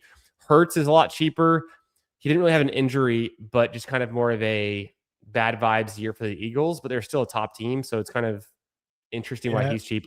Well, I do think we've also seen Hurts fall a little bit more lately with ever since the AJ Brown trade. It feels like you can get him to slip into the seventh. Like I don't know. I mean, he still goes closer to that 6-7 turn, but it does feel like that caused him to fall a little bit. And then yeah, but maybe it is just a little bit of all that like how bad the offense was last year with that system with Patulo. I mean, they were brutal last year. Yeah. That's true too. I mean, that's perfectly nice. Okay, now the chat on here. Boom. We can see it in real time as we go through these because I know we got a lot of comments about these QBs. I personally think Lamar and Hurts are the two elite QBs I want to target the most that are the cheapest. I guess I should think more about Daniels in that same way because he kind of does a similar trend that they do. You get the injury discount for these two. Hurts is more of a performance has changed, but I think he still hurts. I mean, he could still have a ton of touchdowns, right? Yeah, yeah. I mean, we maybe see the tush push a little bit less, but just his rushing ability is still there. Like the variance could just bounce back more in his favor. You know, we've seen Huh? I think fully healthy Saquon every year in Philly, right? Or Yeah, both years. It's only been two, but yeah, like yeah. He's healthy. I mean, maybe if like if something were to happen there, like that could easily like up Hurts rushing production, right? If they end up having to go with like Tank Bigsby or something instead of like if Saquon got injured or something. I mean, I For guess that's sure. not something you ever bet on, but it's just like it could be something that kind of pushes them back. Like if it happened that way, I guess that's not something you ever bet 100%. on. 100%. Last year there was no QBs in the 80s and only started back in the 90s. And you would have been choosing between Mahomes, Mayfield, and Murray in 2025 starting. Or no, sorry, I was looking at the wrong one. Last year it was Mahomes in the 80s, and you get Baker Mayfield or Kyler Murray in the 90s. This year, you're making the choice between Dak, Herbert, Lawrence, and Mahomes in this similar range. So Mahomes is actually cheaper. You get injury Mhm. discount there, and performance hasn't been incredible. Dak is much more expensive. Herbert's way more expensive, and Lawrence is jumped up probably the most from where he was, kind of similar to Herbert. Any Yeah. thoughts on kind of the year-to-year change on this group? I mean, they do. I guess Herbert's the one that makes the least sense realistically, right? Mm, Because it wasn't really a McDaniel thing. I guess last year was a good year for him though, so maybe that's why it just makes sense. He just had a good year. But I was just thinking because like T Law is obviously like he got an MVP vote. Excuse you. He had a great year. that's true. That is true. Yeah, and I mean Dak got Pickens. Yeah, it Dak feels like Dak goes Herbert up and and down. When Dak's healthy, he gets more expensive. When he's injured, he falls back down. Like he ping pongs. yeah, yeah, yeah. I don't know. It does feel like Herbert and T Law are fair where they go because I'm a pretty big believer in the Cohen offense. And I mean Herbert, I just like Herbert, but like, yeah, I mean, I guess it kind of makes sense to me. I guess I don't really see where I would move them down or anything. I can't really see any guys like I think you could maybe argue that like some of the guys below should be in their tier, like Dart maybe or something. But I feel like Herbert and Lawrence are pretty fairly priced. I feel like I want that Liam Cohen offense, and then Herbert's kind of shown it. I mean, I think he has that QB1 overall upside. He can rush. He's thrown for 5K. Not many QBs on this list have. 100. What about Not you? not What do many. you think of that tier? I think it's interesting that last year you had to make the choice between Trevor Lawrence and CJ Stroud. And this year you have to choose between Trevor Lawrence, Dak, Herbert, and Mahomes. All of a sudden, Trevor Lawrence has rebounded. It's a big coaching change, and I think that's the reason why. So I think it's sticky. So I think I'm still taking Trevor Lawrence. I'll take him unstacked in this range. I'll take him stacked in this range. Um, I believe that he could pay off. I know there was the 9 rushing touchdowns. I don't think that's very repeatable until maybe he gets 4, maybe it's 3, maybe it's somewhat repeatable. 9 was a lot. I think it's not a crazy price, and I don't want to have 0 of him, so I can't fade him. I don't know if there's anyone in this group that I can fade. Naturally, I think I have the least Herbert, which is kind of interesting. I've noticed. I only take Dak though when I do have like CeeDee Lamb or Pickens, and it tends to be I'm not taking as much naked Dak. I will take naked Herbert, Lawrence, or Mahomes though in this range still. Yeah, I think I'm with you. I think I have the least Dak of this range by a Okay. decent amount. And he's the one I'd also least want to take like naked or anything. I think I think the T-Law thing, I'm just such a Liam Cohen truther. Like, and especially too when you look the year before, like what he did with the Bucks, and just like, Baker was Yeah. like B4 overall and he went crazy. And then you see how hot T-Law in the passing game got at the end of the year. It's like just thinking about them second year of that offense, like Jacoby fully integrated, Travis Hunter healthy again. Maybe that doesn't matter, but regardless, 3 good receivers, good tight end, running games maybe a little more questionable, but passing wise, they might even lean more into the pass. And I just think second year in that system, like Liam Cohen's just the truth. Liam Cohen's just the truth. And it seemed like T Law got a hang of it, I guess, later in the years, what kind of gives me the hope that maybe it continues. Look what happened to Baker Mayfield. He got cheaper. He had a worse year. So I think Mhm. that is enough signal too, right? Lawrence gets better, Mayfield gets worse. They almost swap spots. Not quite. Lawrence was actually further down and is higher. Baker wasn't as high and is not as far down. But that is like Mhm. there is something there about the Liam Cohen shift. I put a question in the chat voting. We did another QB. Let me know who is the best QB value on the board in the chat. Make sure you smash the like. Make sure you're subbed. Make sure you're subscribed to Hartman's channel. I'm gonna try to post it into the chat again. Oh yeah, it was saved. Clipboard. Incredible. Let's end this poll, and now we're gonna vote in the new poll. So this one was Cam Ward versus Bryce Young. You guys much prefer Cam Ward. I'm kind of surprised by that. I think I lean the other way. Oh, see, I would people hate Bryce Young. They hate They him. That's why I they think he really might be hate. a good value because everyone's like, oh no, he's bad. Yeah. Yeah, no, I kind Last of lean year, the same way. Like I'm overweight on Bryce Young. I'm burying the He's lead a little cheap. bit, but last year Daniel Jones was an ADP pick 199, and like he until he got hurt paid off a ton. So like guys who go late can just pay off. They don't have to be good. Is part of the thing I want to like get to it by the end of this. I'm gonna make a new poll. Hartman, throw out a QB, and I'm gonna throw out one against it. Kyler. Tyler Shuck.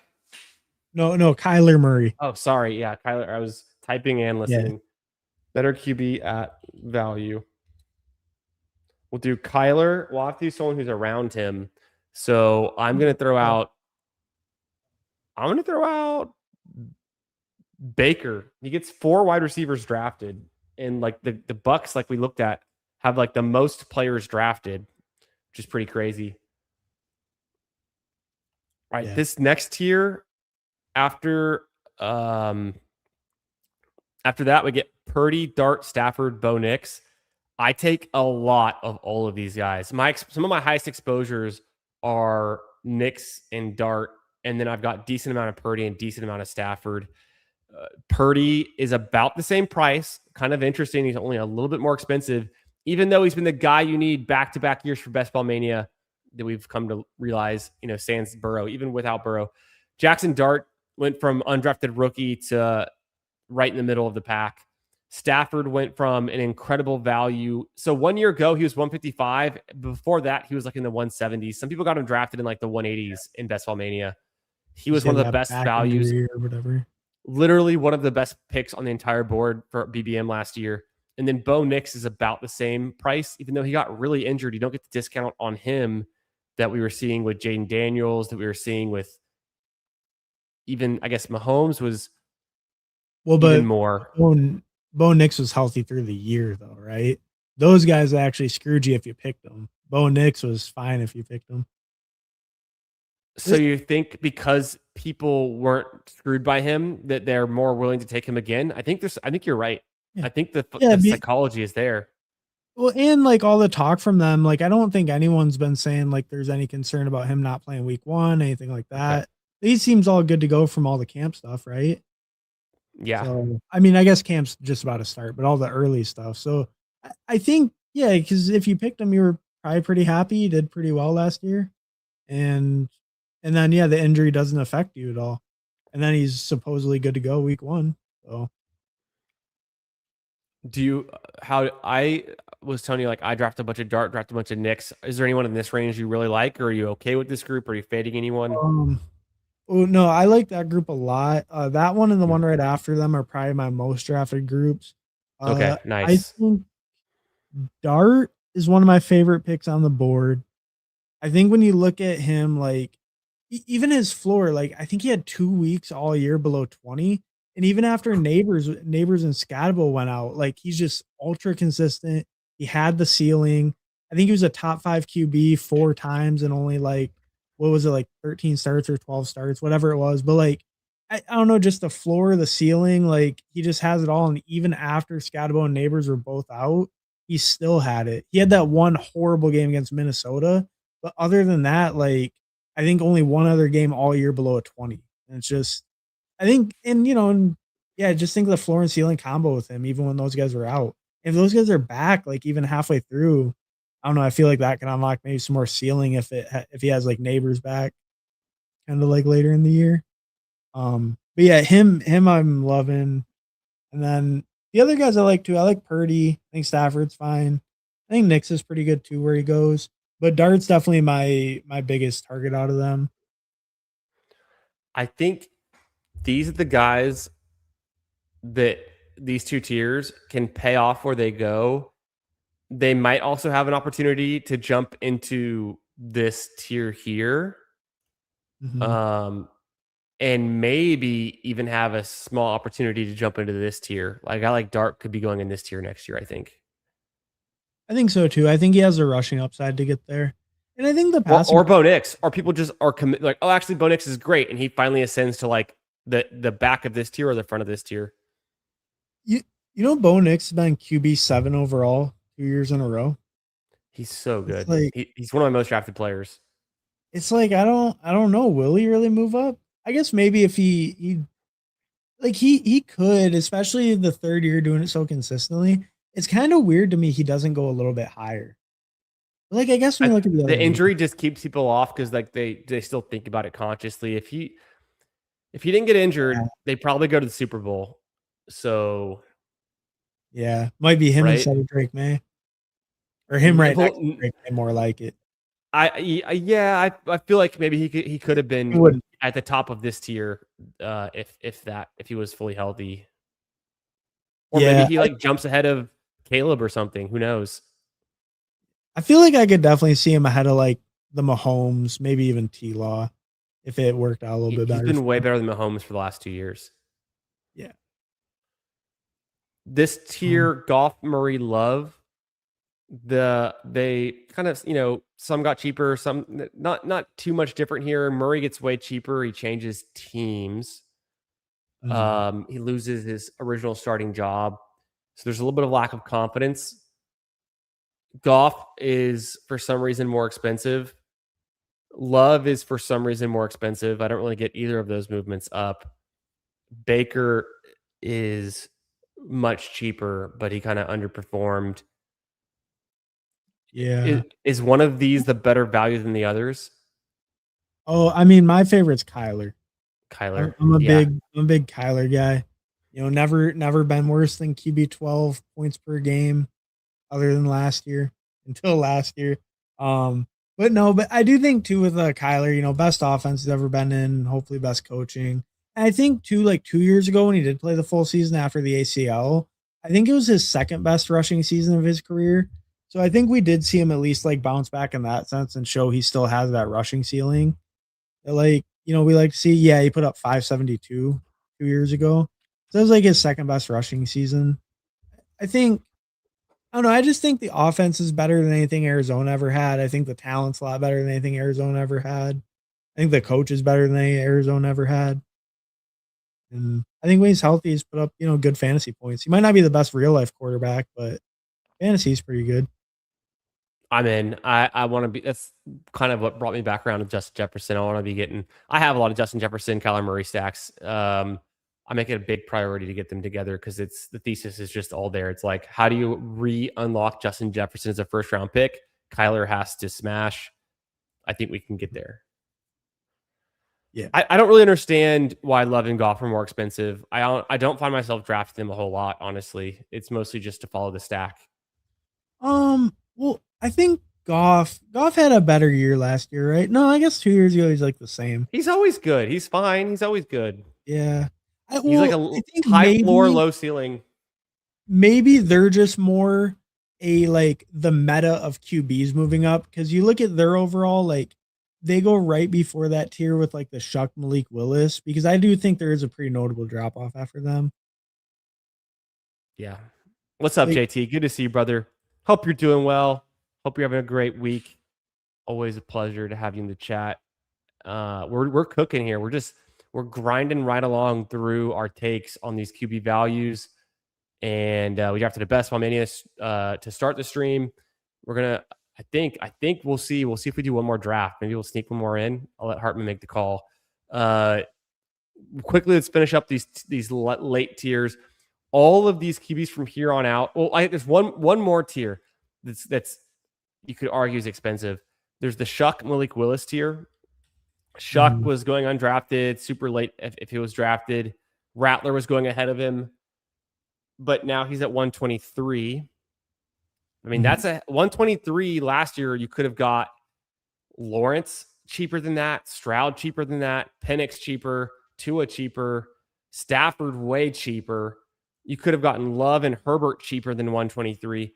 We're saying, and I know QB prices have changed. We're saying Shuck this year is worth 123. Last year, that could have got you Herbert, Love, all the guys I just mentioned, who are now all going way up here in the 80s, some of them, right? In the hundreds. Yeah. So can Shuck ascend that way?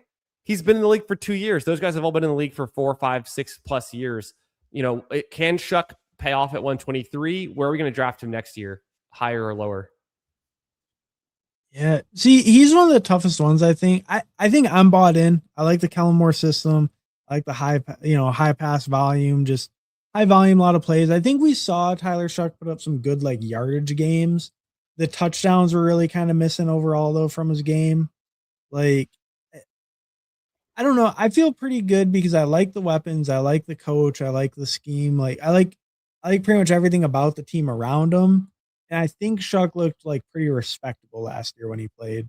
But I do agree he carries a lot more risk than that tier above because he's a lot less like known of an entity, right? I mean, we've only seen him for like half a year.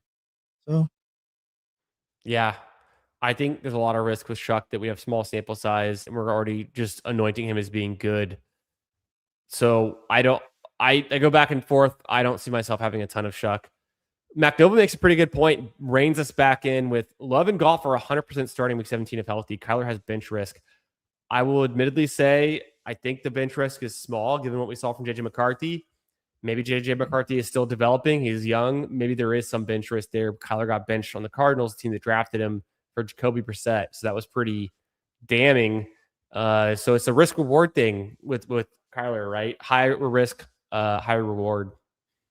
yeah, that's definitely true. Small win, big risk. I like this take on Shuck. What do you get when you win with Shuck? Not much. What do you get when he's a complete dud and next year we're taking him at pick 170, 180, or 140 even? I think, and they're still in 123. You can get Stephon Diggs there.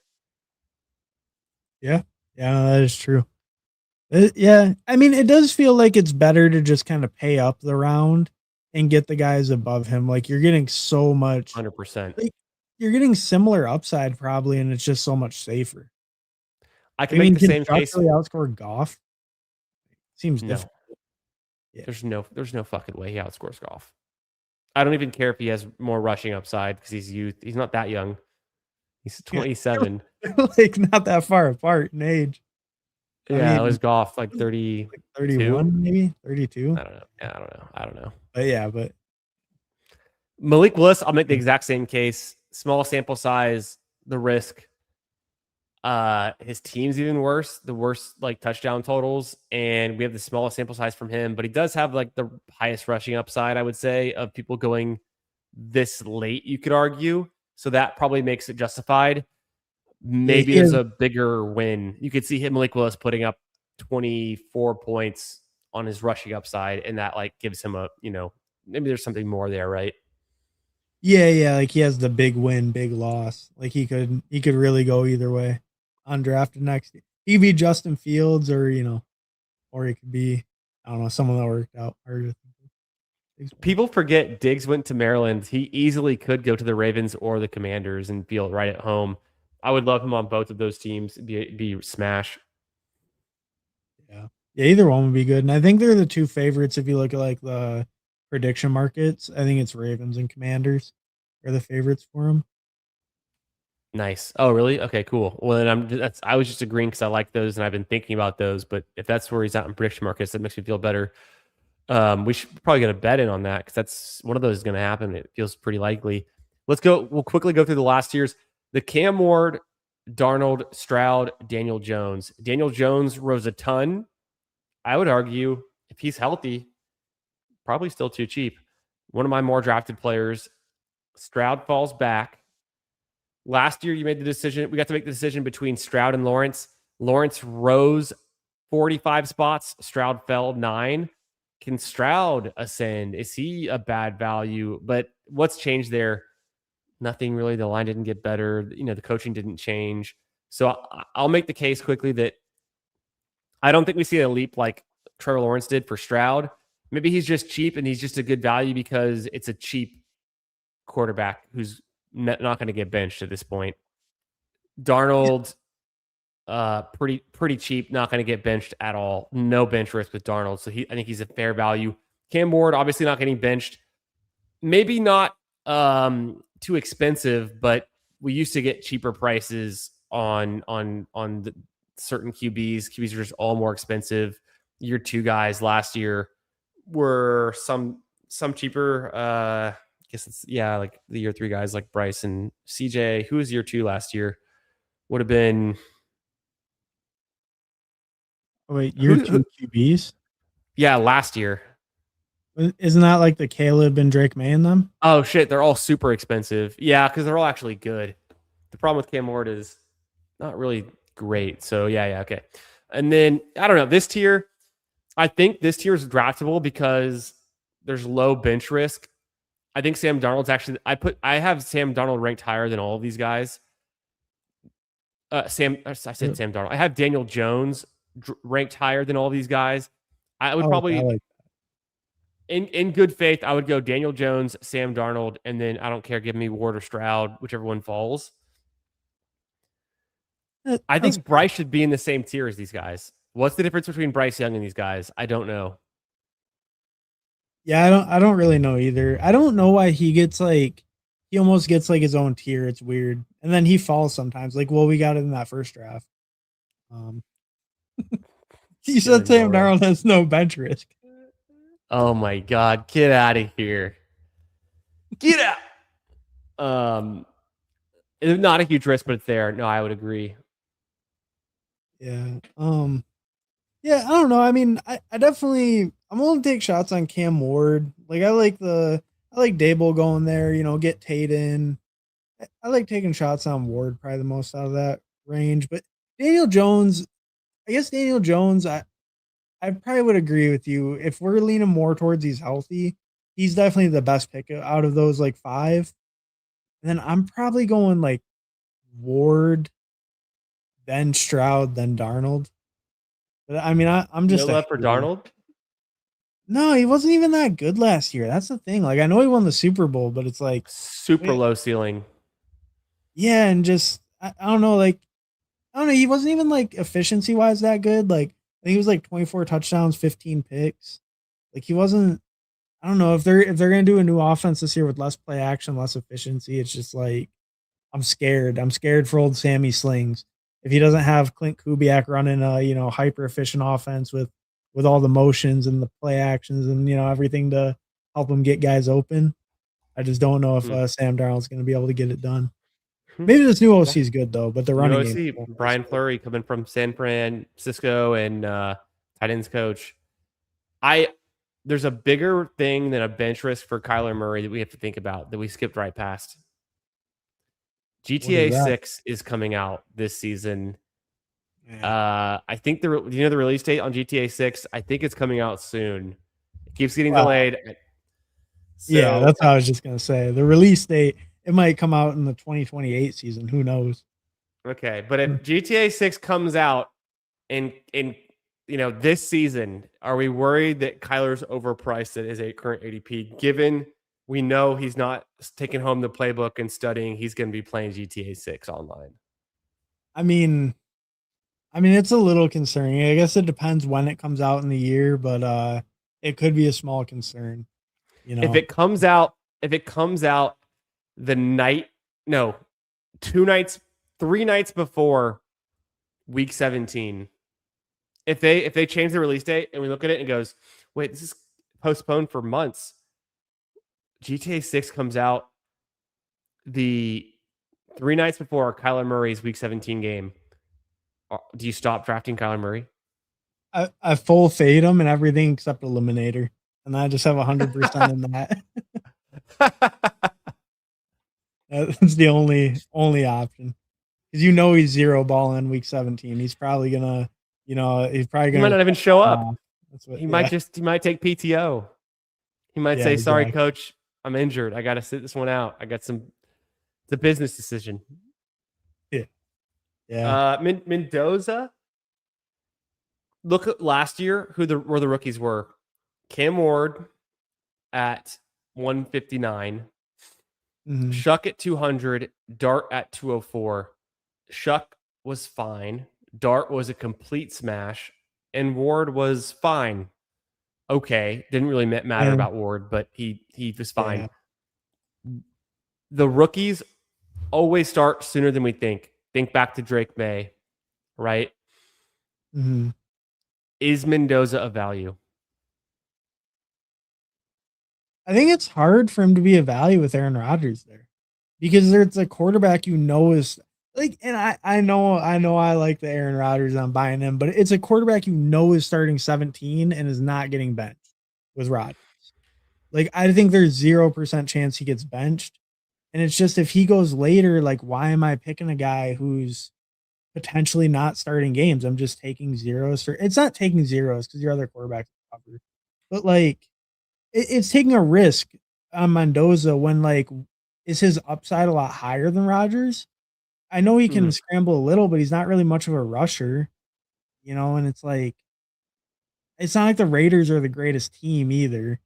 And the Kubiak system is kind of predicated on being like all run heavy and more efficiency based, right? Not like letting the QB just chuck it. So it's like it's hard for me to get on Mendoza when I just feel like I don't know if it's the best offense for like QB fantasy scoring or if he's really the best QB for it for like scoring fantasy points just because he doesn't have as much rushing. And then like you just don't know how many games you're getting. I mean, odds are he's starting by like week 5 or 6, to be honest. But I don't know. What do you think? Do you feel like he's a value? I think just from a game theory perspective, rookie quarterbacks are something that we might not have figured out yet. That they are always a good value. Like the high draft capital rookie quarterbacks that have a path to starting. Mhm. Because even Dart, I know he has a rushing upside, but like he paid off huge. Shuck paid off just fine. I think Cam Ward was okay. I don't think he hurt your team for taking him at 159. So it makes me feel like Mendoza is kind of in that like a cheaper Cam Ward. because Cam Ward was starting day one. Shuck had to earn it. Dart had to earn it. So you see where they go. A little bit of uncertainty on whether they're the day one starter or not makes Mhm. them push back so far. Mendoza, we all have higher confidence in. He's kind of middling the Cam Ward and the Shuck, ADP. And so it's really interesting to me. I wonder if we just haven't cracked this code yet, and we're a little bit early in our slates in large field best ball tournaments like Best Ball Mania, where it's these QBs in the future are all going to be going in like the 120s because people are just going to price in like where they should be if they hit and not worry about missing games. So I noticed something in the chat and I kind of wanted to ask you about this. I Yeah. mentioned it earlier, even and it reminded me just now. The copy paste late. Can Mendoza smash in week 17, win you money, and you win money the last week, not weeks 1 through 14, right? And I was gonna ask you about this when we were talking about third QB before. I view my third QB so often as like an advance rate vehicle. Like I don't really Yeah. You view said that. them as like a way to differentiate for the playoff weeks as much. And I guess I'm curious, like, how do you think about it when you pick the third QB? And I think that's a lot of why I go to Rodgers over these other guys, right? Because I'm just thinking like cover any weeks where a guy is possibly out for my third QB because generally I have enough upside with those top two. But maybe I'm giving up some of that upside that like a Mendoza could give me over a Rodgers. How do you think about that? I think what we had seen people talk about for 3QB as an advance rate piece is statistically true in a large sample. I do think about that. What convinces me on 3QB is having resiliency and having one more bullet in the chamber. If I show up to week 17 and I have 3 bullets in the chamber, I'm like, I have 3 outs. I have 3 different games. I have 3 different scenarios. I have more paths. If I had 3, one's injured with an ACL and done, and now I have 2, I go, thank goodness I took 3 and I've now got 2. Because if I only had taken 2 and now I had 1, I would have had only one path, and I'd be like really fixated on it. I have to get it right with one QB, remaining. So it makes my teams more resilient, which helps the advance rate. But I think of it ideally for me why I'm so 3 QB pilled is that I have one more bullet in the chamber in week 17, where when it comes down to it and your cards are on the table and they're all face up, you're like, oh shoot, I only have so many ways to win this. Let me give myself another game tree branch with one more QB. And also, I have never seen an 8th wide receiver matter, or a 6th running back matter. Like they just don't matter. We tell ourselves they matter, more shots on goal. I know like a lot of people who are very too QB centric are like, oh, I just want more skill position players that can hit. If they would have hit, you should have drafted them as your 5th RB, because why are you just wasting spots with guys that like, so I've been looking at my own data the only way that I draft, and my teams are much better when I stop at 5 RBs. My teams are much better when I stop at 7 receivers. The 8th one hardly ever does anything for me. The 9th one never does. My teams are better when I go 3 QB. My teams are better when I go 3 tight end. They're more resilient. The tight ends going super late can hit the flex, just as much as the probably more than the running back going as late as those super late tight ends go, and the wide receivers more debatable, but because they're all touchdown dependent. Yeah. Also, sorry for the rant, but shout out to Fantasy Dog. Always good to see you, brother. Hope you're doing well. We get that late night crew in here, all-star duo and chat. Because Shout of out you, to sir, Dog. legend. Fantasy Dog, a legend.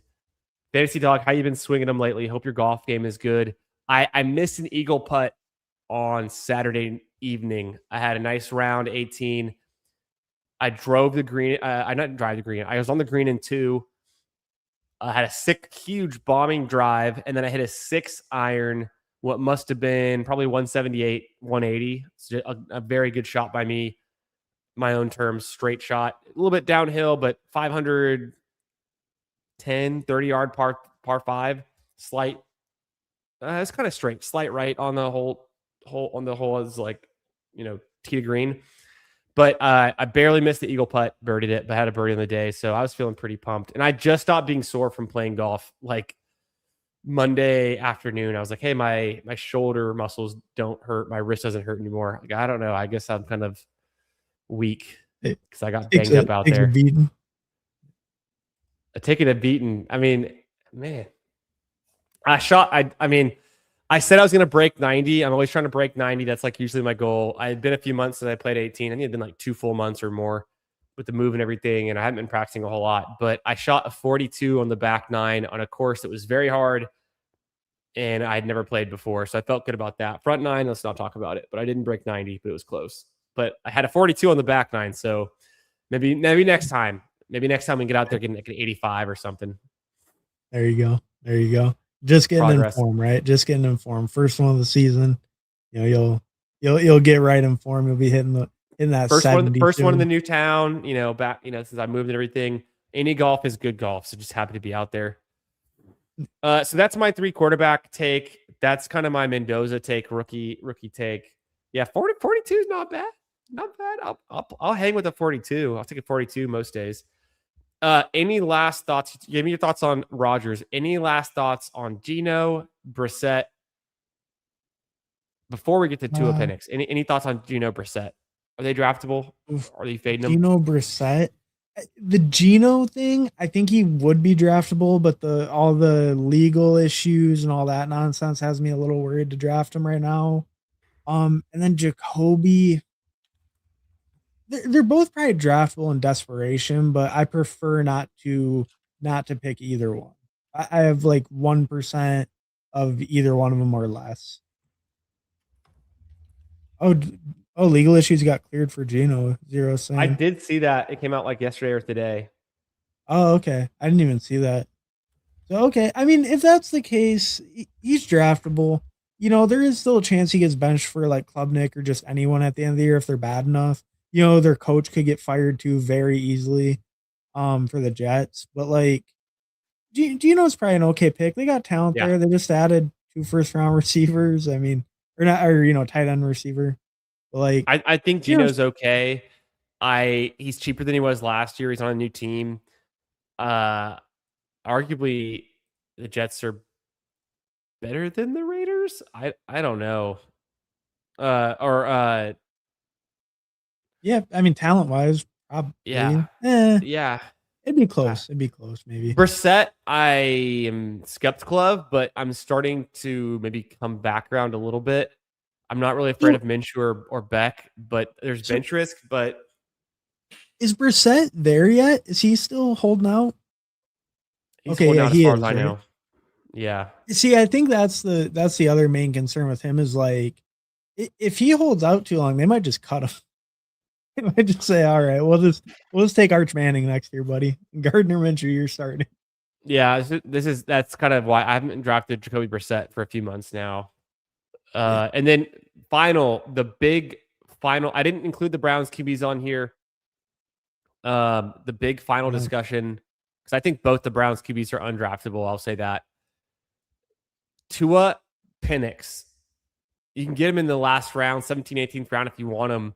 Which one's draftable? Are they both draftable? How are we playing it? Which one's the value? I mean, I'm leaning Tua.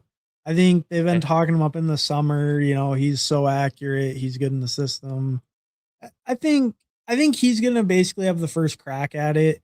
And if I'm gonna take a shot on either one, that's probably the guy I want. I know there is maybe the theory, maybe the guy that gets the first crack is the one you don't want to bet on because the other guy will start later. But I think Tua does have enough talent to like possibly start all year. So I'm taking a shot on him because I think he's starting at week 1. And I think there's enough talent on that team to possibly hold on. How about you? I go back and forth. I let PPR and Goofy Chicken convince me about 2 months ago that Tua was the pick. I was Michael Penix, one of my most drafted QBs in the big board. I think that was partially before they had Tua. And then when they had Tua, I started to like rethink it. And then I stopped drafting both of them. And then they got me onto Tua. I've come around to Michael Penix. I'm starting to think is he just a guy that is the value like a Daniel Jones last year? And that's not a great analogy because just so many differences. But is he just a guy that is, like you said, the guy gets the first crack, gets benched, then comes in. Penix was not terrible. He hasn't played a whole lot of games in his career. Let's just pop. Mhm. I know about, like, I know Tua. Tua's had some great seasons, but a lot changes over time, and he's not with the same coaching anymore. Let's not focus on the explosive stuff, but I game mean, log you still wise, got two-time coach of the year, Kevin Stefanski. It's not like the yeah, coach yeah, is a bum, but yeah, different system, different setup. I get what you're true. saying. Week 1, Penix had a rushing touchdown, got 24 fantasy points, kind of nice. There Week you go. 4, he had a 19.7 with a 2-touchdown game, 313 yards, like almost 300 yards, 313 here, a little bit of rushing upside, nothing crazy.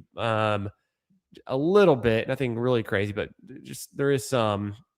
Maybe it's fluky more than not, but his passing totals seem pretty decent. They're just not consistent. And then back to 2024, I know he had that one decent game in week 18 Panthers against game. Carolina. We had a rushing touchdown again with 2 in over 300 yards. So I think Penix can do 300 yards, 2 touchdowns, and a rushing touchdown. Like, it's not, he's only played, that's 5 games. And then last year was, I don't know, let's just say 8 games or 9 games. He's played like 14 games. He's done it like 3 times. So Yeah, he can get there pretty, like, pretty decently. And he's still, I don't know, he still is what he is. At the end of the day, for me, if it's like, hey, should I take a third QB and get a free Michael Penix, or am I drafting Braylon Allen for my RB5 that I might not need, or my RB6, or wide mhm. receiver 8 or 7 that's like Jacoby Lane or whatever? It's like, maybe just take Penix, and it just the value of having a QB that starts any games is like really actually valuable versus a guy who might just never hit your flex, not even once. Yeah, I pretty much agree with that. I think obviously it kind of depends how quality are your other two QBs. Like, if you do have, well, like what we had last time, like we had like Drake May and Dart, right? It's like if you have that, I think, yeah, then I guess you can make the argument We that could like have done. We almost did Penix late. I We got a guess, nice little Bryce Fuller, and I think yeah. Bryce has just starts. I mean, Bryce is going to play 16, 17 games. Penix might come in for who knows how many. So that's just, you have to factor that in. So I think Bryce at being a Yeah, very cheap Bryce made sense. I guess in general though, if you only had two by the end of the draft, and especially if you had any Atlanta, but even if not, it's like, yeah, one of those guys probably does have a better chance to hit your lineup than any of those other like receivers, running backs, whatever that go back there. Yeah, And I just mean, I the think I pretty weapons much are good agree. too. The coach is good. The weapons are good. It's a case for both Tua and Penix. Like, I think you could just take one or the other in like a lot of your drafts, and you're going to get some value when one plays early or one plays late. Or like, the only thing would be like if Tua holds the job and Penix never plays, then like obviously Tua is the big value. So there's differences, but you could argue right now that both of them should be getting drafted because the weapons are so good, the coach is good, like they could be a decent team. Yeah. I think you can definitely make the case for both to be drafted. I do think right now people will probably hold off more until the camp starts, and then once they're in camp, then it'll probably kind of ramp up. Yeah. I was just about to jump into a pug, and we still can, but I have not done my fast puppy promo yet. Are you down for one more draft, or are we? Yeah. What do you think? I think I'm good. I'll probably hop decently quick after, but I'm good. I'm good for a while still. Yeah. Okay, it's getting late on my end, but I'm just kind of powering through. What should we do then? Should we do pug or puppy? I'll probably still hit the challenge. I mean, It's got 4 days. Let's do a pug. we can rip the okay, sure. You convinced me because you're like, you talked about the pug earlier, and now it's kind of in my head. We're jumping All into right. a pug. Bang. Waiting on Good. 5. Let's cook. I mean, it might take a minute. Probably most of the people in this chat have maxed their pug already. Probably true. And also, the puppy rug pull was wild. They're waiting on 5. Let's see if it can get even 1. We can always back out. I'm gonna grab a water while it's filling. And when we come back from this epic clip, Hartman is going to vamp about the best late QBs even more. But first, Stephon Diggs, take it away.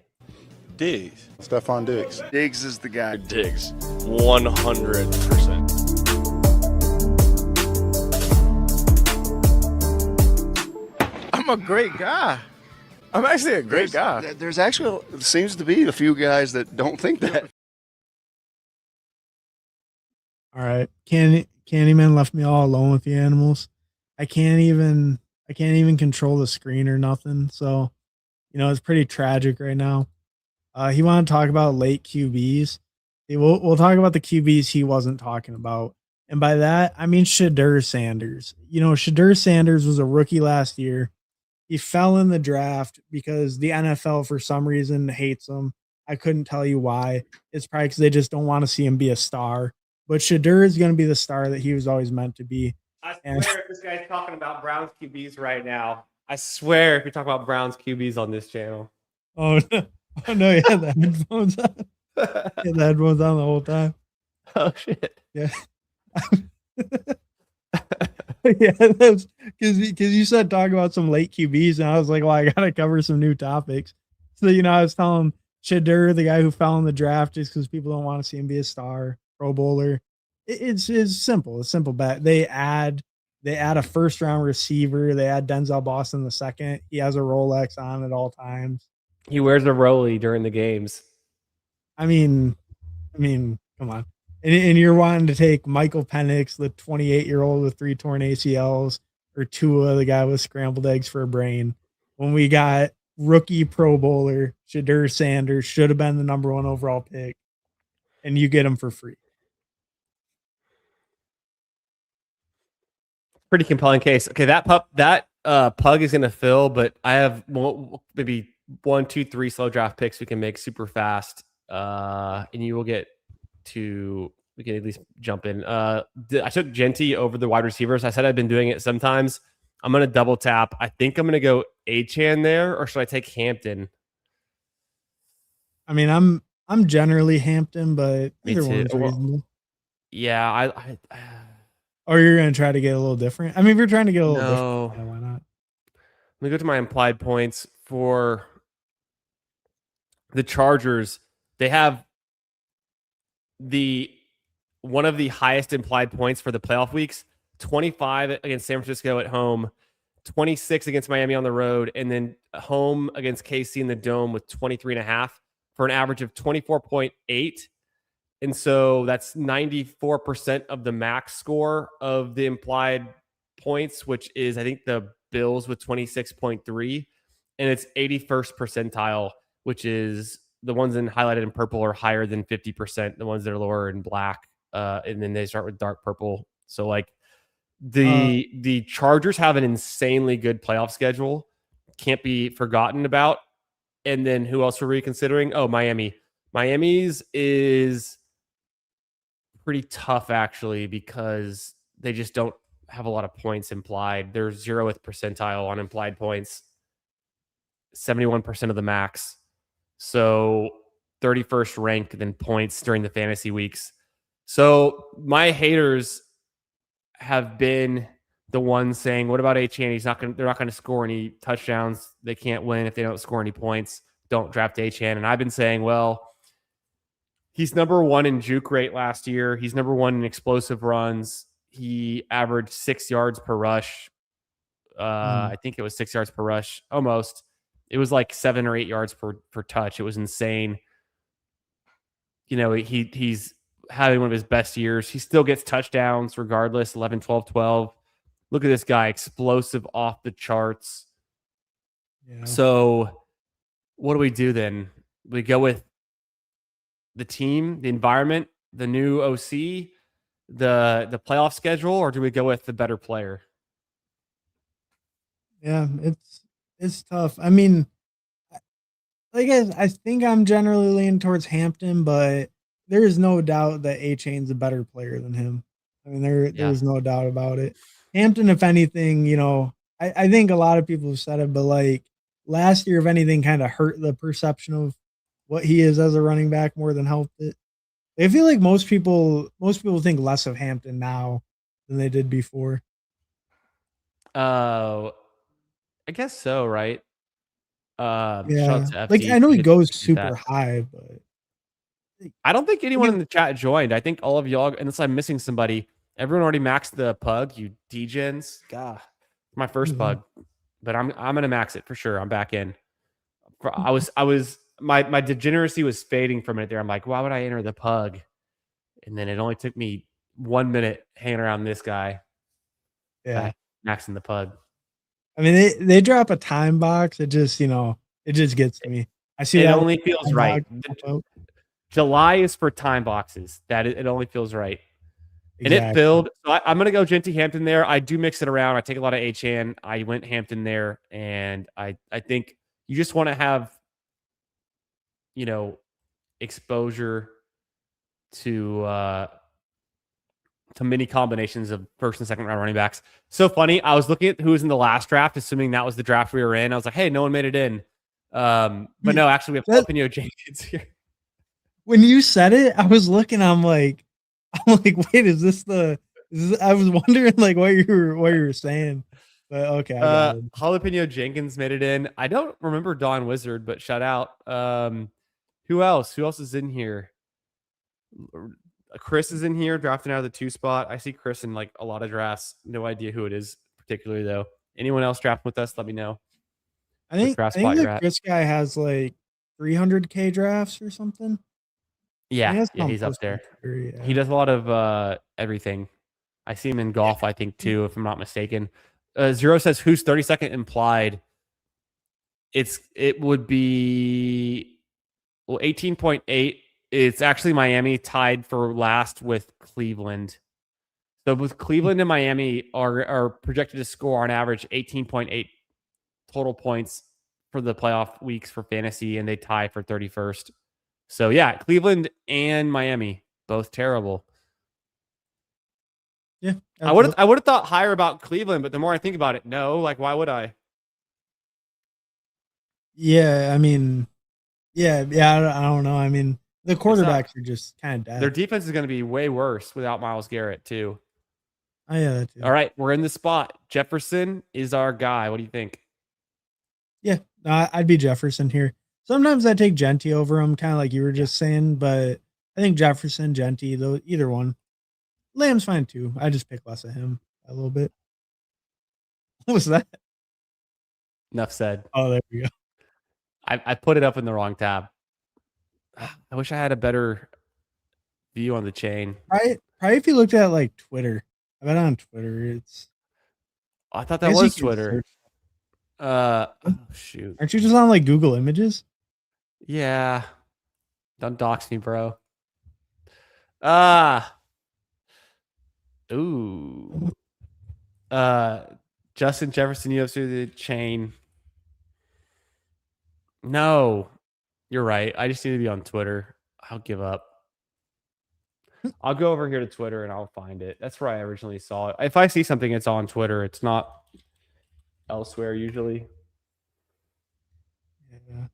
I get Ian Hartitz tweeting 8 hours ago about Justin Jefferson. I can't even search Justin Jefferson without getting. Here, I'll send it to you. I got you. We're on the clock, by the way. Ken Walker. Hell yeah! Or Ken is he Walker. fake news? Oh, I'm the Ken Walker bull. I was getting roasted because I was saying he's going to lead the league in rushing touchdowns, and people were like, "Oh, but he's only ever averaged 14 points per game or more once." Like, well, Charbonnet was there, so no, I don't know. I'm breeding on Ken Walker though. I think the competition behind him, it's just no one's proven. There's no one like a lot of people. I feel like think that Emmett or maybe Brashard Smith or maybe Buddy from the Cardinals, DeMarcado, like maybe they take some like receiving, but it feels I don't know. It just feels like less proven assets, and then just all they paid him and all they like seems like we got a pretty clear role for him. There we go. Bro, this I need to save this. I'm saving this image now. Let me remove this for a second so y'all don't see something pop up that I don't want you to see. I'm saving that to the garage. Justin Jefferson. What do we call it? Let's call it chain UFC. Bang. Okay, and I'll pull this back up. I'm gonna do something with this. It could be a new background. It could be a new part of a clip. But this is just like, this is him. This is it. I mean, the deuces, the dime on the left, the chains, the glasses are sending it for me. I mean, I'm a guy who been known to wear glasses, but I've never worn glasses this, looking this good before. Even the earrings, I think those are the Van Cleef earrings. You would know that. Yeah, you don't know. I never would have guessed that. They look like the little flower. They're like, you think I know what Van Cleef is? Vans. I've heard of it. Oh. I don't know what the logo is. I don't know what Van Cleef. God, natty. I love how look at his bio. They're like 2019 national champion LSU. There we go. You think he bought her that chain, Kay? Huh? Maybe. I mean, I guess I don't know. Is Justin Jefferson? Is he like? Is he tied down, or is he showing up to every UFC with a different woman? I don't know, but I can only imagine. No idea. That's like I have no idea. Nope. T is there. Etienne Jr., Javante, Garrett, T-Mac. Should we just go T? Yeah, I'd be T. I know it's the same bye week, but I'm not super worried about that. Not worried about that. Let's go look at the implied totals for the Vikings real quick. It's really good. 23 points is actually You're right in the middle. What's that? What the heck? Because right there, 16th overall. I guess it is right in the middle. I thought 23 was actually pretty good. Yeah, it's right in the middle. It's fine. It's totally fine. All right, let's go now to the Chiefs. They're 23.5. It's a little better. I was just throwing myself off. I was looking at the wrong columns. And then we just took the Bengals, which Cincinnati is the second highest. Right behind the Bills by 0.1. So these are just good directional signals. Good players on good teams has been a staple for fantasy. I think it matters more in managed leagues for consistency of scoring output, but it doesn't hurt if we're just hyper focusing on the playoff weeks like we are. Season long, like, oh, what's the season long scoring average? That helps for consistency in managed leagues. In best ball, obviously you don't have to worry about that, but we're focused on week 17 in the best ball playoffs. So we're kind of like double counting that information there, right? When we get paid. Right. I like Garrett Wilson, T-Mac, and Josh Jacobs. Do you want to grab an RB2 before it gets too late, or do we want the wide receiver 3? I'd probably be one of the receivers. I'm fine with T-Mac or Garrett. I'd probably lean T-Mac. But let's just do T-Mac. I've done so many teams with Justin Jefferson. What's up? Yeah, that was tough. That one's tough for me. Like I flip between T-Mac, Garrett Wilson. That one's just kind of in general a coin toss. 100% me too. I have so many teams with Justin Jefferson and Garrett Wilson though, and I've noticed when I don't take Garrett Wilson, he sometimes falls to kind of the left side of the board. Yeah, I've been noticing that a little bit more in drafts lately. Like I think I saw him go at like 47 or 48 in one, and then yeah, I don't know. Yeah, I've been noticing that quite a bit more too. I think just like I don't know, maybe some of those later 4th round running backs are pushing up a little, like Scadbo. You see go more up in that range a little bit. I don't know what's really making Garrett Wilson fall. I just can't stop looking at it. He just you have to check back on it, make sure. I mean, we do have Jefferson, so cool. It fits. It's just so cool. That's who I want to be when I grow up. Is it too late for me? You got to figure out how to do that thing to make it like screen burn in. So it's like just a faint background at all times. I don't have OLED on this one. I opted for the cheaper monitor. I did get a new monitor on Prime Day, $100 off. Instead of being $400, it's a $300 monitor, and it's 34-inch Dell. It's a curved monitor. It's sick, but the OLED would have been like 750, and I was like, even if it's like $500 off or something, I was like, it's a bit pricey. But also, the problem with the OLEDs is they burn in images. So if I leave shit up all the time and I forget and I walk away and get busy, so like I was like, I kind of don't want that. Yeah. And all of the expensive premium features was for like high end gaming, and I don't game where I need like reaction times. If I ever game, I'm gonna be playing like chess.com or something more basic. Okay, Tootin. Tootin or Quinshawn, either one's fine. I mean, I guess we're trying to get good players on good teams though, so Tootin at least plays on a good team. So Facts. Any interest in Carnell Tate being a guy? Maybe we can push him. Let's get Tootin first. I think it's more important to get that running back to. Worst case scenario, we had to go Jadarian Price, and that would be a very bad case. I think that's the thing to me is like I don't mind those 6th-round receivers right on the turn usually. Like I don't mind pulling up a Marvin Harrison, but if I'm only have one running back and then it's like Jadarian Price or even he might be gone, then it's like pull up Tony Pollard. I feel like I just feel way worse about doing that than I do about like taking like the Marv, BTJ, Rome, even like Parker. I mean, hey, who knows? Maybe this turn does just eat up all the receivers, but then we'll get Quinshawn, which would be perfect. Well, you're making the case the Panthers could be pretty good. They played in the playoff game. They're not that bad. And we were between Tet and Garrett Wilson, so I guess Jacobs is on the line. Carolina's at 20 points. They're one of the lowest implied for the playoffs, but they have a really tough playoff stretch against Pittsburgh and Seattle. At least they get week 15 in Cincy. And then Jacksonville is pretty good, actually. They're decent for their totals. We're on the clock. No, we're not. We're up next. It's a pug. We could do. I like this team so far. Do we think about Price or Warren? Do we do Jaden Daniels or Drake May? There's Joe Burrow is a real idea. Tyson and Lemon are still both there. I don't mind Tyson, Price, or who do you want? I'd probably Tyson. Let it hit Tyson. Yeah. Are you worried that his hamstrings aren't real and he's just faking that he can still play football? It is a slight concern. The injury concerns have been there, and he's already been missing some time in camp, or like the pre-camp deal. So it is concerning. It is concerning. I think since we had a strong enough receiver base, I feel good at getting Tyson on those builds, just because like I don't think he'll be super consistent, and there is the injury risk. So it's like it's nice at least having a super solid receiver room around him, or maybe like the spikes he can put up really matter, but if he is a little bit less available or something, it doesn't hurt us. How are you feeling about Price? I'm having a really hard time clicking Price, like ever. Because I think like structurally he probably made the most sense, but I'm just having a real hard time ever clicking him.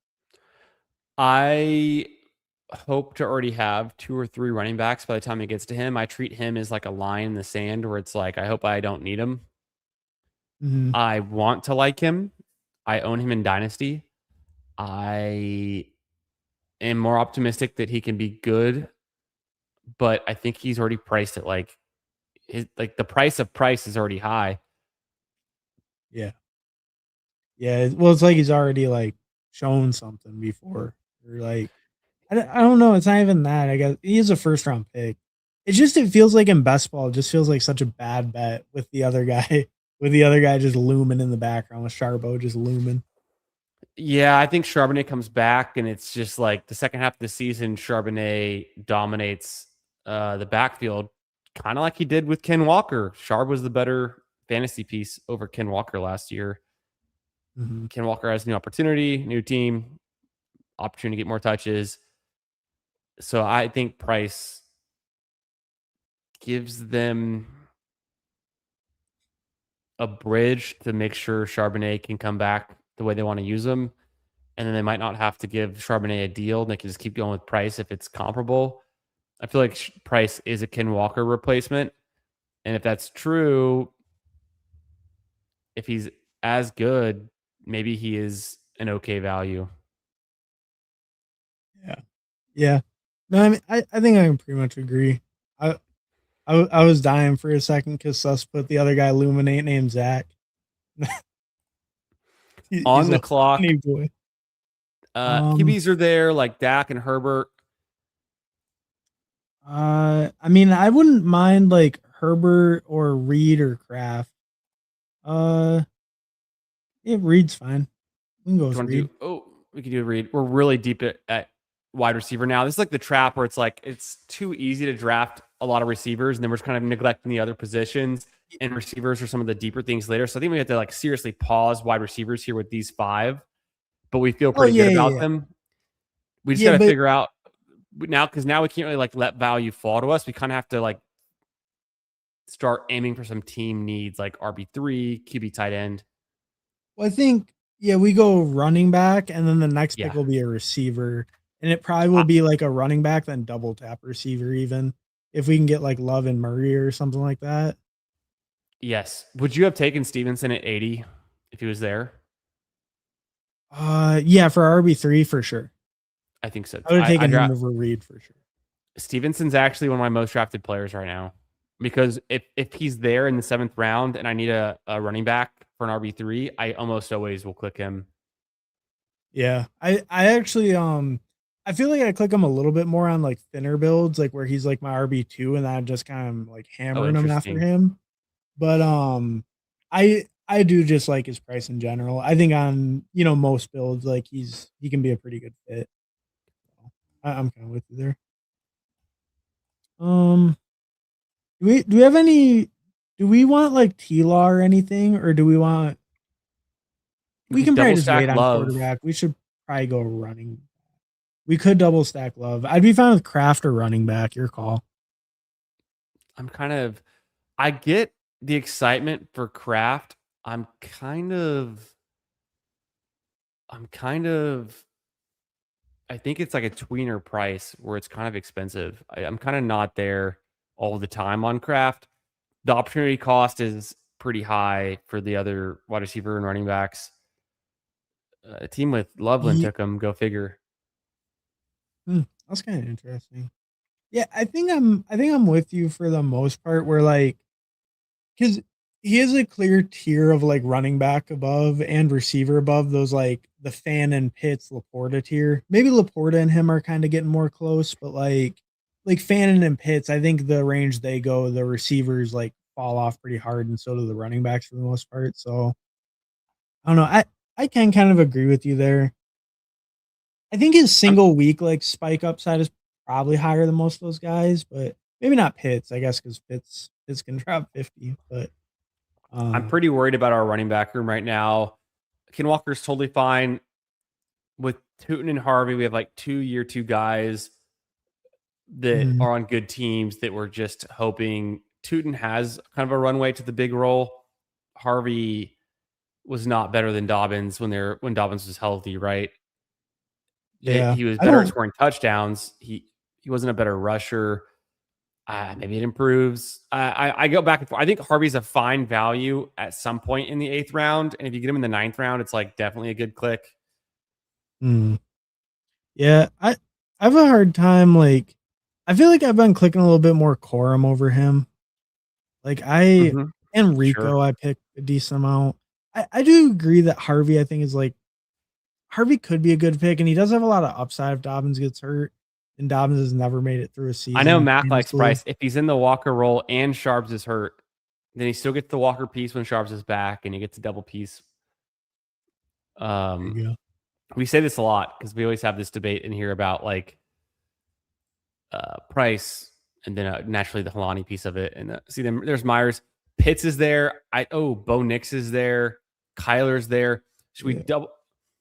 We take Kyler first. Yeah, Kyler first. Kyler first. We don't have any. Oh, we have Harvey, I guess. I'd probably be with our first round. I just take a lot of Bo Nix. I think he's just good. Yeah. No, I We think do Bo have Nix. Reed, but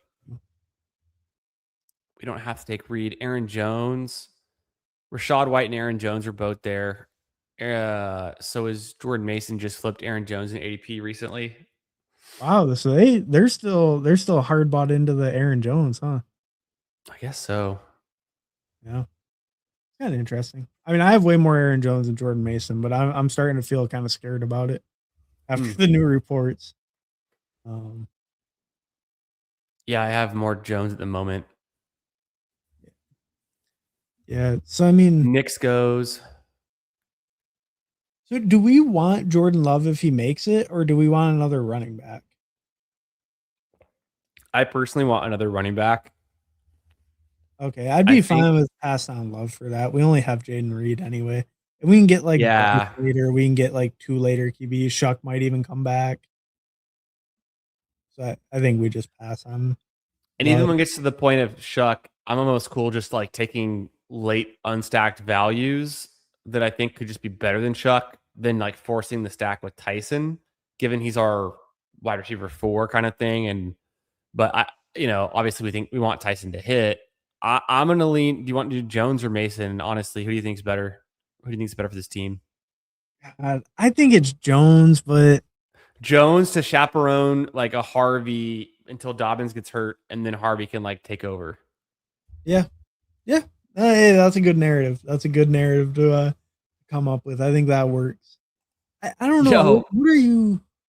What's up, Adam? Always good to see you, bro. Appreciate the kind words. We're just out here just talking ball. We get carried away. You know how it is. It's hard not to draft for 4 hours when you know so much ball. You just want to share it with the world. So Hartman and I, never known to shy away from standing on the podium and just going at every player take for hours. Just let the takes just rip. Let it rip. We did plan a lot of content though. We planned a good amount in the middle there. We talked a lot about QBs. We talked about the values. We talked about Lil Jordan Humphrey for a solid hour. Yeah. You see, it's really just once you get ripping on that stuff, it's like, where does the chat want to take you, and how far down the rabbit hole can you go? Which team has the most players drafted? Which are the most obscure players on those teams? It's like we go from that, all the way down to the little Jordan Humphreys. It was magical. I mean, there are nights where we're 4 hours in and we've done 5 drafts. This is a night where we're 4 hours in and we haven't even finished 2 drafts yet, because we had like a solid 2 hours of content around player takes, QB values, how to win Best Ball Mania 6 and 7, looking back at the past winners, looking at week 17. We looked at this for about at least 30 minutes. I mean, it's a fire picture. I'm about to print it out. I'm gonna print that one out, I think, and just keep it somewhere very in the, probably my entryway of my house, so everyone can walk in and be like, "Wow, you're a man of culture. You really have good taste." I'll be like, "Thanks." There you go. Justin Jefferson, right there, 2019 Natty, LSU. All right, we don't need wide receiver. What are we gonna do? I'd probably be Chuck or like running back, I guess, if you want one. Running back's kind of cooked. Running back's so cooked. I'd be Shuck unless you want to pivot last second. I'm Shuck. Why are they burying Diggs? Are they worried he's not going to sign somewhere? Are they worried he's having legal trouble and they have him 2 spots behind ADP. Civil suit troubles? Man, they love Travis Hunter, huh? They love Stroud and they love Darnold and they love Travis Hunter. Khalil Shakir 8 spots above ADP. What are they doing? I have these. I'm gonna put the leg up ranks in mine tomorrow. I'm gonna check this out. I have leg up ranks. I just never use them. Shit, we don't have a tight end yet. Yeah. No, it's good though. Tight end doesn't matter. It doesn't matter. We looked at, you only need 11 points to win Best Ball Mania, but it helps get you there. I like Dallas Goedert. I take a lot of Dallas Goedert. Would you want to go Dallas Goedert here, or is there something else we need on this team? I mean, also, we just shit on We just shit on Shuck for like 10 minutes, and now we drafted him. No, you did. I like Shuck. Okay, my bad. That was you. Just I mean, me. no, I get the risk with Shuck, but I do like the offense. And we were already invested in them somewhat. You know, if Shuck's trash, we shouldn't have picked Tyson. Mm. Um, yeah, it's probably just Goddard here if he makes it. I think that makes the most sense. I don't see like Khalil Shakir. That would probably be like the worst pick imaginable on this team, where we spent crazy amounts of capital at receiver, and then you just take the most floor play ass guy available. Goddard went. Damn. Yeah. I was reading the Woody's chat. fine. Woody would be Huh? fine. Woody would be fine. Woody Marks. I'm okay with it. I'm It's totally not fine with Shakir. it. I mean, like this build's not the build for Shakir, right? Not the build for Shakir. Is We don't need that. We didn't take it big enough like risks. We have really solid receivers. Our top three are going to earn so many targets, and even though T doesn't have the most receptions, he has the touchdowns. To be determined on Tyson. Jaden Reed doesn't have the most receptions. He has the touchdowns too. I like getting the running back room taken care of there. I'm okay with Marks. I've come around on Marks. I go back and forth. It's fine. I don't think we needed the 6 wide receiver this early. We got screwed on tight end. We'll do something late with tight end and figure it out. Oh, I was gonna say. No, I forgot. We drafted Aaron Jones, and we already had the Kyler and Justin Jefferson. That feels like a good bet on Minnesota. I like that. Yeah, and we're sharp. We're cooking it up. Through the first 12 rounds, we have a 2.550. We got sniped on tight end. Justin Jefferson, Ken Walker, T. Higgins, Tet Arroyo McMillan, Bashal Tootin, Jordan Tyson. Nothing crazy yet. Jaden Reed, RJ Harvey, the Kyler stack, Aaron Jones, the team stack with the Vikings, Shuck to go with our Tyson, and Woody Marks. A little bit ahead of ADP, but it's kind of going that way. The RBs have been, it's a pretty sharp cliff there, and it seems fine. Woody Marks in that role seems fine. Do you pick Keaton Mitchell or no? Probably not, right? Are you a Keaton Mitchell guy? Fucking with me. You think I would draft Keaton Mitchell? Okay, I would draft Kamani Vidal ahead of Keaton Mitchell if they were the same ADP. All right, fair enough. All right. Like, so oh shit, there, Bryce for the T-Mac. Yeah, well, we're Push on him. rank. I mean, Push him, Gadsden, Henry. I'd be Henry. Oh, okay. fuck. See, it's hard when you're on the ranks because it's like some of those guys. It's hard to know like who will come back, but that's fine. There's gonna be plenty of tight ends. So. Bryce always comes back. We could have pushed him. No one ever takes him. Everyone hates him. He never goes naked. I think. Coker's right next to us, so maybe. It's not a bad point. Also, all these teams have 2 tight ends already. I mean, this guy took Gadsden. We didn't necessarily need him. So we'll get a tight end we like. Would you want to go Hunter Henry or Jawan Johnson, given we have Shuck? Does it matter? Jawan with the stack, right? Let's see who's a good team. We kind of trailed off on this whole thing earlier. Oh, what's up, Chosen? How we doing, brother? The Saints is not that high for the playoff stretch, even though they have a lot of weak defenses they play against. They have the Cardinals and the Falcons, but they still don't score a lot, this says. Yeah. But the Patriots, New England 0.2 better. Actually not much better. So I think the tiebreak might go to Juwan, or do you think Hunter Henry's just better? Juwan had a career year in targets and receptions and yards. The touchdowns didn't follow, but it might get better. Henry's just up and down every season. I mean, I tend to just lean more towards the stack, but I would be fine with Henry. I think they're in a very similar tier just as like players. So yeah. But I would probably lean towards the stack in general. I don't mind Boston either. I mean, if we want to do that, push even further, probably Juwan, but up to you. I'm thinking we start our tight end journey here in round 14 with the guy that won Best Ball Mania, Juwan Johnson, and then we can either go 3 or we can get really crazy and do 4. It's a 2 out of 12, 1-5, 1-5, 124 final. So we don't really have to hit the nuts. We just need to have honestly, getting it 2 out of 12 advance is tougher than the 1-5, 1-5s, except for the fact that when you get to the 1-5, you're playing all the teams that were the best 1 and 2 out in their pods. So like the competition's just tougher. So it's probably Yeah. pretty close.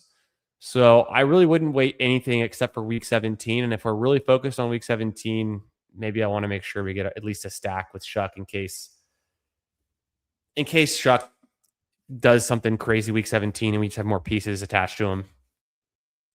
Yeah. And I mean, I think I agree with that for the most part. And I mean, we only had Tyson, so it's not like we're going crazy overstacking. Jalapeno got Shakir at 137 to go with his Josh Allen. He's very happy. There you go. Got the double. Shakir and Yeah, it could have been a DJ. nice 6 if we stopped at 6. I think we're looking for a little bit more upside. We've got Tyson for that. We haven't taken a receiver since round 7.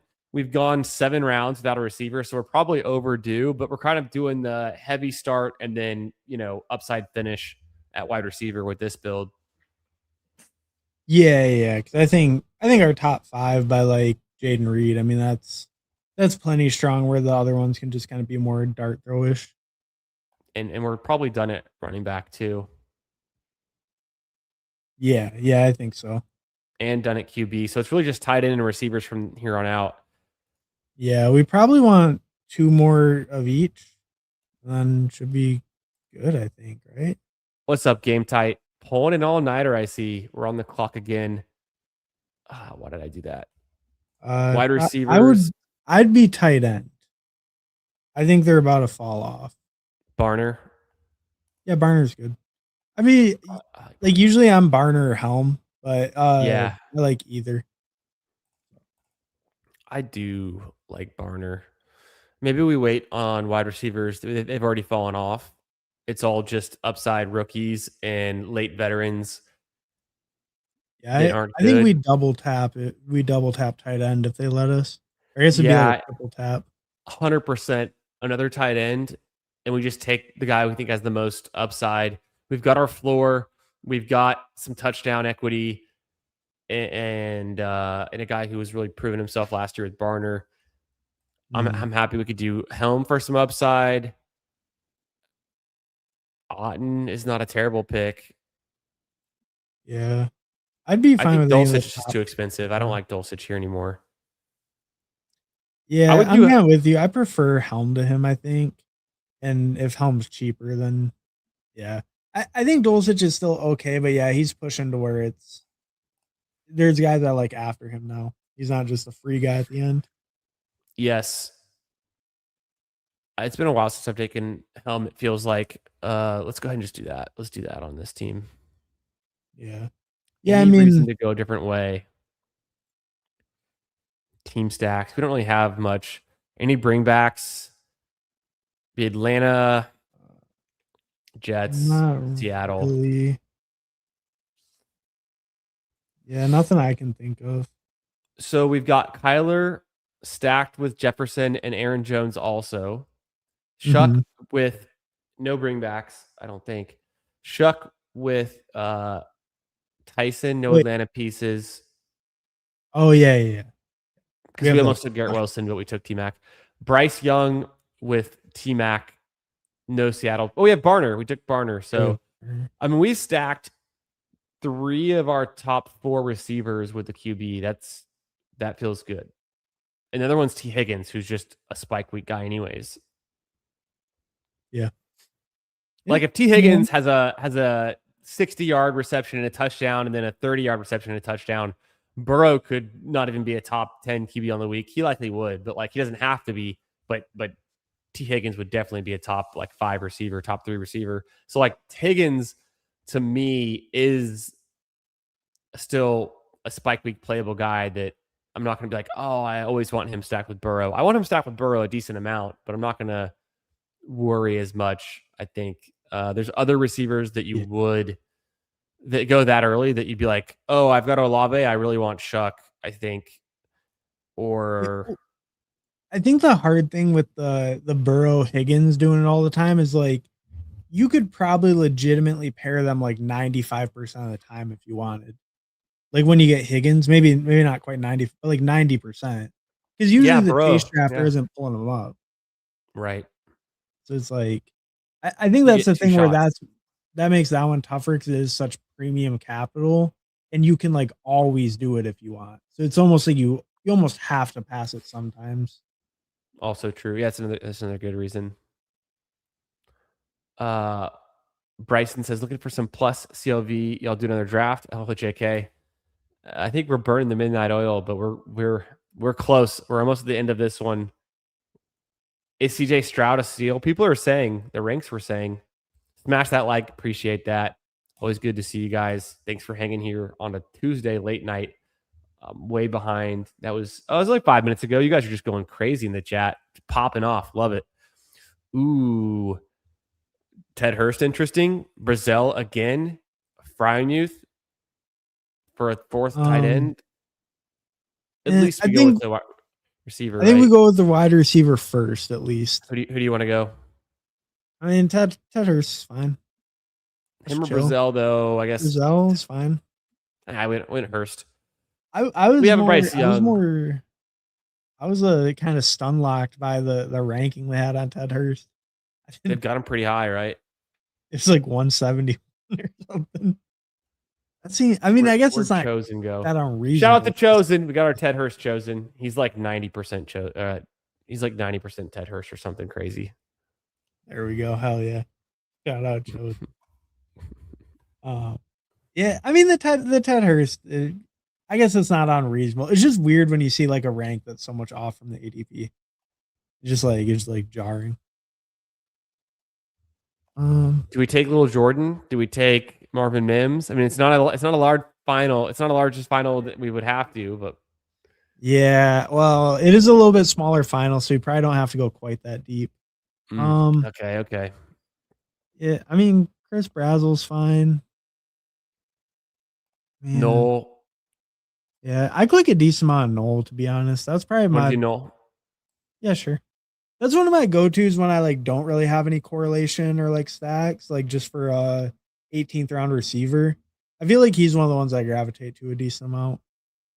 I feel like I just didn't need to force another Brazil pick. We did one earlier tonight in a Best Ball Mania, and at that, and we already had T-Max, so it's kind of like that's the thesis, right, for that main piece. Yeah, what's up, Walsamo? Funny. This is a pug. We're in the pug. Yo, I've got a big scramble and a Pat Mayo open. The big scramble is doing pretty good. I think it's in 10th, and I'm trying to move into 9th, 8th. So out of 25 in that final, and the Pat Mayo Open one is out of 36. I think it's like in 25th. So that one's kind of like dead, or it's not gonna win.